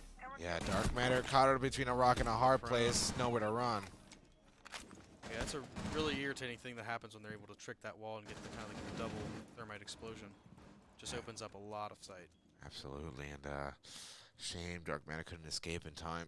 At the very least, Presto Dragon leaves with his life in a nitro cell, but what we have here is a really good reverse angle. Trades coming down left and right, less than a minute left. And it's a 3 versus 3 right now. Italian Mafia currently down. We will have Presto Dragon on the flank. He's stuck down there now. Yeah, he is. Oh boy, there's a frost mat. Oh, what a cheeky frost mat. But Duck Duck might not live long enough to reap the benefits. Duck. So thirsty for that frost trap confirm. Now it's a 2 versus 2. Presto Dragon needs to stay alive just for a little bit longer. Wow. This is looking very dire for UC here as they're just getting caught out. Yeah, and this is Osa shield covering the plant. What can you do? extremely hard situation. He does have the Nitro Cell, but he's not within range to use it.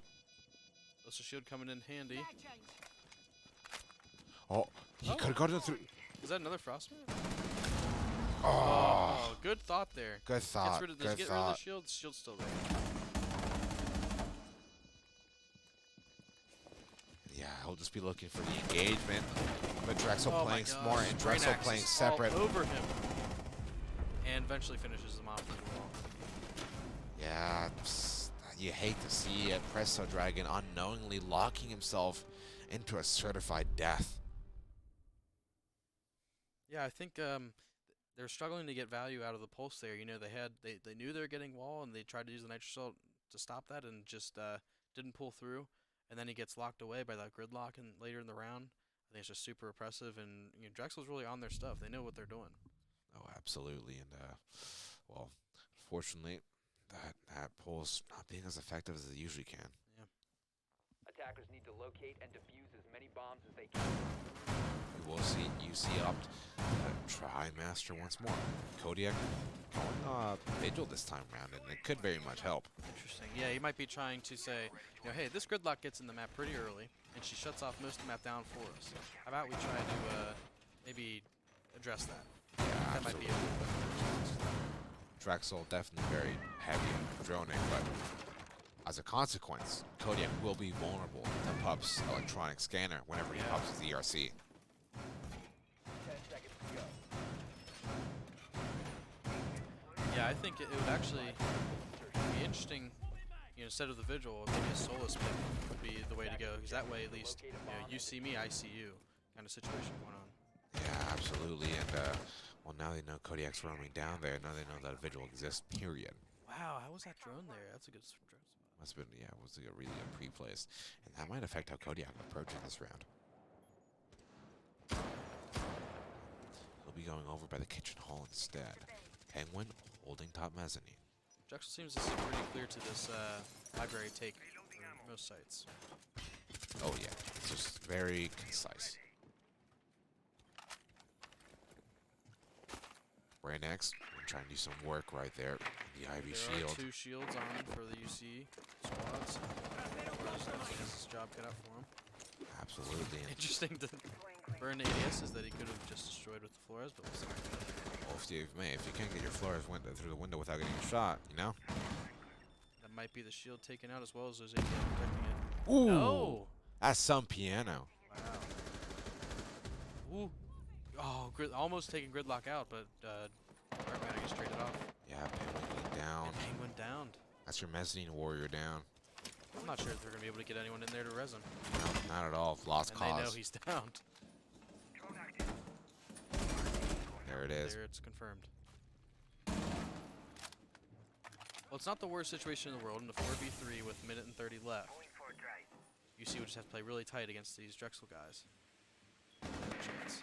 Attackers have located Yeah, absolutely. And Brainax losing all of his Rotero drones without taking down the deployable shield. So that's always a little bastion of hope for UC as the clock approaches 1 minute. Presto Dragon down below might find a contact with Wi-Fi guy soon if they're past the line. Pup trying to swing on that shield, get something. Presto Dragon opts to rotate back to the site as Drexel looks ever so more likely to hit it any second now. Duck Duck, ooh, goes down with 2 smoke babes in a pocket. So now they have in on breach. They might be able to get a plant down. UC might have to push up if they can. It's a 3-1 situation. They know where he is. Yep, and it's Looks Pup like they're going for versus the kill. yeah. Yep. Pop versus Presto Dragon once more on the top floor. He just runs straight through it. And that'll be a timeout requested by University of Cincinnati. And, well, there's certainly a lot of things to talk about here. What do you say? Absolutely, yes. I would say they probably want to talk about playing their setup and not worrying about, I think they're just getting kind of encroached around and they feel very nervous and skittish. But I think if they remain a little bit more calm and they only focus on what's absolutely necessary to keep the round not a loss, that's the goal for them, I think. Oh, yeah, absolutely. And there's like, I don't even know what to say, honestly. It's like, they're just seem to be failing a little bit on the fundamentals. Wouldn't you say? Yeah, I would say so. Yes, Drexel really is also just excelling in the fundamentals here. I mean, they're getting into library with ease. They're getting gridlocks all over the map in really good positions. Really kudos to their gridlock player because entering Chalet on your own or even with your team's help, that's pretty difficult to do consistently. So It is. We'll be seeing Pop switch over to the Buck. Brannick switching over to the center. and the this could be a rush. Yeah. I think it absolutely is going to be a rush. Pop switching over to Blitz, not Buck. And this could very much catch. So what do we think? UCF Game window? guard. Seems like the only way, man, honestly. So luckily they have the mute that will deal with the Dokkaebi call pretty well. Not much to deal with the send unless it gets ADS, which could be true, but I don't think they use their ADSs very much on like windows and things. They more save them for the 5 shields. seconds remaining. I don't know, we'll see how this plays out. Yep, depends on how aggressively UC wants to play towards library. Depends on well, I really could depend on how much real estate is given. Yeah, this would be if Presto remains in library in that suicide position and can peek down through the hatch. That would be really good for if they were rushing games. Absolutely, and well, They might be going up main. Actually, they're gonna go through the go through snowmobile up main. oh, Maybe end for like a bar plant, so they don't have to worry about all the vert. yeah, this could be quite tricky. As There's the drone. yep, Penguin could very much be the victim right Oh, now. here it comes, the train. Oh boy. Oh, an amazing. Penguin taking them down. Penguin Dark Matter as not well. showing an ounce of fear in front of the onslaught train right in front of him. And well, a good idea by Drexel, but really good response by UC Red. Looks like they were ready for that. Yeah, heck of a job. Ooh, I didn't even notice. Italian Mafia finally bringing Zofia. This is the first time I see Zofia today. Fortunately, it didn't really help much. I think this was a pretty big mistake for Drexel. I mean, what they've been doing every round seemed to be working, and then they change it up, and throw that extra risk in there for losing it if the rush doesn't work out. If that blitz falls early, I mean, it's petered out. Yeah, So absolutely. And I can see the philosophy behind Drexel choosing to go against UC here. And, I remember on their Villa match earlier today, Drexel versus UC. I heard both teams talking about it post match, and Drexel likes to switch things up after a team takes time out. oh, that makes sense. Yeah. And well, now just a minute left on the clock, and Drexel with not many resources to recuperate this round. That unfortunately has been lost. Yeah, I think they're just, especially with the HP of Sledge here, they're probably just going to take a little bit of a timeout and a breather of their own without actually having to use one. It's okay. Mentals are fine. Didn't work out, but we have 3 rounds to prove that what we do earlier does work out. So Yeah, I think absolutely. we'll see them returning to those strategies. Yeah, 50 seconds left though, and Doc's just creeping ever so closer to this bar door, just hoping to find something to maybe pad the stats a little. Just a little bit of an opening. What's amazing to me is that Penguin didn't even take any damage throughout the whole thing. Yeah, that's surprising. He just absolutely unloaded his clip. His mag into the legs that blitz. I appreciate the correct military term. Yeah. I'm just thinking about that that Moist Critical video. Yeah. These are mags, not clips. These are mags. And there we go with UC closing that one out. See how Drexel re-philosophizes their push here. Yeah, absolutely. And well, score looking a bit closer than before, 3-2. And Kitchen Dining up next. And well, UC looking to give this one another crack. Do you think UC is happy with a 3-3 split for the half? Oh, absolutely. I mean, it's not too often that they face in very much an equally an opponent with an equal amount of power and potential on Chile. Usually, Chile is a very one-sided affair for UC during regular season, I've seen. And given the familiarity they have between both rosters, I think they're more than happy. So looks like we're going to see Osa come down. That'll probably come with some EMPs. They're opting for Thermite rather than the Ace, so maybe just like a direct ball. Take library control, go to the wall, get someone below, and kind of have the horizontal push from Fireplace as well as someone playing with that. Absolutely, and well, it'll all depend on how early UC gives up this control. Yeah, if they can dwindle down the resources, that'd be fantastic. Maybe even take down one of the EMP carriers. There's 4 EMPs total this round, and with Pup with that electronic scanner, finding the point of contact to use them on is going to be easily enough. So it'll be up to UC, just drain the time as much as possible to make that final push into the bomb site ever so more hectic. Look at Duck here. Look how aggro this position is, making sure they don't get their drones too far into library.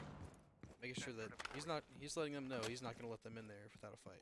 Yeah, absolutely, and Here's the gridlock. Yeah, he's in there. He doesn't care what Ducks have to say. Yeah. Duck has to be extraordinarily aware that he is not safe on blue stairs right now. Very much as he hears those track singers deploying. There Pop. it goes. Yep, finally take him out. But that was IQ. And I guess he just got pinched. Wow. So how did they enter? That is just really phenomenal on their part to be able to enter without losing anyone. Where we have been. Yeah, I guess no one was sitting on the camera at that moment, and well, Duck meets his demise. Unfortunate that he didn't have a buddy to trade with him or buddy to roam with him in general. Yeah. I'll tell you what, that is one of the biggest disadvantages as a defender, is when you have everyone alive. Not often will you have anyone on cams, and that's a very important resource to be using on defense. Absolutely, and well, now Italian Mafia and company will be getting this main wall. Will be Presto Dragon dropping down below, and Dark managed to hold the fort on the bomb site. He could drop down a VDP. We have Kodiak playing above in Soul, and they probably are very unaware of that. I think they have someone in big window. If Kodiak, is able to, get control of the above, that might really slow down this push for Drexel. Absolutely. That might be the key to UC's hold here. Yeah, and that is still present. And well, if he's gonna make something happen, it needs to be now. But yeah, as you said before, Dux was on a repel at least. And it'll be Dark Matter with a really good one-tap on Italian Mafia looking for seconds. He already took a lot of the toes off. Brainax. And Penguin. Ooh, Penguin with a flank.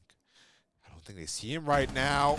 Nice. Ooh, good kill on the Brainax. And I think he's going to get out now. Absolutely. That's just what you do. That's just textbook siege right there. And as Wi-Fi guy tries to recuperate, try and see if he can scavenge a bit of anything right now.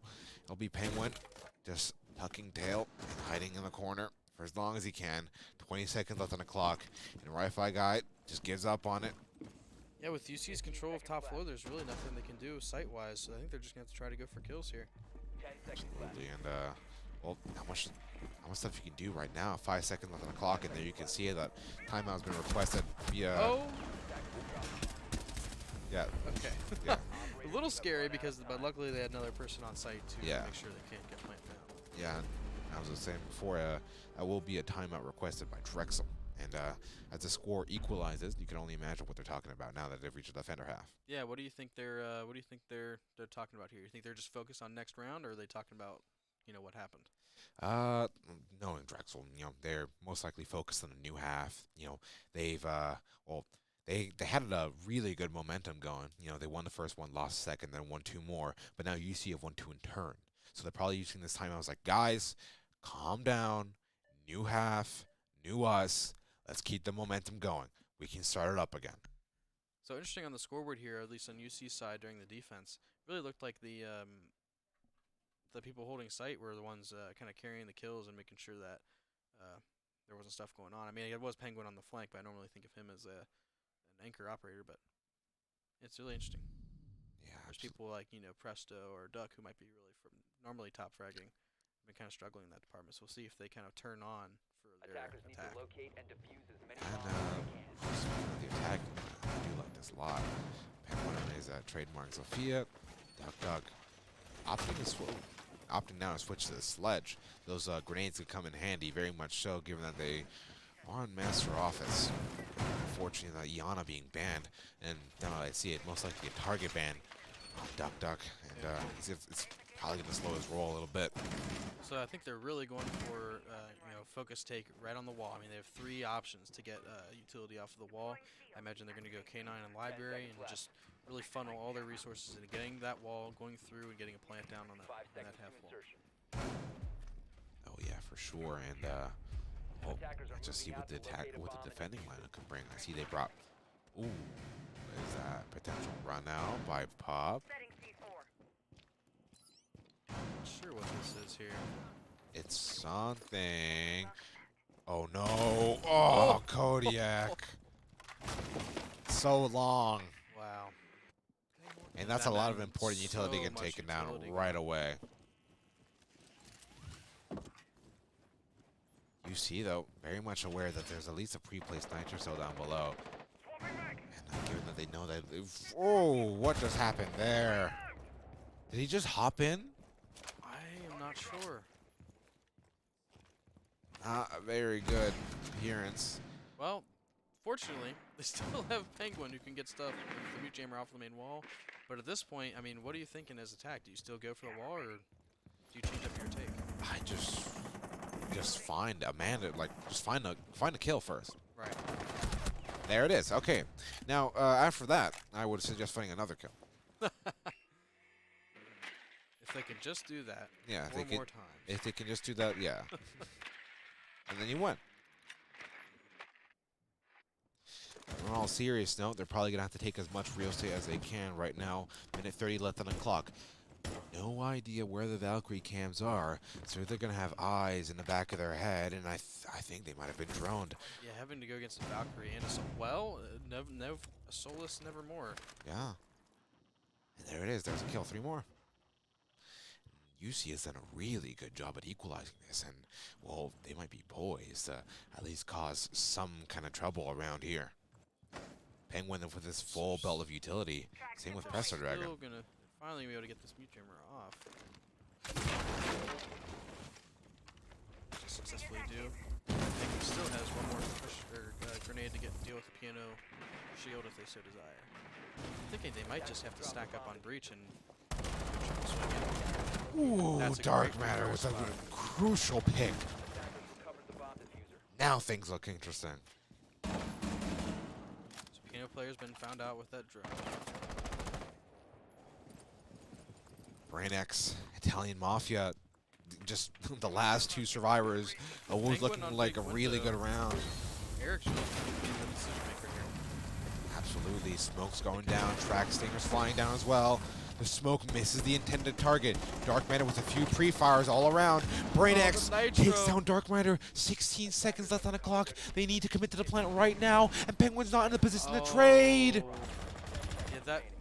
I almost mentioned that the big window is a bad position, but it most certainly is now. Oh, that's heartbreaking.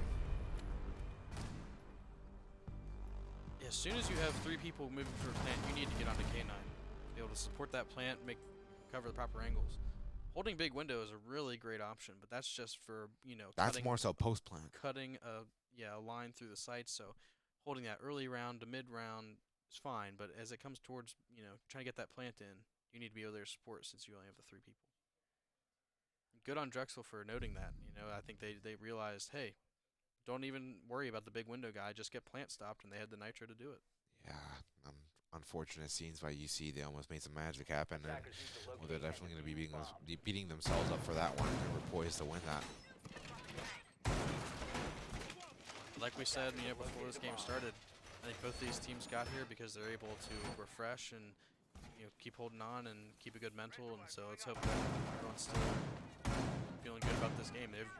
Both these teams have played a ton of Siege today, so I imagine they could be getting pretty tired as well. Yeah, UC's got more Siege to play after this. Yeah, which is crazy. Best of 3 for Davenport coming right up. Yeah. God. That's why I'm glad I'm a sub. 10 seconds remaining. That's why I'm glad I'm a caster. Yeah. know when these guys do homework.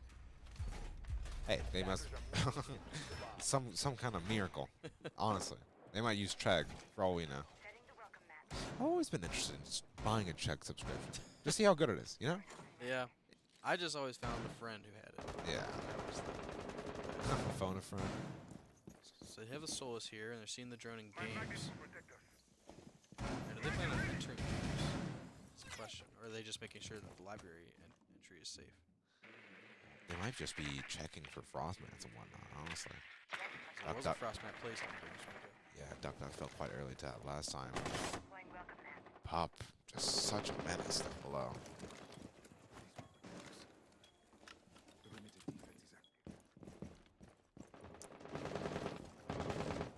And I just noticed this too, but they have a double catch this go around. So that'll be especially hard for maybe Penguin to.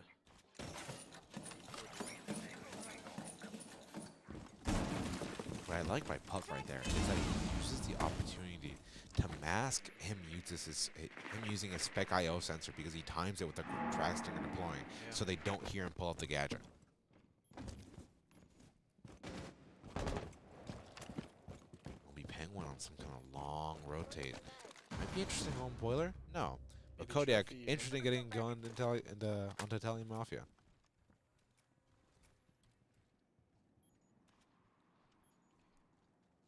I'm failing to see here if there's some sort of concerted push going on. I'm a little bit worried about UC being a little bit scattered and a little bit, divided on their goals here. Yeah, it See does where seem like a lot of different goals going on at the same time. At least Kodiak and Penguin might have the same idea, taking advantage of any vertical being made. And, ooh, actually, they're trying to impact trick it. Just have to be careful they don't get found from. Brainax actually misses. You get the Osa shot. Yeah, but Dector still got one in the pocket. Actually, no. Yeah, no. Well, he's got one in front of him. He can pick it up anytime. Ri-Fi guy might be in for a world of hurt. Actually, that prize might go to UC because Pup has been at the bottom blue stairs for the entire round.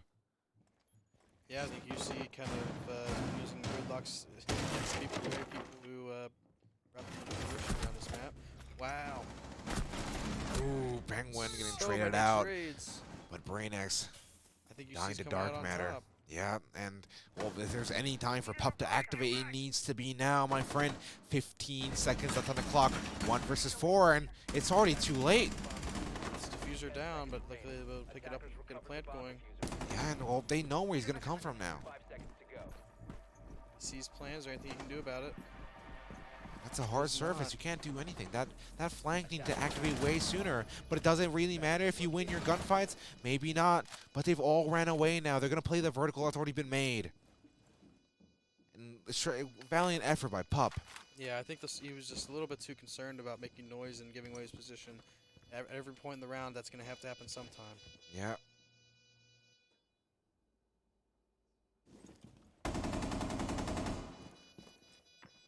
Yeah, just Gridlock Pup. really smelling where the Solus is. Shortly, he sees. Oh, man. That was a little bit scary. I think he was just trying to line up a single, like a one-tap. Yeah. Well, I thought at the end there he might be able to get that reverse vert kill and then make it a 1v1. Honestly, and well, we heard the cheers of UC from outside after that one, but Yeah. absolutely brilliant post plant. And well, shame, like the stuff for Drexel just didn't work out there. You know, the impact trick failed. The flank from Pup came in too late, and the trophy side player just got fragged out. Penguin was just better. He just won his gunfight. Sure, he got traded out immediately, but he took that real state. With how that Solus was playing at the end, if he had another teammate up, I think it would be a very different story for the end of that round. What I want to highlight right now is that Pup is on Caviera. Oh, In he stuck it. the match to decide first place of the group, he's chosen Caviera. Sure, he's 11-6, but what? Why? Is this something you really do when it's 4-4 in a very important game?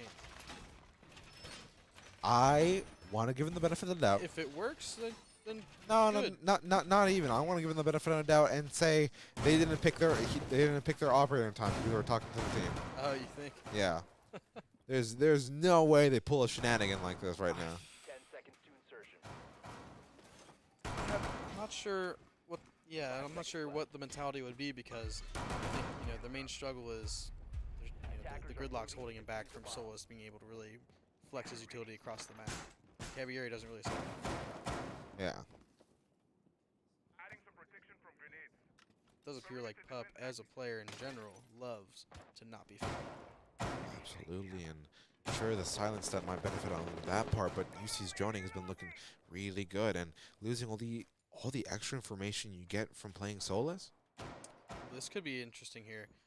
Going for a solar-sided take if Cavieri decides to come up. Oh, or go for the run out here on the rappel. Luckily, Yep. for UC's sake. Penguin's safe now, and Pop just very much just listening closely with his headset. Basement's such a power position because you can go up in any side of the map that the people are entering in. Especially with Sol. If you don't see anything in Solar, you don't think anyone's there, and who would ever come up trophy stairs but a Caviera? A Caviera, of course, and Caviera will be going up the blue stairs. Probably just to reconnect with her teammates. Not sure if UC has droned her out, but even just the threat of a Cav being somewhere. Well, I'm not sure if UC even know there's a Cav.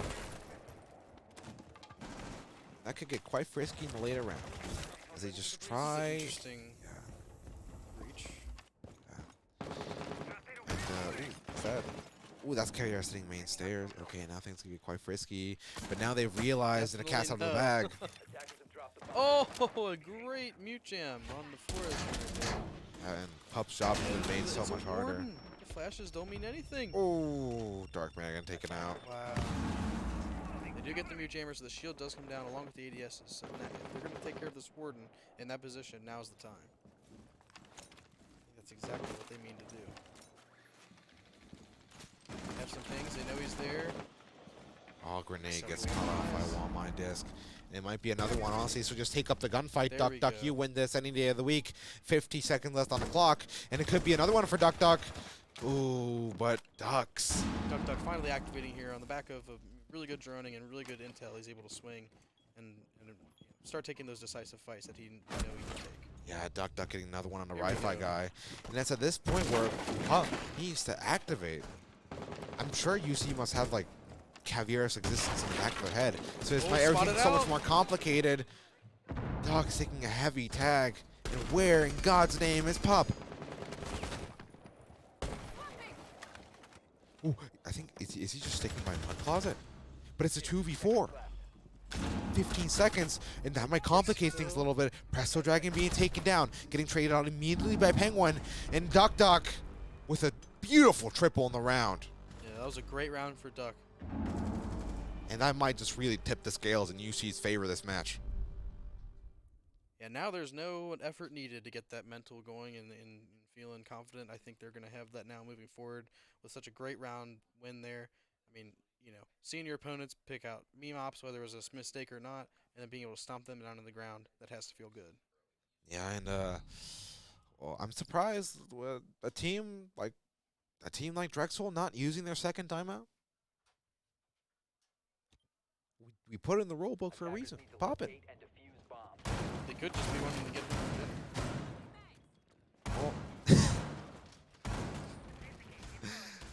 Well, God, I wonder. Actually, you know what? I'm gonna Google how far away the university is from ours. Well, yes, I guess it would be their hotel and not their home, but Yeah.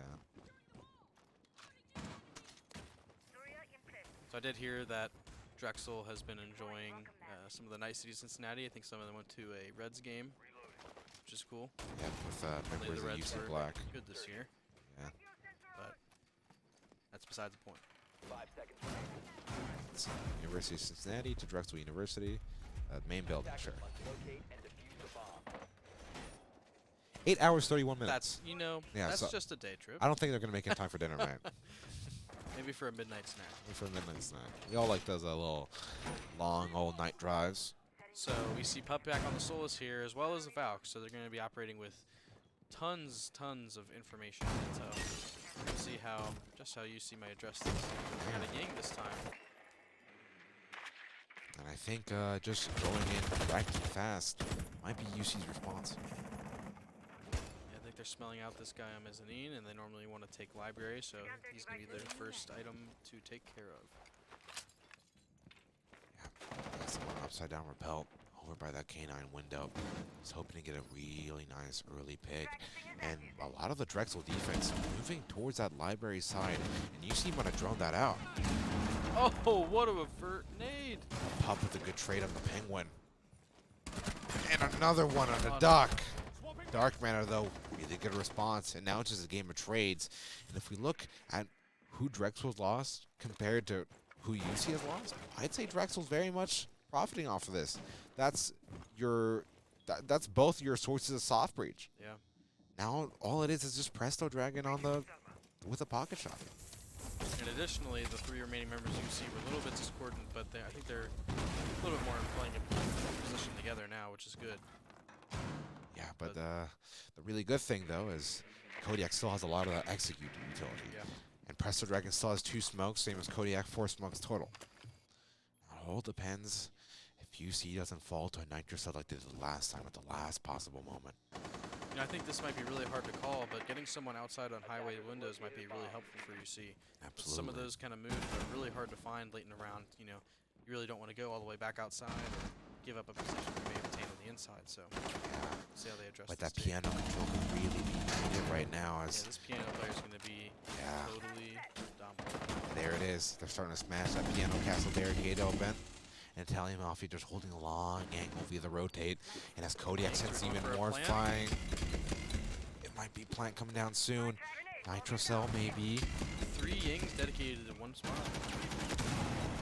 Reaching for sound, but the diffuser goes down from the castle lurking in Jazz. Although they get a second body on the diffuser to get the plant going. But Nitro from below, Nitro from below. Here it comes. Oh, and that solidifies that I think the plant not happening, and Presto's going to have to go for kills here. He gets 1, he gets 2. But 1v1 diffuser's down though. He can plant. Dux is so far away, this is possible. Oh my gosh. Dux is running full speed ahead. Only 2 seconds left on the plant. Is it possible? Oh, this could determine it all. Use your bullets. Oh, he doesn't get the prone. He had the gun for it, but he didn't have the position. Yeah. You have to wonder if the Valk had the intel there to know where exactly where he was planting. I think they had a remote idea, but not a ping. I think they had a red ping on him. Oh, did they? Yeah. Wow, what a close and That could have exciting gone either way. round. That could have gone either way. And it brings us again 5-5. The past 3 games that I've watched at this LAN have gotten to a 5-5 point. Yeah, and it just goes to show just how just the caliber of competition coming into this. You know? Yeah, I mean, I think we have some really good R6 teams in collegiate around this Midwest area, and yeah, it just goes to show, friendly competition. This is the best it comes to. Absolutely. Attackers need to locate and defuse And we're gonna get more friendlier than a 5-5 tied scoreline, right? So let's see, we have a bandit and a mute this time, going away from the Valk, which I thought was one of their pretty good pieces of defense here. Doesn't seem to be working out too well for them in recent rounds, wouldn't you say? I mean, it all depends, if they were able to scout out Eric on that last plant, or Presto, sorry, then, I think the Valk is good. It all depends on, it is kind of a trade-off because her gun is not exactly the most 10 damaging. seconds left before insertion. And so, yeah, maybe they're just vying for a little bit, someone with a little bit more explosive potential. Absolutely, and well, explosive potential indeed, as we will be seeing Yeah, 4 Thermite impacts and 2 yeah, impacts, absolutely. 2 nitros. Drexel definitely looking to not let go of the kitchen wall this time like they did round previous. Be careful here. The Pub has really aggressive peaks on this library take. And Pup actually playing a lot more aggressive this time around. And he recognizes that he needs to activate a lot sooner. He's getting a lot of good information right now, and they might have seen him leave. Uh-oh. Oh! There goes the Thermite, one of the most critical pieces of the attacking team. And this whole bus changes for Cincinnati. What a heck of a run out. Yeah, and Pup doing really good. 15-9. So you see now, yeah, you can see They're just placing everything down now. They don't have to worry about tricking any thermite charges. So UC, I think, is going to have to rotate to an east take, or sorry, north side take. Yeah, and as you can see, Wi-Fi guy was above at the piano area, just trying to see if he can find some good space, get a good flank going. Plan here, most likely just try and get that top floor at the very least. Maybe Very find a man lonely buck. advantage. Duck's able to get some utility out for him. One of the nitro cells going down at the very least. That's going to be very helpful as they try and take this. Yeah, I think a nitro on a window like that really is not the best use of it. Ooh, Penguin getting a really good pick on the Wi-Fi. This puts Italian Mafia in a very precarious situation that he just, yeah, there it is. He's absolutely trying to retreat from. Yeah. Really good droning coming out from Cincinnati once again. Presto Down Dragon. under a minute, they're going to need to start acting on some of this information that they're gathering. Yeah, at the very least they can secure a man advantage as they come into this bomb site and, well, no thermite, no problem, at least for now. I think Dux is kind of getting a hint that he might be the last bastion if Swamai, who's in a pretty surrounded position, isn't able to hold out. Yeah, Brainac's pretty rough spot right now. Vertical getting made all around them. Presto Dragon might find them right now. The barb hit him, and they simultaneously get the 2 picks needed to win out the round. God, that was just gorgeous. What an gorgeous amazing round. comeback after losing your thermite. I mean, paid by Cincinnati, sure, but you just can't deny the facts. Yeah. I mean, yeah, you'd think that trade from the Solus out would totally be worth it, but you know, I think UC also figured, hey, that's been their one thorn in our side, running around the map all the time, finding out where we are, giving intel to the team, and he's gone. And they secured map positioning, got their kills from simple droning and pinging and popping, as they say. So. And well, as we see here with the scoreboard up, you can see kind of like the current state of affairs. There's a huge discrepancy between Pup and his second best. Yeah. Pup has twice as many kills as Brainax.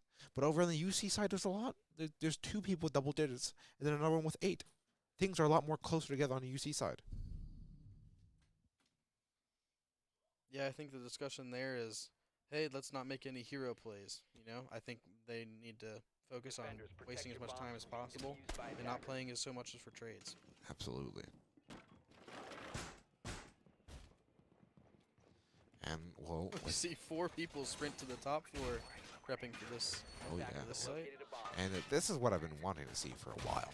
I've been talking about it with a few comp players here and there, and I finally get to see it. Ella instead of Alibi on top mezzanine. We'll finally get to see how effective it is. Yeah, I think Ella is a major slept-on operator this season. The Scorpion, they've very, very good gun. And also, like we said before, Grismot's really kind of a niche, but very useful piece of utility. It's kind of unique to that operator and how it can give away its position as well as concuss anyone who tries to swing too aggressively. Absolutely, and well, let's just see how aggressive UC can get here.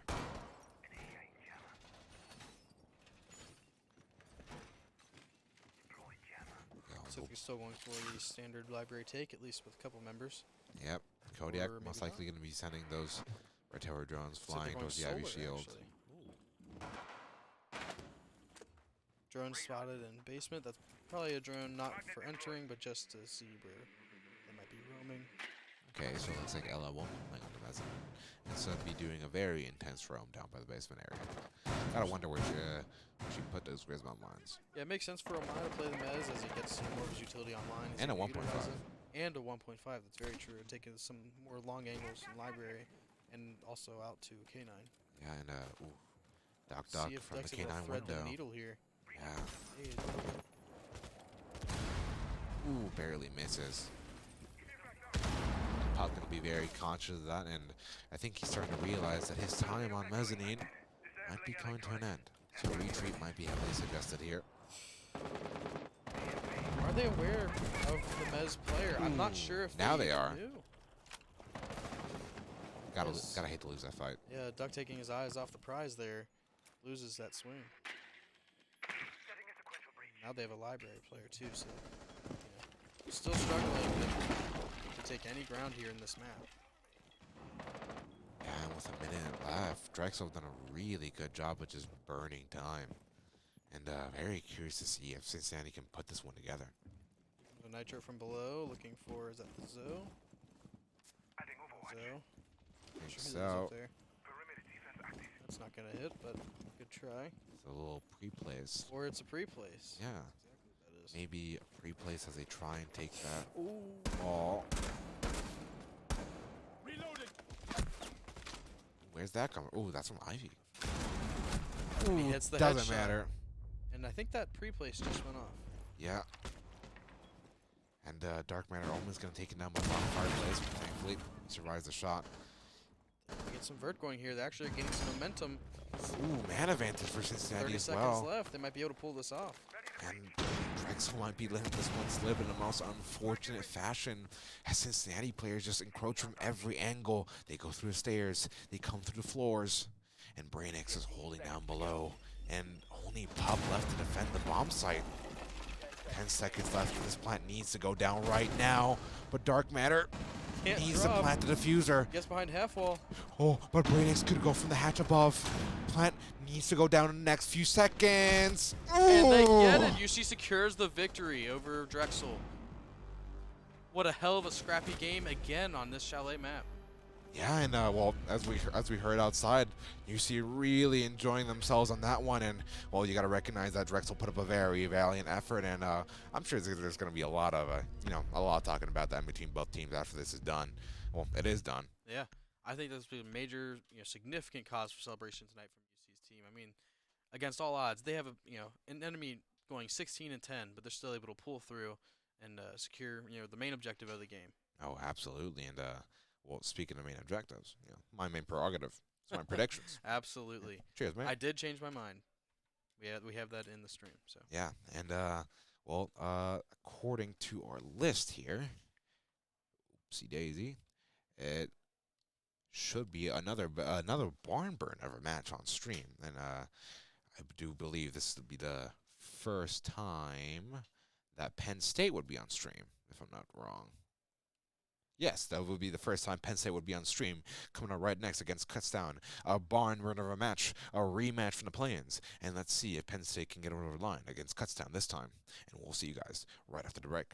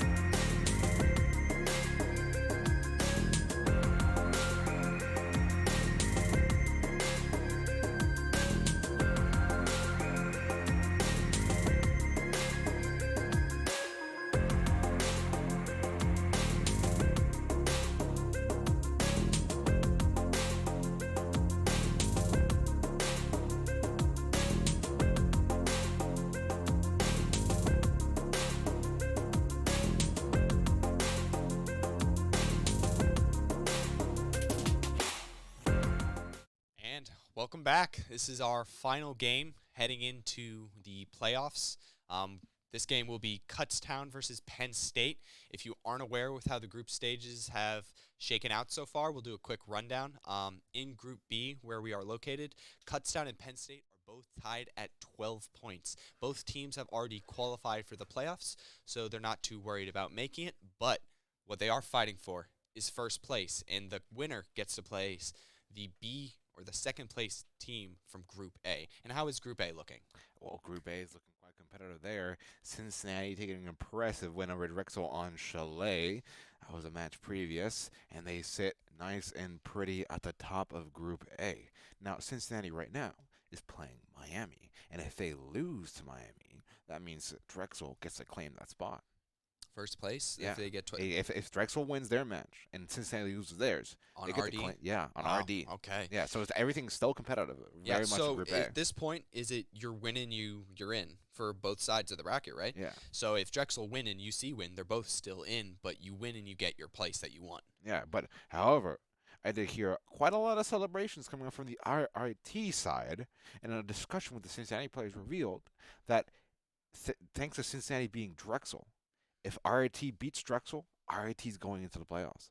Wow. What a so story that would be. There's still places to play for in Group A. So it's not like Group B where we have our two teams escaping, moving on. Wow. Okay. So I assume we'll probably get some updates as we see how that goes. But for this sixth and final game that we're going to be streaming today, it is going to be Kutztown versus Penn State. In the previous game, it was Kutztown beating Penn State in the head-to-head. So if Kutztown wins again, they will have RD on their side. Also, if Penn State win, they will jump Kutztown, even though Kutztown's RD is better. Absolutely, and we'll just have to see what Penn State can bring out. This is the first time they've been featured on the broadcast all day. Yeah, and we're going to be going to Chalet. So we've seen a good bit of Chalet today so far. What have you drawn from those games that we've seen? It's been a long day. It has been a long day, and I'm gonna need to refresh here real quick. But I've seen a lot of good stuff, a lot of good teamwork, a lot of good, especially just a lot of good cutoffs on those roamers. And speaking of those roamers, a lot of late roaming. Roaming that doesn't activate when it needs to. I've seen a lot of Solus on Chalet, Yeah. especially. We saw Puppy in the last game drop 15 running with Solus. 16 in the previous game. Absolutely going off. Give him full credit. Was for the loss. That is still an impressive tally. We saw Kutztown in the previous game. I believe they banned the Solus, so they understand that Solus in her info gathering is a very powerful asset to have. And we will see if they choose to keep eliminating the Solus or if they're going to keep her on the board to use it herself. Yeah, and the last time I seen anything Penn State related was all the way back in the Queen City Clash play-in stage, where Penn State and Kutztown actually did face off over on Skyscraper. Now, it's not the same map, but the competition is still the same. Yeah, absolutely. So far, just in this Queen City tournament as a whole, Kutztown holds a 2-0 record on Penn State. But if Penn State win this game, it doesn't matter about what the other two ones. They're winning the one that gets them first place in their group. And so we will see how that plays as we get into Chalet right now. Oh, absolutely. And, looks like we forgot to say our predictions for who's going to win. Oh, absolutely. I think Kutztown, I think they close it off. I think they're going to send a message. They're going to drop the first game today and go flawless from here. I think Kutztown 7-4. I'd say Kutztown 7-3. Best of luck. Best of luck. You're not going to give me a chance to pass you on the predictions. That's messed up. It was rough for us at first. Dude, you're up 2. You're 2-2, right? I think I'm I 1 think and 2. I am. So now yeah. you can't just pick the other, so I can catch you. All right, we're gonna see Penn State get rid of the Flores. Flores being able to break that Ivy shield that is oh so meta at this point. Flores also able in the downstairs to clear walls. A pretty solid ban from Penn State. I believe we've seen Kutztown run that in rounds prior, so seems that they're having a conscious decision in Kutztown choosing to go for the information gathering because Penn State, I believe they've almost locked an Iona this whole tournament, have they not? I've seen how an Iana ban can affect teams. UC had their Iana ban over on Chalet in their match versus Drexel, and that sure just very much was a thorn in their backside when it came to info gathering. And not only that, but the extra utility the grenades bring. And there it is. Again, Kutztown, this might be their auto ban, the Solus. Really denying the ability for defenders to know how the attack is gathering information, what areas of the map they're emphasizing, but also where the players who are on camera are at. We saw in the previous game, Puppy just seeing a player on rappel as a free thing, that he ended up getting traded out, and it was the Thermite, and since he won that round, but the ability to just see what kills could potentially be free. And again, another information op going out with Valkyrie. So these bans seeming pretty high level. We will have a Thatcher game on Chalet. However, it doesn't seem that Kutztown is quite interested in that just yet, while they will try to actually lean into the new op Brava. Hopefully Tom can showcase what she can do. Absolutely, and playing Brava on Chalet is absolutely just one of my favorites. It's literally just you spawn over by cliffside, toss that clutch drone, get into the main barricade fireplace, boom, fireplace cam. Drive it a little bit further for like a few seconds, boom, Ivy cam, yours. That's a lot of information within like 10 seconds. Yeah, especially on the upstairs. First we're going to see is Penn State. They're going to go to the bar site. They're going to look to extend upstairs into the library. Nothing particularly out of the ordinary. They're going to bring the double catch in the Wamai and Rooney. They'll bring Azami. The fact that she made it through ban phase, there's a lot of cover on Chalet you can make with those Kiba barriers. So you'll probably see a lot of good usage out of that Azami to help create space for these Penn State defenders, because it looks like they're only extending one floor up. Yeah, absolutely. And it'll be up to Kutztown and see how they can decipher, how they can crack the code. And something interesting I'm seeing is the Finka. I don't see much of her these days. Yeah, ever since the changes to LMG, she shouldn't be as popular. I think one team we saw that used her a lot was Ohio. And in that Louisville, when they played Louisville, we saw a lot that Louisville was using the Finka to help facilitate their pushes. Yeah, absolutely. And that combo along with the Jackal could be a very deadly duo right there. A lot of it, not only just like information and health right there, but that's a lot of utility. That's a lot of ADS burning. You got 3 smokes and 2 flashes. You can already see early on there's 2 Kutztown players on drones gathering that information.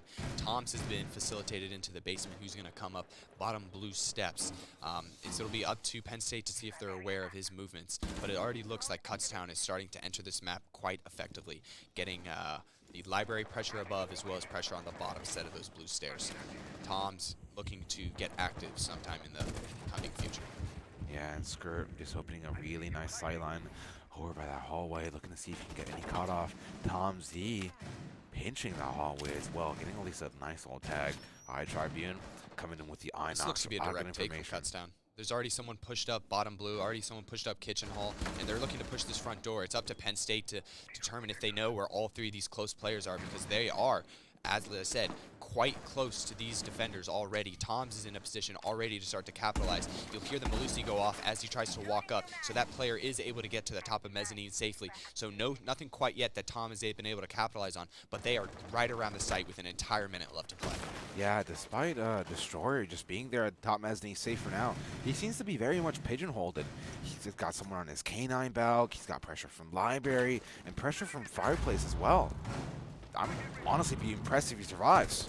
And he still managed to survive. He's going to be the jump in, so he's going to have to face this Sledge at some point in the next second, and he doesn't seem to be ready. So Sledge gets that opening pick. We still have other players for Kutztown on the upstairs, but there's 2 players by this library area that are still denying this upstairs push. Skirt will get a second push kill into the round, so it's just the one left upstairs at the beach for the Aruni. She's trapped in a corner. She will not get a kill, and it's going to be a flawless round from Kutztown. Kutztown getting in the face of Penn State early and often in that round and not giving them a single space, pigeonholing him just like that, like that Aruni into their own corner on their own site. Yeah, the positioning was just kind of the demise of Penn State. What would you like to see Penn State deny earlier there? Honestly, just take the percentages and just go for a fight.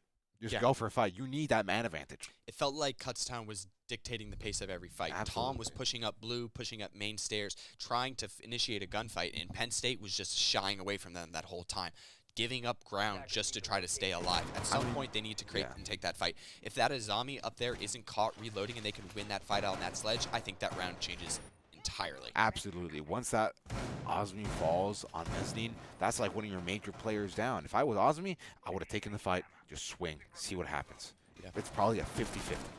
But we live in a world of what ifs, but for now it's Kutztown up 1-0 on the less favored side of Chalet.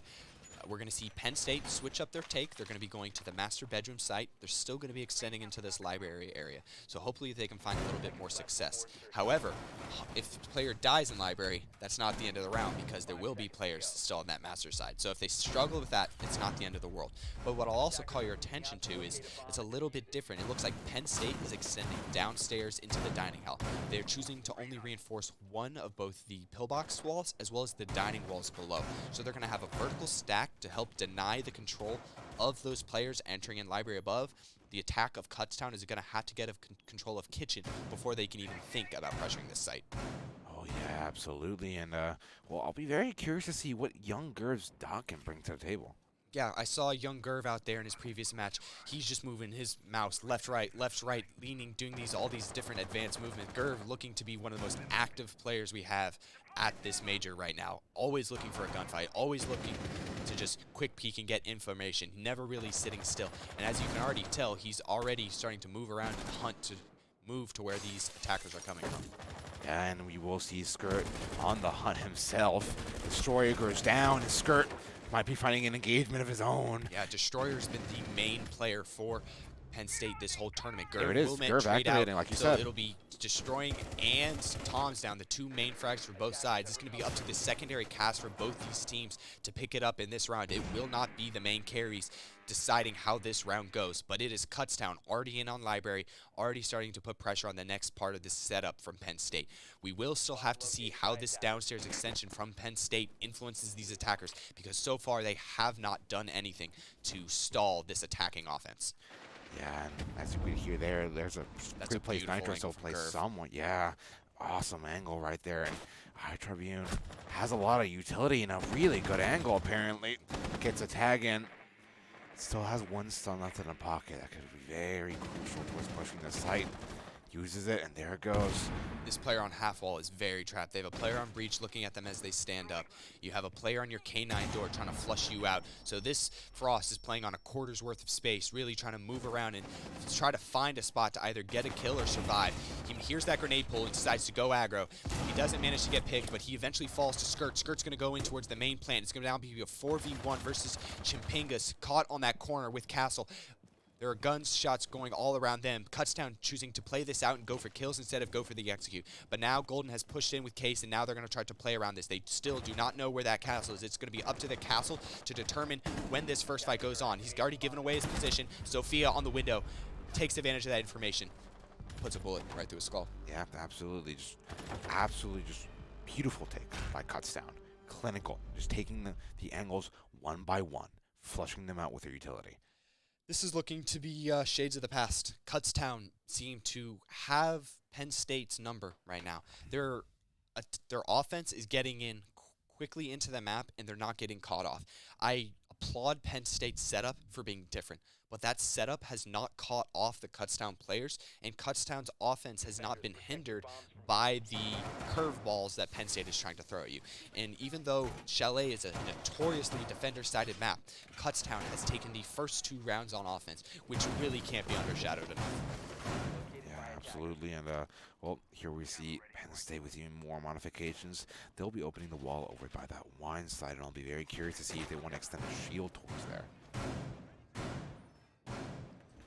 Ooh, actually, speaking of different, This is... you never really see anybody do this, huh? Entirely different. Yeah. Usually a big garage extension is a death sentence, but by saving the reinforcements on the Wine wall.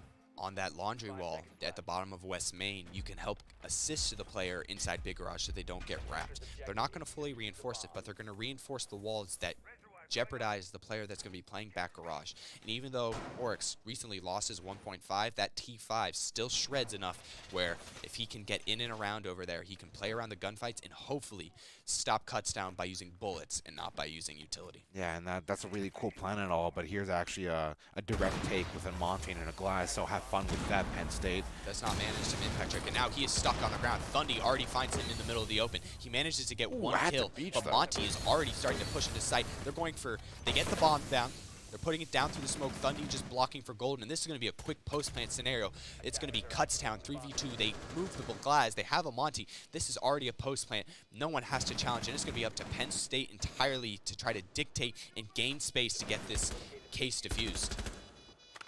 It honestly just seems like they've met the immovable force right here. It seems over already. Like, Yeah. Look, this Monty is just disciplined, just holding angles for this Glaz. He's moving side to side. They don't have any gas to really deny all this. Tribune is forced into the Glaz. It's now down to Chimpingus, and I don't think we all saw a chance in that round. Yeah, That was, no. They saw the extension into Big Garage. They saw how spread that defense was, and they changed their ops to just go direct. And so far, what we've seen, Kutztown with information and a great idea early on how to break Penn State's setup. This has to be preset drones in which they're getting this information. Absolutely. And properly, we see Penn State call their first timeout. Yeah, things are looking just very dangerous for Penn State at this point. Don't you agree? Yeah, we all saw Kutztown winning. We both predicted the win, but I don't think we predicted it like this. We probably expected it to be close this first half while Kutztown is on the least favorite side and maybe pull away in the second half. But right now, Kutztown flexing their pedigree on these Penn State Nittany Lions. Oh, absolutely. And we'll just gotta wonder what's gonna happen now. I mean, look at the scoreline. 3 of them on 0 kills. They need to activate more somehow. I mean, they just need to fight for more territory. Do you think Penn State needs to start chowing early to set tempo? Because right Absolutely. now, Who do you think they're going to rely on that? I know Destroyer in the second round, he goes down early. And then in that second round, he was also the Azami, he went down early. So their main fraggers who they've been relying on, he's 0-3. Serpent's 0-3. Chimpingus is 0-3. There's no one right now who we can look at and say, hey, we need you to... We need one of you to step it up because, quite frankly, all of them need to step it up. It's not really close. We have Tribune with 9-0-1, literally top-fragging the entire lobby, out-fragging the entire Penn State team by 3 times the number of kills that they've accrued as a unit. Yeah, absolutely. Like you mentioned before, it's not really something you can point a finger at a single person. It needs to be a team effort. They need to contribute together. And this would honestly be a really good site to do so. These attacks on Bar Gaming, notoriously complicated. There it is, the Ivy Shield coming in, and if there's any bomb site that could potentially take it, it'd be here. But I'd be watching for Thundy's not coming in. This could be very dangerous. Yeah, absolutely. Thundy played the knock, I believe, when we played Theme Park, correct? Yeah, absolutely. So this knock is definitely in his briefcase. Although it is Tom Z who's carrying it at the moment. Tom Z also bringing up the Capital. Yeah, so a pair of operators that we don't normally see, which is nice because the last time they went really aggressive on getting control of this, they might utilize the knock and Capital to burn out this library and go directly from there. Because as you can see below, that Rooney died in that corner last time. She already sees that. Yeah, she hears it. She hears that she needs to go, and she appropriately gets out of there. But what that does, there's no support for Screaming Servant and Daddy Destroyer, who are both 0-3 right now. So currently they are on an island, and they need to either step it up themselves because there is no one to support them, to help them out. Yep. Tom Z even thinking better of using that Fireball, as once you get rid of that laser, that Azami just dips. So they'll have that Fireball in the pocket for later. And Skirt, Stream Skirt things right there just chilling. And yep, it'll be Thundy though. Trying to lurk in through this dining hall area. Kutztown doesn't seem to know that the Aruni has left that corner, so they're still being patient, trying to wait her out. They're still going to continue the rest of their upstairs clear. They have to get control of that Ivy stuff. But we see a run out from Gurv. He manages to down and eventually finish them off. And the Knock does seem aware. We'll see Knock come down the west main stairs and maybe try to trade out this player. Destroyer as well. Gurv again. No, it's Gurv. He's ready for the Knock coming down west main. He knows since he got himself detected outside that there may be a Kutztown player trying to capitalize on it. And right now, Penn State has done everything we've been asking them to do so far. They get all 3 opening picks and Kutztown. While they want to go direct, they are now just stopped right outside. No players truly in the map and only a minute left to try to do so. Yeah, absolutely. They're doing everything right. They're taking the aggression they need to. They are demanding space, and they are getting it. And Daddy Destroyer, yes, answer, get your 2 kills, get yourself in the game. Assert your self-control of this map. This is what the Azami is able to do on the upstairs. You see that Kiba on that stuff. That denies that big window being able to see that top fireplace. Absolutely. That lets him swing both sides on that K9 window player freely and not have to worry about the back of his skull catching lead. Yeah, Absolutely. This is why a lot of players, a lot of teams are very, very used to just banning Azami outright. And not even on just Chile, on a lot of maps. You got Villa, you got Clubhouse. She is just so strong for just basically creating new maps creating from new scratch. space. Yes. Yeah. These little half holes that you put stuff on as Daddy Destroyer gets his 3rd kill of the round, really stepping up when his team needs him. But Azami, all these half surfaces that you can throw a Kiba on, you can make them full-fledged standing cover. So Azami, and she generates more of them. She can have them in her pocket at any time. So at any point that you need it, you can get cover. And when they needed it, Penn State, they won a round. Yeah, absolutely. And here's the highlight, Young Gerv as well. That run out, just very effective. Almost misses it, but uses the extra time. They were spotted outside to their advantage because they read Kutztown like a book. They knew they were going to be after them immediately. Trying to capitalize on that trade, yeah. yes. They absolutely. had a live ping on them for at least a good 3 seconds. He just played his life. He played around people trying to take it, and it worked out for them. But we'll see Penn State now go downstairs. Hopefully they'll be more aware of the rush. I don't expect a team of Penn State's caliber to fall to the same gimmick twice in a row. And it looks right now that Kutztown is going to go for a different style. Glad to see take on the Kutztown at the downstairs. very least respects Penn State that much. Yes, they had this maybe been 4-0 Kutztown, they maybe try it again. Also, we might see Penn State not try this site again if it's 4-0. But going into this round, we're going to see what looks like Kutztown go for a little bit more control. They bring a Dokkaebi in lieu of the knock. They bring a Buck and a Ace instead of Thermite and Monty. Yeah, and well, Thundi choosing to bring the Dokkaebi in, well, that could be kind of a precaution for the heavy roam game Penn State showed the round previous, and I'll be very curious to see how Penn State can adapt to this. If Penn State can keep up, ooh, that's an interesting keep up area, isn't it? Oh, it's unintentional. Okay. I believe he probably was trying to get it on that little Yeah. half wall to create cover. There it is. around That the makes table. a lot more sense. But yeah, if Penn State can keep up the momentum they had the round previous. Kutztown, look at this active droning. They're already in the map. Even though Penn State is on these outside cams, you see these Kutztown players all the way up and dining right away, and that catches Young Gerv off. And now this sledge, once they stabilize and Daddy takes a whole 50 cal into his chest, now that Kutztown has space, they're going to go for some vertical above. The best way to get around in a Rooney setup downstairs is to go vertical, because they have no depth to them. They only cover horizontal angles. And with this sledge upstairs, they should be able to push around this downstairs wine bomb site and maybe get themselves into a plant quite early on. Yeah, I'm a bit disappointed in Penn State this round, quite honestly. They had a really good idea going last time, and, well, Young Gerv, the only roamer, the only bastion to delay Kutztown, goes down, and there's nobody to support him, nobody to get us trade. And I saw there for a split second, Sledge was on the Azami barricade made in kitchen. Although no contestation. Azami will manage to break with her impacts 2 of the Selmas that have not fully completed, so that is not a walkable angle. She'll finish off the ace. So there are the only hard breach left for Kutztown is on the Buck of Tribune. Ooh, and he manages to get a Destroyer, second. though. Destroyer is really starting to heat up in these past 2 rounds. Really starting to bring Penn State. Now that they have vertical pressure on the hatch. Serpent being taken down, but not out yet. Getting revived. Is he It'll going be to capitalize Tom Z down blue? pushing He is. down blue. I don't know if they're going to hear Tom Z. Tom's on ADS is at the worst possible time. You never want to sprint when you're that close. And it looks like Penn State, even though they're right in the face of each other, it's going to be down to a 1v1. Tribune still on the hot hand, has 50 seconds to work with. If he can grab Case, which he won't decide to do, it's down to a 1 gunfight. And he will know that he is in blue. And that's you not can't walkable. go through it. That's not walkable. You're wasting a lot of time there. He's going to have to go outside, Chiping grab is Case, or unfazed. he's going to go for south.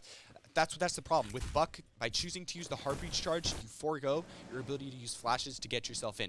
He will eventually manage to get the wall open, which allows him to get the Case, which is going to force this into a post-play scenario. He's going to put this Case down early so that the Penn State player has to make a move or concede the fact that we're going into a post-plan. Smoke is going to use the first of his Toxic Babes to try to push out and limit the places that Tribune can play. Tribune's just going to play the close angle with his Buck shotgun, and it's going to be each of each other rotating around on different sides of this wall. Tribune smartly switches to his Buck underbarrel shotty, and it's going to be down to Smoke. If Smoke has any other babes that he can use to flush out his spots, he's going to start to use them. Does he know that he is close on this wall? This will determine the result. Shotgun of this versus round. shotgun. Shotgun versus shotgun, and he pulls it out, even though Tribune brings it back from a 1v3 to a 1v1 and gets bombed down. Chimpingas clutches up and gets his team a very important second round. on the first half of Chalet. Yeah, absolutely. Just beautiful recover by Penn State. Like, we need to highlight especially Destroyer right there, was just finding the exact engagements they needed, taking the aggression they needed in order to secure that man advantage. Yeah, but I still want to applaud Tribune for that. Man is 11-2, 5 rounds in. Absolutely, yeah. He is What at more can more you than do? 2 Yeah. kills per round. Gomes coming up clutch. He did so much in that round to just trade out and get his team a chance of going 4-1. If you see 4-1 on the attack of Chalet, that would have crushed Penn State. Oh, But props to absolutely. Chimpingas for shutting that down and getting them within 1 round. If it goes to a 3-3, I think Penn State is happy because they have 3 rounds in a row. They have momentum. It would be on their very attack side. surprising They will despite be the stats. This would be very surprising, and this would be a really good way to just shut down Kutztown because the start of this map, they had everything they wanted. They had their way with these Nittany Lions. Oh, absolutely. And, well, Penn State just securing the most of what they can of the defensive half. And given that this is the BO1, you need every single round you can get. Yes, absolutely. Although we do see both of these teams are going to be moving into playoffs. The result of this round is the most important thing for both these rosters because the winner, again, will get first place. And as a result elsewhere, UC has 7-0'd Miami, so UC has locked themselves into first place out of Group A. It'll be up to either Drexel or RIT to see if who gets second place for that group. I believe if RIT beats Drexel, they will take second place from them on head-to-head. Absolutely. And, well, that would be quite the interesting upset, don't you think? Yeah, Drexel, absolutely. the winners of the Kutztown LAN, not even making the playoffs? Yeah, that would be very impressive. That'd be very, very, very big change. Oh, yeah, for sure. And, well, I'm hoping that Penn State can keep the changes up, keep the consistency they've been showing as of recent rounds, and perhaps take a third. And I do like this push-up shield by Destroyer. Okay, so a little bit of a correction. It will be based on RD, depending on if RIT beats Drexel, depending on how much. The fact that we haven't found the result implies that it's probably a little bit closer than we expect. So this may come down to a couple rounds on offense or defense. But back into the map we have in front of us, it's going to be a 5-5, both teams taking their time on this final round of this first half of Chalet. Kutztown looking to reposition depending on this Penn State position. What we will see that you might not often see is that there is a Wamai pushed up into this Ivy Hall. He is not exposed to that window, and he has a shield that he can play around to support the top library player. You'll see holes all the way in the feet of this pillbox, which that Wamai will use to help deny those jumping in players. Kutztown manages to get past that point of denial, so they will start to see Penn State fall back as Tribune gets another pick. Yeah. This Sledge is going to look to get aggressive on this angle to see if he can catch any of the defenders as they're falling back, which he will not be able to do.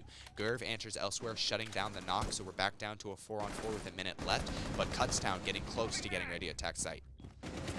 Absolutely, and at the beach, securing a really good kill from that half wall, just like head holes right there. And that puts Kutztown in a very precarious situation, because that's a lot of good utility going down. All your grenades, gone. You only have smokes and flashes. And then now it's all going to be up to gunfights, which at the beach needs to win. And Tom Z equalizes 42 seconds Kutztown left on the needs to clock. just take space here. They found that all those, at least at that point, all the roamers have fallen back deep. And that castle, Chimpingas with a massive 2. That has almost single-handedly won the round. Now it's just onto Tribune outside on these highway windows. He's going to have to jump in or give up on this round because now it is him up against the 3 to the count of Penn State. And now they're going to hear where he enters. He's not even going to get past those 4 angles. He's going to have to just run his way up through that preset Penn State setup. And I think he's giving up on this round. I think he's playing for KD. We're going to see a 3-3 half, a perfect half to start this matchup as close as we'd expected from these two teams. Yeah, that timeout really doing Penn State really well. Young Perfect Gerv timeout. activating, yeah. And well, let's see if Kutztown can maybe change up the pace on their attacking half. I mean, on their defending half, sorry. Yes. And honestly, I expect him to be popping a timeout if they lose this next round. I would agree. I think Yeah. you lose 4 rounds in a row, you give up round count.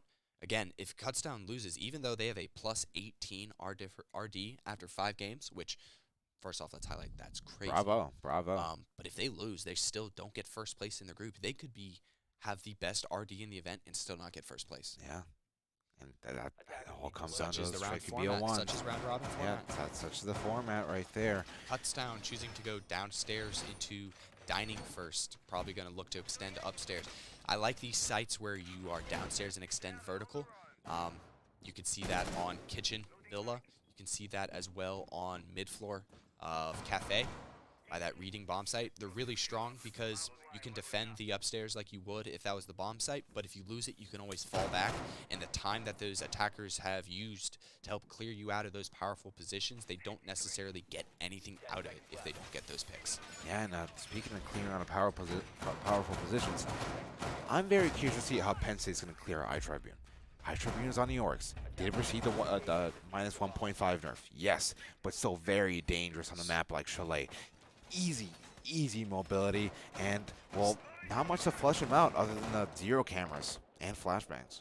Yes, it doesn't seem, with these two bans on Iona and Valkyrie, it'll be a little bit harder for intel to be gathered on both sides. So this 0 from at the beach is going to be critical to see how iTribune repositions, as well as that dock, because you can guarantee Skirt on that 1.5 MP5. He's going to be looking to find spots to take those gunfights. So you'll see Serp. I've not seen that. And I mean, that's one way to get rid of the... Rooney gets rid of Fuse because it sticks through Yeah. and it gets caught. Yeah. Perfect.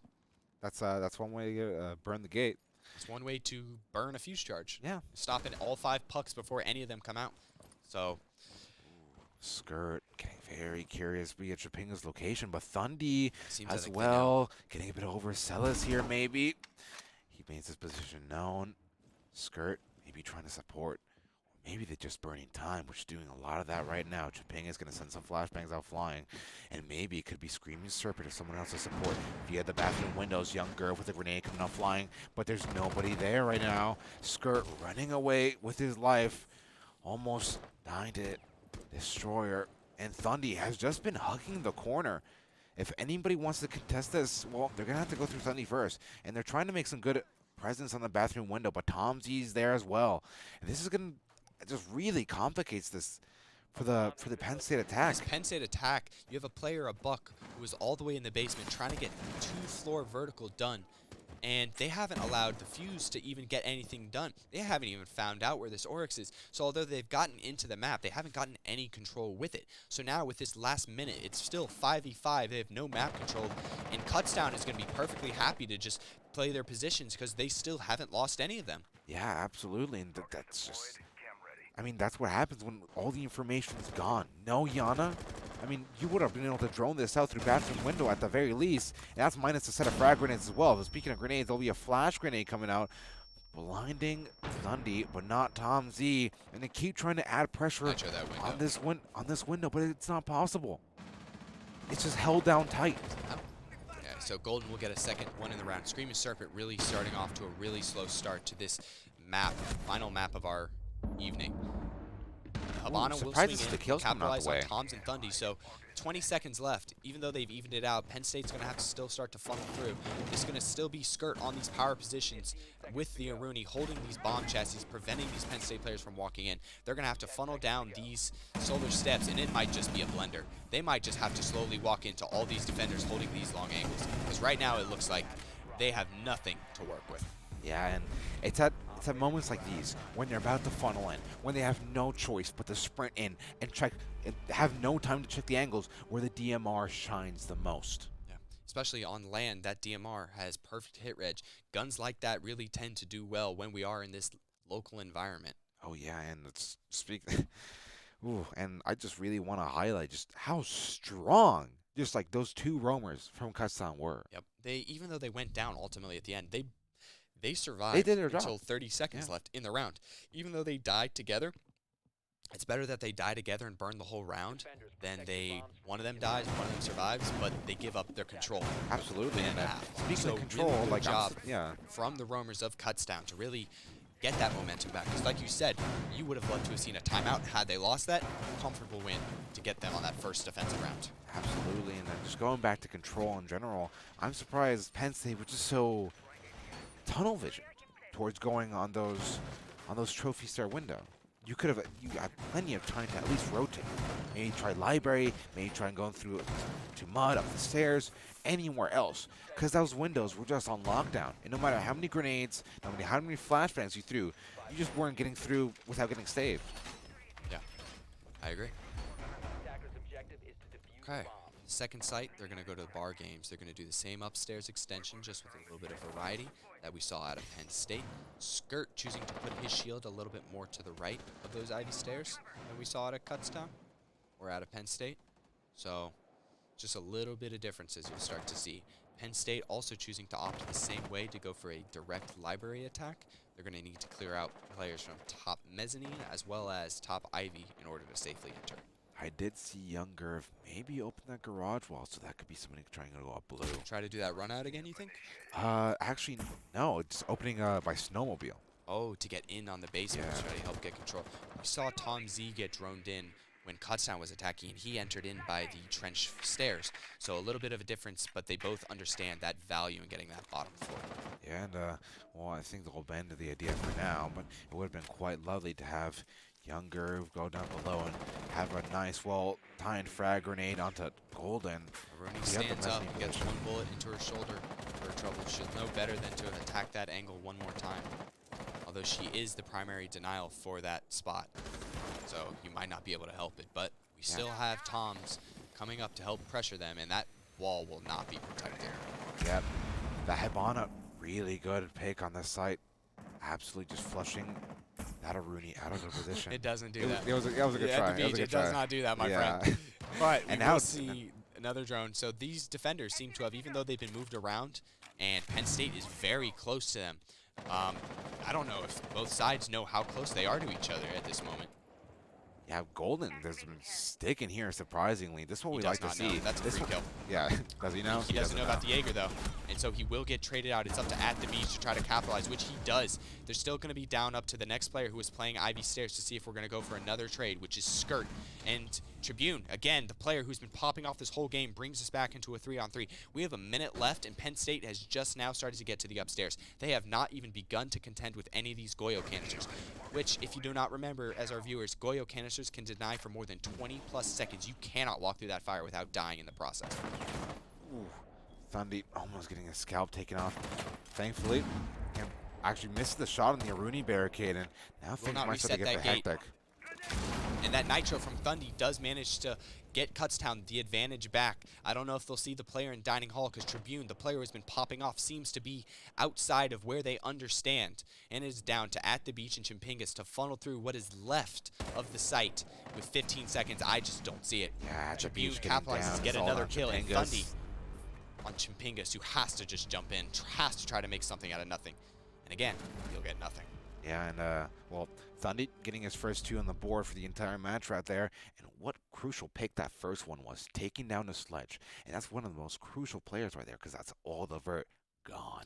At that point, I was so prepared for once that knock caught off the player who was top mezzanine, and then they trade out the player top ivy. I would have been so prepared for Penn State with that newfound control to have the players in upstairs to actually capitalize on it. But even though they have a minute still on that round, that Sledge gets nitroed from below, so he doesn't capitalize on it, the ability to flush any of those players out. That Goyo, once they lose the upstairs, you'll see Tribune go wide. When we talk about the attack getting through like a phase in their setup, and then what the defense has to do to be safe from it, if you lose vertical as a defender, you should want to go wide. You should want to make it so that that vertical pressure they have on site doesn't get them any information on where you're playing, and then as they drop down off that, they have to clear wide again. It really helps split up the attack if the defender goes there and does that stuff, which you'll also often see on a map like Border. But Kutztown showing us how it's done, and Tribune showing us that it seems that Chalet is his playground on Oryx. Yeah, And absolutely. Going 15-4. Yeah, And truly carrying these Golden Bears on his golden back. oh yeah. And well, Penn State. And what you'll see is a little bit of a different setup on Kutztown's upstairs. Normally you'll see the head holes on the close side of sight, but because you have Cade, you can place a electrical in the rafters that is protected from any player just shooting it on the wall. It's also safe from anyone going below on the explosion. So if you put that headshot hole there on the left, you can play half wall safely and choose to opt into the swinging on the Ivy side or on any player close piano. You get to choose when that pressure happens rather than it being dictated by the presence of the attackers. Yeah, absolutely. It'll be fun to just dictate the pace of how fast they can take library control. Only Young Gerv to contest it here so far. Destroyer down below, getting a really good entry, but getting downed. Oh, so no. one by the Thorn, one by the Frost Mat. I don't know if they downed the...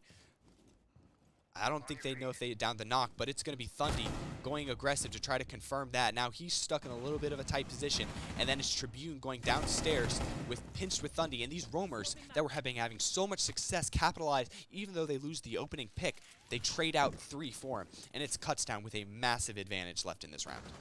Yeah, Destroyer with a really good pick, but just dying to the utility. And Young Gerv, I'm surprised he dies to a Frostman. Where was the drone? You have to check that every time.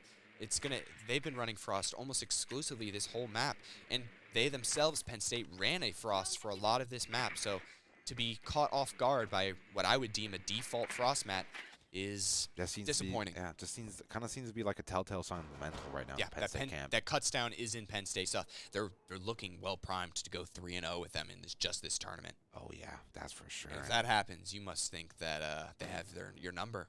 Yeah, absolutely. And another one. There it is. That I will say this, they're definitely in their own head. Absolutely. They're definitely in their own head at this point. Yeah, this is not the Penn State we saw in the first half.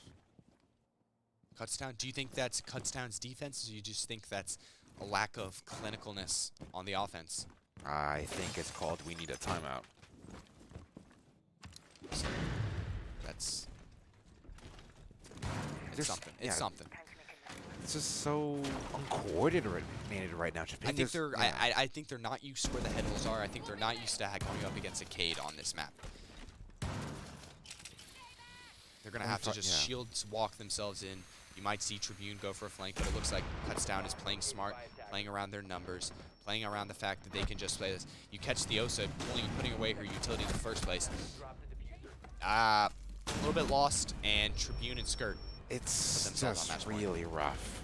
It's just really, that's all there is to say right now for Penn State. It's just really, really rough.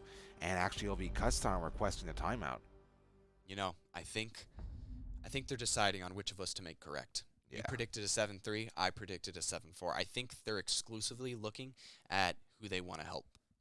Absolutely. And, well, honestly, Kutztown calling a timeout is a bit of a charity towards Penn State because they very much needed to slow down.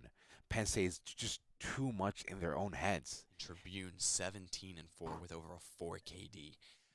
Pretty much calling his shot wherever he wants to go. Exactly. Kutztown Bears seem to have a stranglehold on first place out of their group, only willing to give Penn State second place. And there it is. Him on New York's again. They'll be going kitchen dining at an excellent site for this rerollment. Ooh, and actually be an update on score. Drexel 7-2ing RIT. So unfortunately, RIT will not be going to the playoffs. They'll be going home instead. So it looks like Group A and Group B are almost decided at this point. Kutztown have 3 rounds to try to end it in regulation. Group A has already been decided. UC coming out of their group on first place, repping our LAN quite admirably. Yeah.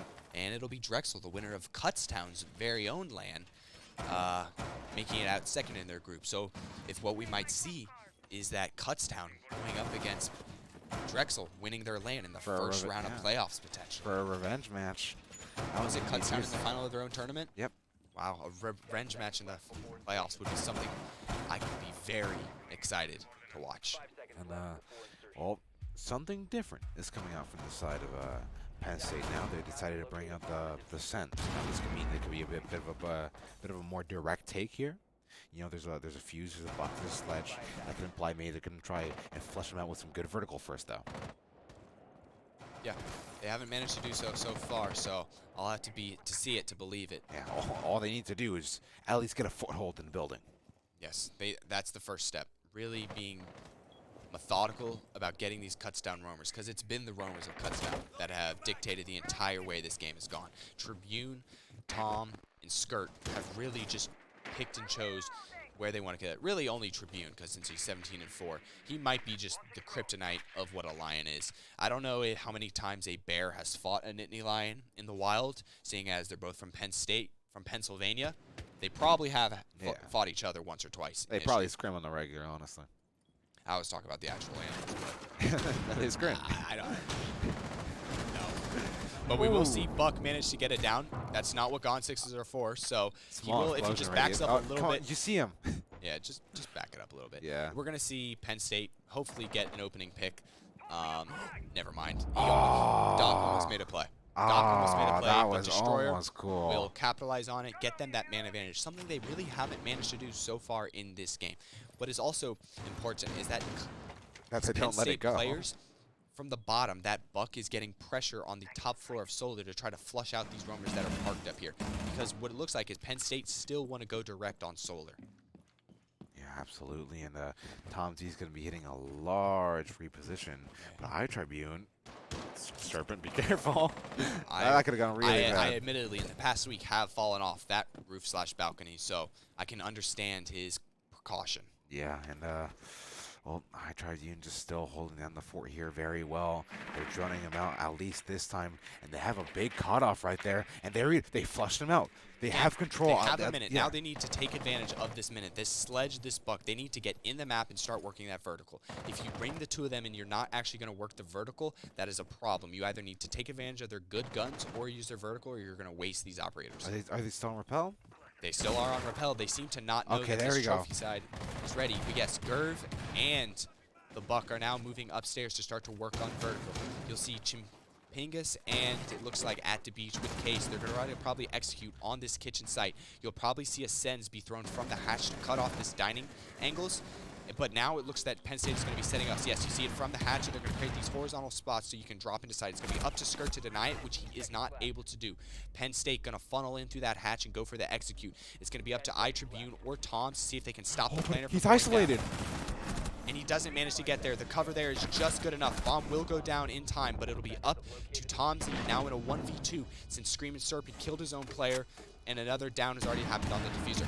It's going to be up to Serpent and Daddy Destroyer to finish this round out. Tom Z has really nothing to work with, 1 HP, and some idea of where these attackers are. But he's lost. There's so many angles above. There's nothing you can do. They're playing this really well, Penn State. He's going to have to try to burn this stuff.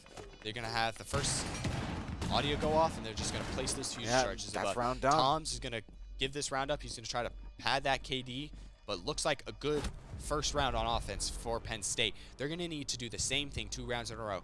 3 rounds on the tail end of both halves to even get this to overtime. And see, there we go. It's possible for Penn State to flush out Kutztown.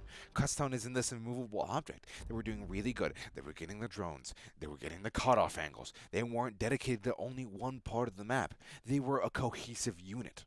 Yeah, and I think this second round, they were able to kill the player on the solar stairs from below. Both rounds, they had Buck enter the big garage and break those floor holes to try to press him out. But this time, they're able to capitalize who I believe was the Goyo up there. It was. And really deny that operator who's been giving him so much trouble early. And without that solar player, there's no help for Tom Z, who's sitting fireplace up there. So he ultimately chooses to reposition out of the upstairs, concede it to play his life. But by conceding the upstairs, Penn State has the space and the utility to set up for a really good post plan. Absolutely. And well, Penn State catching up ever so slowly right now. And it'll be a kitchen dining defense. I mean, bar games defense. There we go. Something that Kutztown has already succeeded on. They're going to go right back to their rest of their setup. They're going to keep changing the bomb sites, not giving Penn State momentum to get used to any of them. Last time, Kutztown won rather convincing, I'd say, forcing these Penn State players to just jump in windows to try to salvage the round. What would you like to see out of Penn State to potentially get this to around 12? Well, first off, there seems to be a lot of frost mats in default spots, so probably not frost mats have been ringing out on this map. I will say both sides have caught a bear trap to their ankle. Absolutely, and I would like to see some basement control being taken. You know, Destroyer hasn't gotten a good engagement from the basement first, so that opening pick could be very much needed. And is that Skirt down basement, actually? It is, and that could be a very good gunfight to take. Skirt seems to be challenging Young Gerv because we saw him put a sledge on that bottom wall. Maybe just rotate down blue, maybe kind of dissuade him, make him say, hey, yeah, this is probably not worth it. You Yeah. also have Tribune down there on the bottom west main, so there are 2 players on Kutztown aware that someone could be entering downstairs. But for now, it'll just be Penn State entering in from this library side, starting to put pressure from these windows. Yeah. Well, my real question is, what if it was worth it? What is what? What if it was worth it to take that space? What if they worked together, send one through the snowmobile wall and another one towards Juan? Cut them off. Yeah, there were 2 players down there for Kutztown, one holding bottom trench and one holding bottom blue. It'd be a 2v2 down there. It'd really be up to who really trades out better there. But yeah, that's a gunfight kind of determinant on who really gets the advantage in that round. And at this point in the game, you kind of need every advantage you can get. There's a minute 30 left. No one's really hit anybody. And I'm kind of concerned that stuff might start to slow down for Penn State a little too much. You need some kind of foothold into the building right now. Yeah, Penn State having only lost 3 of their drones. 5 of them are active and out on the map. So they still have some information to work with. They're just going to have to start capitalizing. That Lion gets very fortunate timing, but does not capitalize on it. Oh, thank God.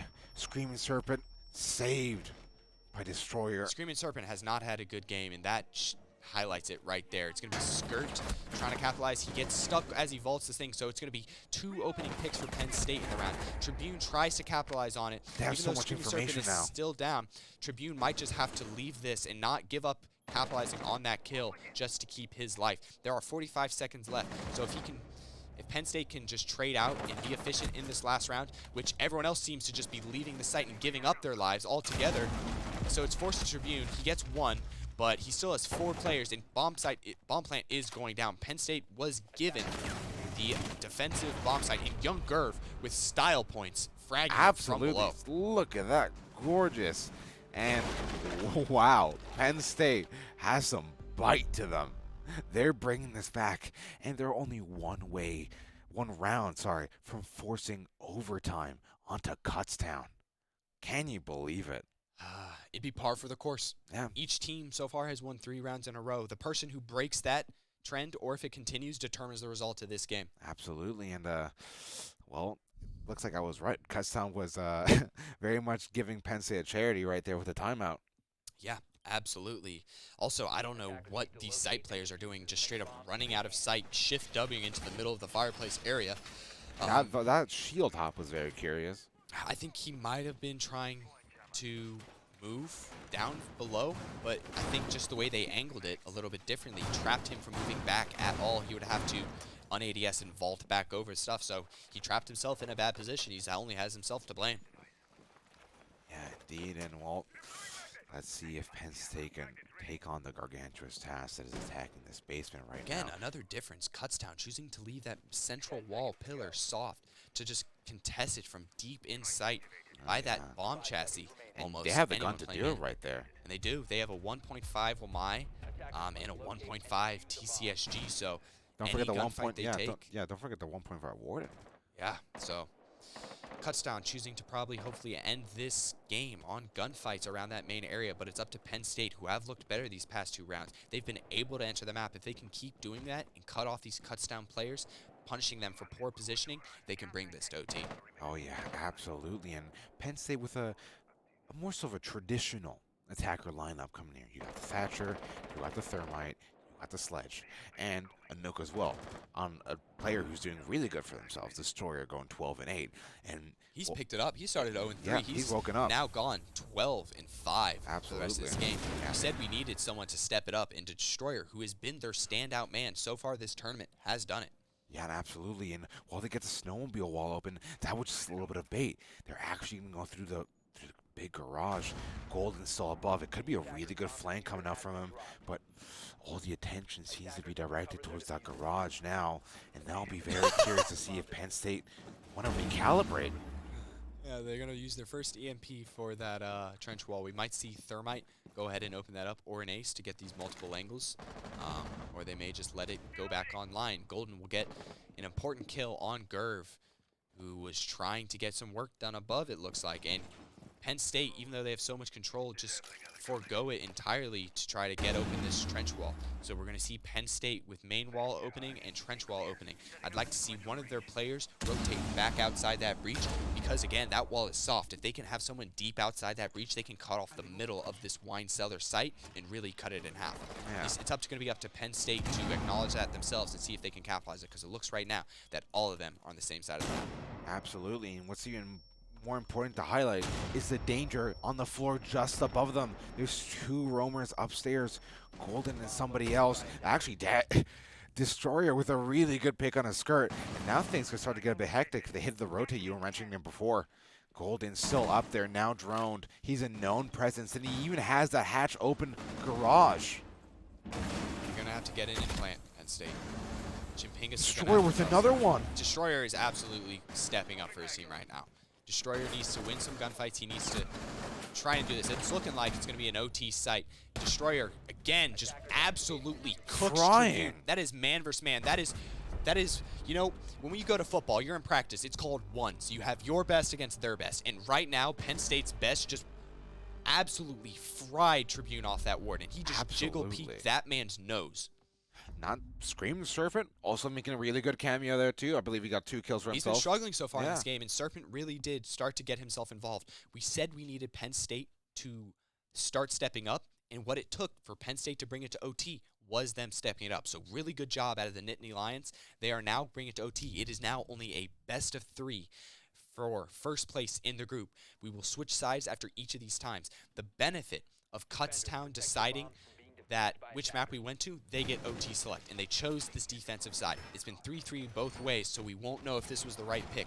It'll be up to Kutztown's execution in this overtime to see if that was the right selection. I feel Kutztown should have won that previous round.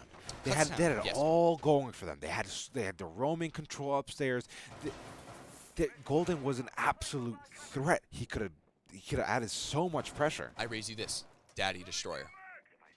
Indeed, and like, they had all the right positioning, but he just won the gunfights. Correct. He seemingly knew all the angles they were trying to hold it from, and with that FMG, he just pre-fired them off the angles. He knew exactly where they'd be and finished them off. So Very now, curious to see him not opting for Nook this time, though. And Kutztown choosing to go to the same exact bomb site this time. Even though Destroyer really kind of punished them for how they set it up, they're not going to change anything whatsoever. They're hopefully just going to change on the execution of this. Yeah, and actually, if they plan to do a similar take, which that big hole in garage kind of indicates that they do, switching to the line might be better. Those line calls could, at least annoy those roamers a little bit. Namely, iTribune right now with the Orc. He's all about mobility, and if you force him to stay still, well, he's not gonna like that too much. Yeah, he's gonna have to make a decision. Bandit successfully tricks one of the Selma charges on the upstairs, so even though there is an opening, they cannot go through it. They just have to worry about being exposed to it at this point. You're going to see Skirt put that shield flush against that wall. He's probably going to shotgun out that cabinet to get and that's a really a Tom nice Z angle. moment right there. That is a Tom Z moment. You know what? I'm glad you identified that. Yeah. I was asking him about the run out he did on Theme Park earlier, and it's like, I didn't expect him to be baiting outside. Yeah. No one expects someone to be baiting. No one expects a snail moment. Yeah. I just remember the CR6 tweet. Yes. Snail challenge. Yeah. So upstairs, Tribune has been found out from the upstairs, and these attackers are looking to just go for this very similar take. It's going to be dependent on if they're able to wrap on iTribune, because that hatch might be soft this time. An extension. Destroyer does manage to get him again. The #1 player stepping up for Penn State this time instead of Kutztown, and now they have a minute and a half to work with. There's somebody on the flank of Gerv. They don't know. This could be crucial. First round of OT could be decided right here, right now, depending on how this flank goes. There it is, Tom Z from the back lines onto young Gerv. But actually, like we said in the previous round, rotating back out to that breach, everyone inside is exposed, and now Destroyer and the player out on breach have now cut this site in half. No vault, no problem. No vault, no problem, and all they need to do is open this trench wall and go in and plant. Either that or execute on either player than blue, because it looks like both of these Kutztown players have been relegated to that corner of the map. This is Penn State's round to lose. They just need to decipher these last choose players' positions carefully and make sure they can trade out for each other. 30 seconds left on the clock, and they're encroaching on their positions ever so slowly. Chapinga's getting taken down, and that's the diffuser. Now this makes things just a little bit frisky. Skirt. Both players going passive. I don't know if they know the player has moved down main stairs. It seems that he's going to go to check that now. It might be an execute ultimately onto the main stairs. don't now have that what's diffuser. left over. And it doesn't matter. They clean it up. Penn State with their first lead in the game so far in OT. Kutztown, the leading rounds at this point. Absolutely. And did Kutztown already use their timeout? One of them. One of them. For sure. They have one more. This might be another one. They've remember how we talked in the first half? If they lost 4 in a row, they take the timeout. Yep, there it There we is. go. We There it see it. is. You know, doing a really good job of actually sounding smart today. Absolutely. Not tomorrow, though. Not tomorrow, dude. Not tomorrow. Never I have tomorrow. a headache, dude. We've been casting for so long. We got a best of 3. We got to actually Maybe. maybe depends. Maybe. Oh, look at Players that definitely score. Yeah, do. UC does. I got a nap. So we're going to come out of this second timeout by Kutztown. Now they need to win enough offense. They need to match Penn State's ability in this first half of OT. And Penn State, they're going to go to bar games. They're not going to repeat site like Kutztown did. And hopefully they're going to change their fortunes by changing their location. Yeah, absolutely. And honestly, the odd man out on that Cuts lineup Attackers need is to Finca. locate and defuse bombs. And with all the aggression and with all the confidence Penn State has been gathering recently, I just don't think Finca can cut it. I think the main difference, Kutztown is a one-man show right now. When Tribune is getting shut down, Kutztown is being shut down. Tom's is pulling his weight, but everyone else seems to be happy sitting in the backpack of Tribune right now. They are fully relying on his ability to get multiple kills every round to get them round wins. And since he hasn't been able to do that, he's been stuck. He's only gotten 2 kills in the past 4 rounds, which, although that is fine for most players for the rest of this map, he has been relied on so far to get a 4 KD to even get Kutztown these 6 rounds that they had. So the fact that Tribune slowed down has given Penn State the ability to get their first advantage in this map. And now Penn State is going back to a site where they won the most recent time they played it, playing with that Azami, with Destroyer really starting to heat up. So right now I see Penn State potentially closing it out here. Absolutely, and like you mentioned before, with iTribune's backpack, I think It might be full. it might be full, and I think he can't walk any further with it, especially with how, like I said, coordinated Penn State seems right now. Destroyer, starting 0-3, has now matched. He has matched and exceeded Tribune. He is 18-8, just like him, but has 5 assists. The Penn State captain and carry has now started to take his team kicking and screaming by the hair. Not even kicking and screaming. iTribune's doing the kicking and screaming right over there. Look at that side. But Young Gerv, Chapingas, at the beach. They're holding they're pulling their weight a little they're bit not more, running, which but is they're why walking. ahead. Yes, I agree. So, 2 minutes left. Kutztown still starting the entry phases of their attack. They have managed once again to get Tom Z below, but there is a player holding that downstairs. Not ready enough, and that's the best player from Penn State off the board early. Kutztown has been very good about getting frags. We saw Young Gerv get a frag below in the first half. Tom Z matching it, and it looks like these Kutztown players, again, like they did the first time they set up, they're going to get very close to these defenders very early and put some pressure right in their face. And you're going to see Tom Z get his second kill. This is a very, very defiant round from the Kutztown Golden Bears. Absolutely, and well, there goes all the control that Penn State needed just gone. Kutztown is mad, and they're on a mission, yes. but at the beach has something That's to say. 2 quick trades. It's now down to a 3v1. They know where he is in the stock player. They have a Finca. They have this extra life. Now it's up to the vendor if they can do it. And Tom Z, sick one tap, man. Sick one tap, and well, sick round in general from them.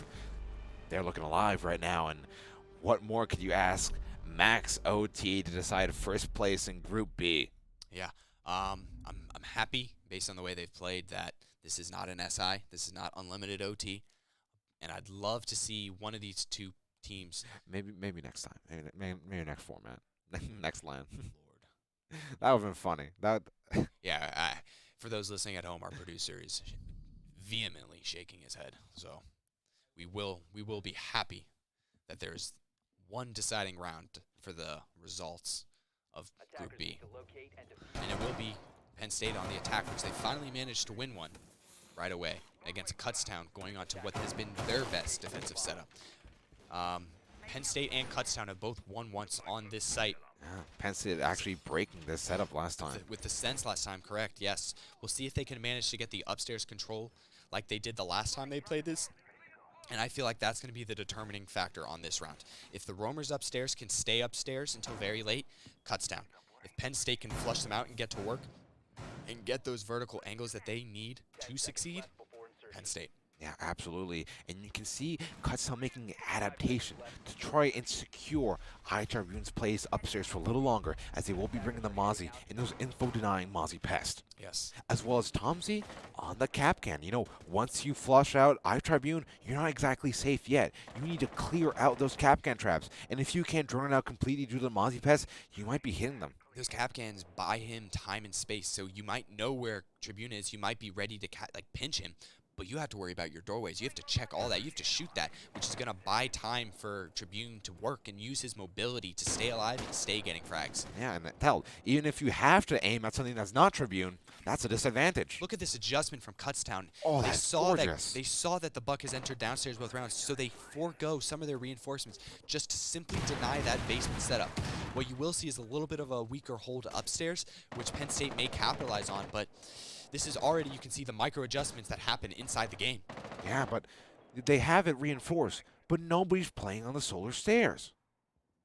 I think that still might be just scared of those floor holes if Destroyer ends up maybe being able to work into that position, because he does have those hard breach charges. Actually, no, he moved to flashes now. Pardon me, I'm incorrect. I mean, good call right now, because it doesn't matter. Those flashbangs are going to come so in handy to clear this top floor. High Tribune's pushing There's up 3 over by the players on basket Rappel, door. and they haven't been able to push Tribune out. That these downstairs reinforcements and this ability that all these Penn State players are just stuck on Rappel, not actually pressuring Tribune, this has allowed him to burn the first minute of this round. And just now they're starting to work on the upstairs. So Penn State needs to kick it in gear, or they won't have enough time to set up like they have prior. Yeah, Tribune just very happy with how things are going so far. Now at least getting an eye on Thundy and how he's doing. Like you said, they need to activate. Only 1 minute left. Screaming Serpent has 2 of those fuse pucks left.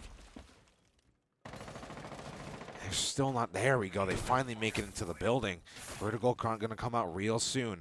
They only have 2 nitro cells on the Tribune has not board. yet given up this area. We will probably see a gunfight around this piano area, seeing on where this first opening kill can happen. And it will be There to it take down is. Tribune. They've given up a lot of time to get him out, but they have managed to get down the main fragger for Kutztown in this moment. They're going to have to be very efficient with the rest of their time if they want to capitalize on it. But it looks like Penn State has a good final start to the round. Fuse, Buck, Sledge, all starting to work below. They managed to dodge the nitro of Tom Z. Will they dodge the flank of Thundy? Will they be aware for this? You have It a might player, not be. You have a player out on highway windows holding that piano push, but it depends if he will extend himself that far. You still have vertical. Ooh, Skirt that was manages a to win that crucial fight. pick. At the beach, takes Tom Z. Thundy does succeed on his roam. So there's 1 roamer upstairs and all the defenders downstairs. We capitalize on comes 2 down to the 3v2. wire. This is going to be down to a funnel at the very end. 2 versus 1. It's all down They to need to Golden. plant. They know where 5 Golden seconds. Is. Do they see him in Red Hall? He gets the gunfight. They have to plant. Does Golden know where they're planting? They don't know. He doesn't know. He doesn't know. Will he get bombed down? Oh my God! Penn State win! They beat Kutztown for the first time in recent weeks, and it matters because they get to take first place, and they push Kutztown down into the lower part of our semifinal bracket. From the brink of destruction, Penn State stand tall against the night, and their dreams shine bright. Absolutely. Penn State having the ice when it comes back. Every time they were down 3 rounds, they pull back the 3 that they need to make it acceptable. In OT, they win not 1, 2 attacks on 2 different bomb sites, making us look absolutely foolish. These Penn State players destroying, I'm sorry for doubting you. I tell you need to step it up, and you do. So for the rest of this tournament, my criticism is gone. Yeah. But I think what that leaves us is a completed bracket That for is- playoffs tomorrow, which if we can quickly switch to, we will see that it is Group A, Cincinnati coming out in first place with 15 points. They won 5 of their games. Second place, Drexel, having beat RIT 7-2. They're in second place. They will be matched up with Kutztown falling to second place with that loss to Penn State, and Penn State taking first in their group. Because we have an A-B setup, it'll be Penn State against Drexel and UC against Kutztown, which potentially is even more interesting than anything else. Yeah, absolutely. And well, this is going to be a very interesting playoff bracket for tomorrow. That's for sure. It's a good thing we're starting a little bit later because for Kutztown especially, they started off today pretty weak and ended it pretty weak. They're Some definitely of these early morning games. Yeah, they lost to Ohio, so I don't think they can afford to take Drexel or take UC for granted on that early window. They're going to need to be ready come 10 o'clock tomorrow. Oh, yeah, and well, now that you mentioned Ohio, I think it'd be a great opportunity to mention some of the teams that fell in the clash today. Yeah, absolutely. I think, for me, the most valiant fall, RIT. They, Absolutely. by far, had the longest trip here, coming all the way from Rochester, New York. What was that, 11 hours they drove? I mean, I remember seeing just looking up their trip on Google Maps, and there was a possibility that they could have gone through Canada 12 hours. Yeah, I'm not sure you want to go through customs that often, especially nowadays, but the fact that they, into their final game of today, were still competitive. It took Drexel beating them in that final game to shut down their playoff hopes. Amazing. We saw Miami with a sub in for this event manage to make it really tight and keep that R differential, even though they didn't only won one game. Their R differential was, less than 10? So they were competitive in all 6 of their games. And although we also have to say goodbye to... Actually. Oh, I thought you were going to close out the stream. Oh, no, I'm not closing out yet. We're not ready. Yeah. I'm not ready. Because I was going to do something And then special. Ohio pulling off the biggest upset, I would say, of the day, beating Kutztown. That's the only reason Penn State had something to fight for in this game. Absolutely. Because Kutztown beat Penn State the first time they played, and it's only thanks to Ohio beating Kutztown at the start of the day that Penn State could get first place in this game. So even though we need to say goodbye to Ohio State, I think Penn State needs to give them a hug right before they head home today, because it's only thanks to them that they are in the premier position. Hard. Absolutely. And I think Louisville, even though they didn't win a game, they have a lot to learn from. The fact that all these VODs are going to be published for them, a young team like that really has a lot of material. Louisville games were always close, constantly going to overtime. Yeah. But tomorrow, playoffs. Tomorrow, everything. Tomorrow is a prize. Yeah, actually, and I do have a little surprise because I'm going to go grab Destroyer for an interview. Why not? Absolutely. Yeah. Are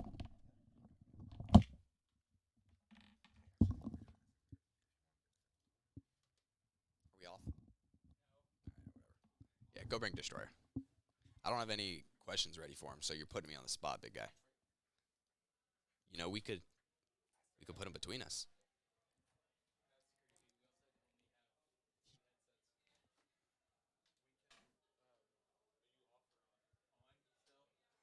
I'm not going to break eye contact. This is content.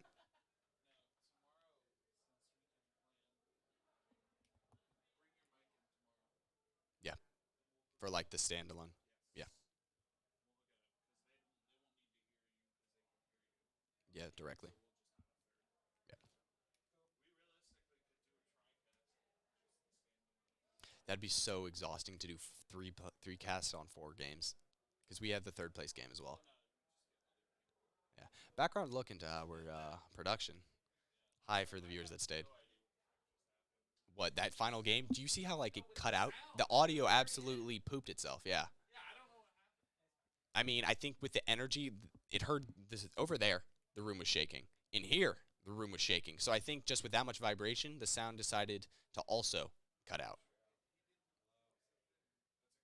Here comes the man of the hour. The guy who made me look stupid. What was that? I'll be honest. I called you out for starting 0-3. Oh, my bad. And then you proceeded to absolutely fry everyone. So if No, we it could, was mostly Destroyer. it was mostly Destroyer, but I think what I saw is one of the main things is you were able in Garage to just play around it, play the positions, and make yourself hard to grab. I saw you got a 2K on that round where you run out, get the player on the library balcony, and then you get the knock that snuck down West Main stairs. Did you have any call on her, or was that just like a read? We knew they were going to be playing Nook because one of the nade ops was already banned, and they love their nades. That's the thing about Kutztown. We knew that going into it. So we kind of played every round just kind of assuming they brought Nook. And so in my mind, as soon as I run out and I kill that guy, my next immediate thought is, okay, what are his teammates doing to get the refrag, right? Because they're gonna stop whatever they're doing unless it's like really important to try and kill me, right? Because if they get that trade, they're still in the advantageous spot because I think we were man down. So I had to either check Wine if he took in from Snowmobile or he's coming down West Main if they took from Solar. So I was holding Wine because I kind of just assumed that that was going to be the spot, but it was actually West Main. So I flicked over and Perfect. You say that they're a team that always wants to do that, the frags. I think that was another thing that we saw. You also got a frag through the floor to finish off a round. Is that something you saw when rewatching the VOD for the qualifiers? Yeah, well, it just during the qualifiers. I think we played them on Skyscraper, and our attacks were okay, but we just couldn't put together defenses because we just lost too many bodies to nades below. And so we watched VODs back after that too. Our Hayden, he's kind of our analyst as well as a player, and yeah, that was his main takeaway from watching their VODs was they love their nades below, they love cut drones. They always ban the Solus for that reason. So yeah. Okay, awesome. So, what would you say allowed you to come back twice, 3 rounds down? You were down 3-0 and then down 6-3. What did you say to yourselves to bring yourself back? Because you got your first lead in overtime, which is very hard to do against a team that is as structured and as disciplined as Kutztown. Yeah. It was funny because we went into this, right, because we lost to Kutztown twice now, and I went into it, and my main problem was our defenses were really lacking, right? Which is it's kind of usually the opposite on most competitive teams, right? Defense is easier and attack is usually harder. But I think the problem with our defenses were they were too rigid. We had like strategies in mind, and I don't think we adapted quite enough. And I think you need to adapt in the current meta, just because of how many strong attackers there are. So going into it, I went, okay, for the first 3 rounds, let's try our strategies, right? Go in with what we prepped with. If it works, we continue doing it, right? We keep doing it. If it works, don't fix it. But if we go down 1-2 or we go down 0-3, we switch it up and we start making adaptations, right? We did that in an earlier game too. I think we were also down in that game, and that helped out. And also Gupta, our coach, during the timeout, he said, hey, you guys aren't playing together right now. Like, you're just playing completely by yourself. And we were like, yeah. And so that kind of allowed us to reset, think about how we're going to play these rounds instead of like thinking about how to fix a strategy, just pug it, right? Like, think about what you know about the game, think about how they've been pushing it, and just adapt on the fly, right? Okay. As the winners, as the first place out of your group, do you have any special someone to shout out? I know you've given props to your coach already. Is there any of your viewers out there that want to hear from you and hear from Penn State as you lead the charge into the playoffs? There's a lot of people. I'd like to shout out my parents for being supportive. I'd like to shout out RVT because I know they're watching, and Destroyer because that guy's nasty, bro. Like, we're not winning those games without Destroyer. That guy's nasty. Yeah. Okay. Well, I know you're going to want time tonight to prepare for Drexel. Yep. Also, you're probably going to want time tonight to have dinner. So Thank you for coming on. Thank you for answering our questions, and best of luck tomorrow. We will see you at 10 a.m. Hopefully you can get a good VOD review and scrim before that gets going, because we know once tomorrow starts, there's no stopping. Yep. Thank you. Have a good one. Thank you.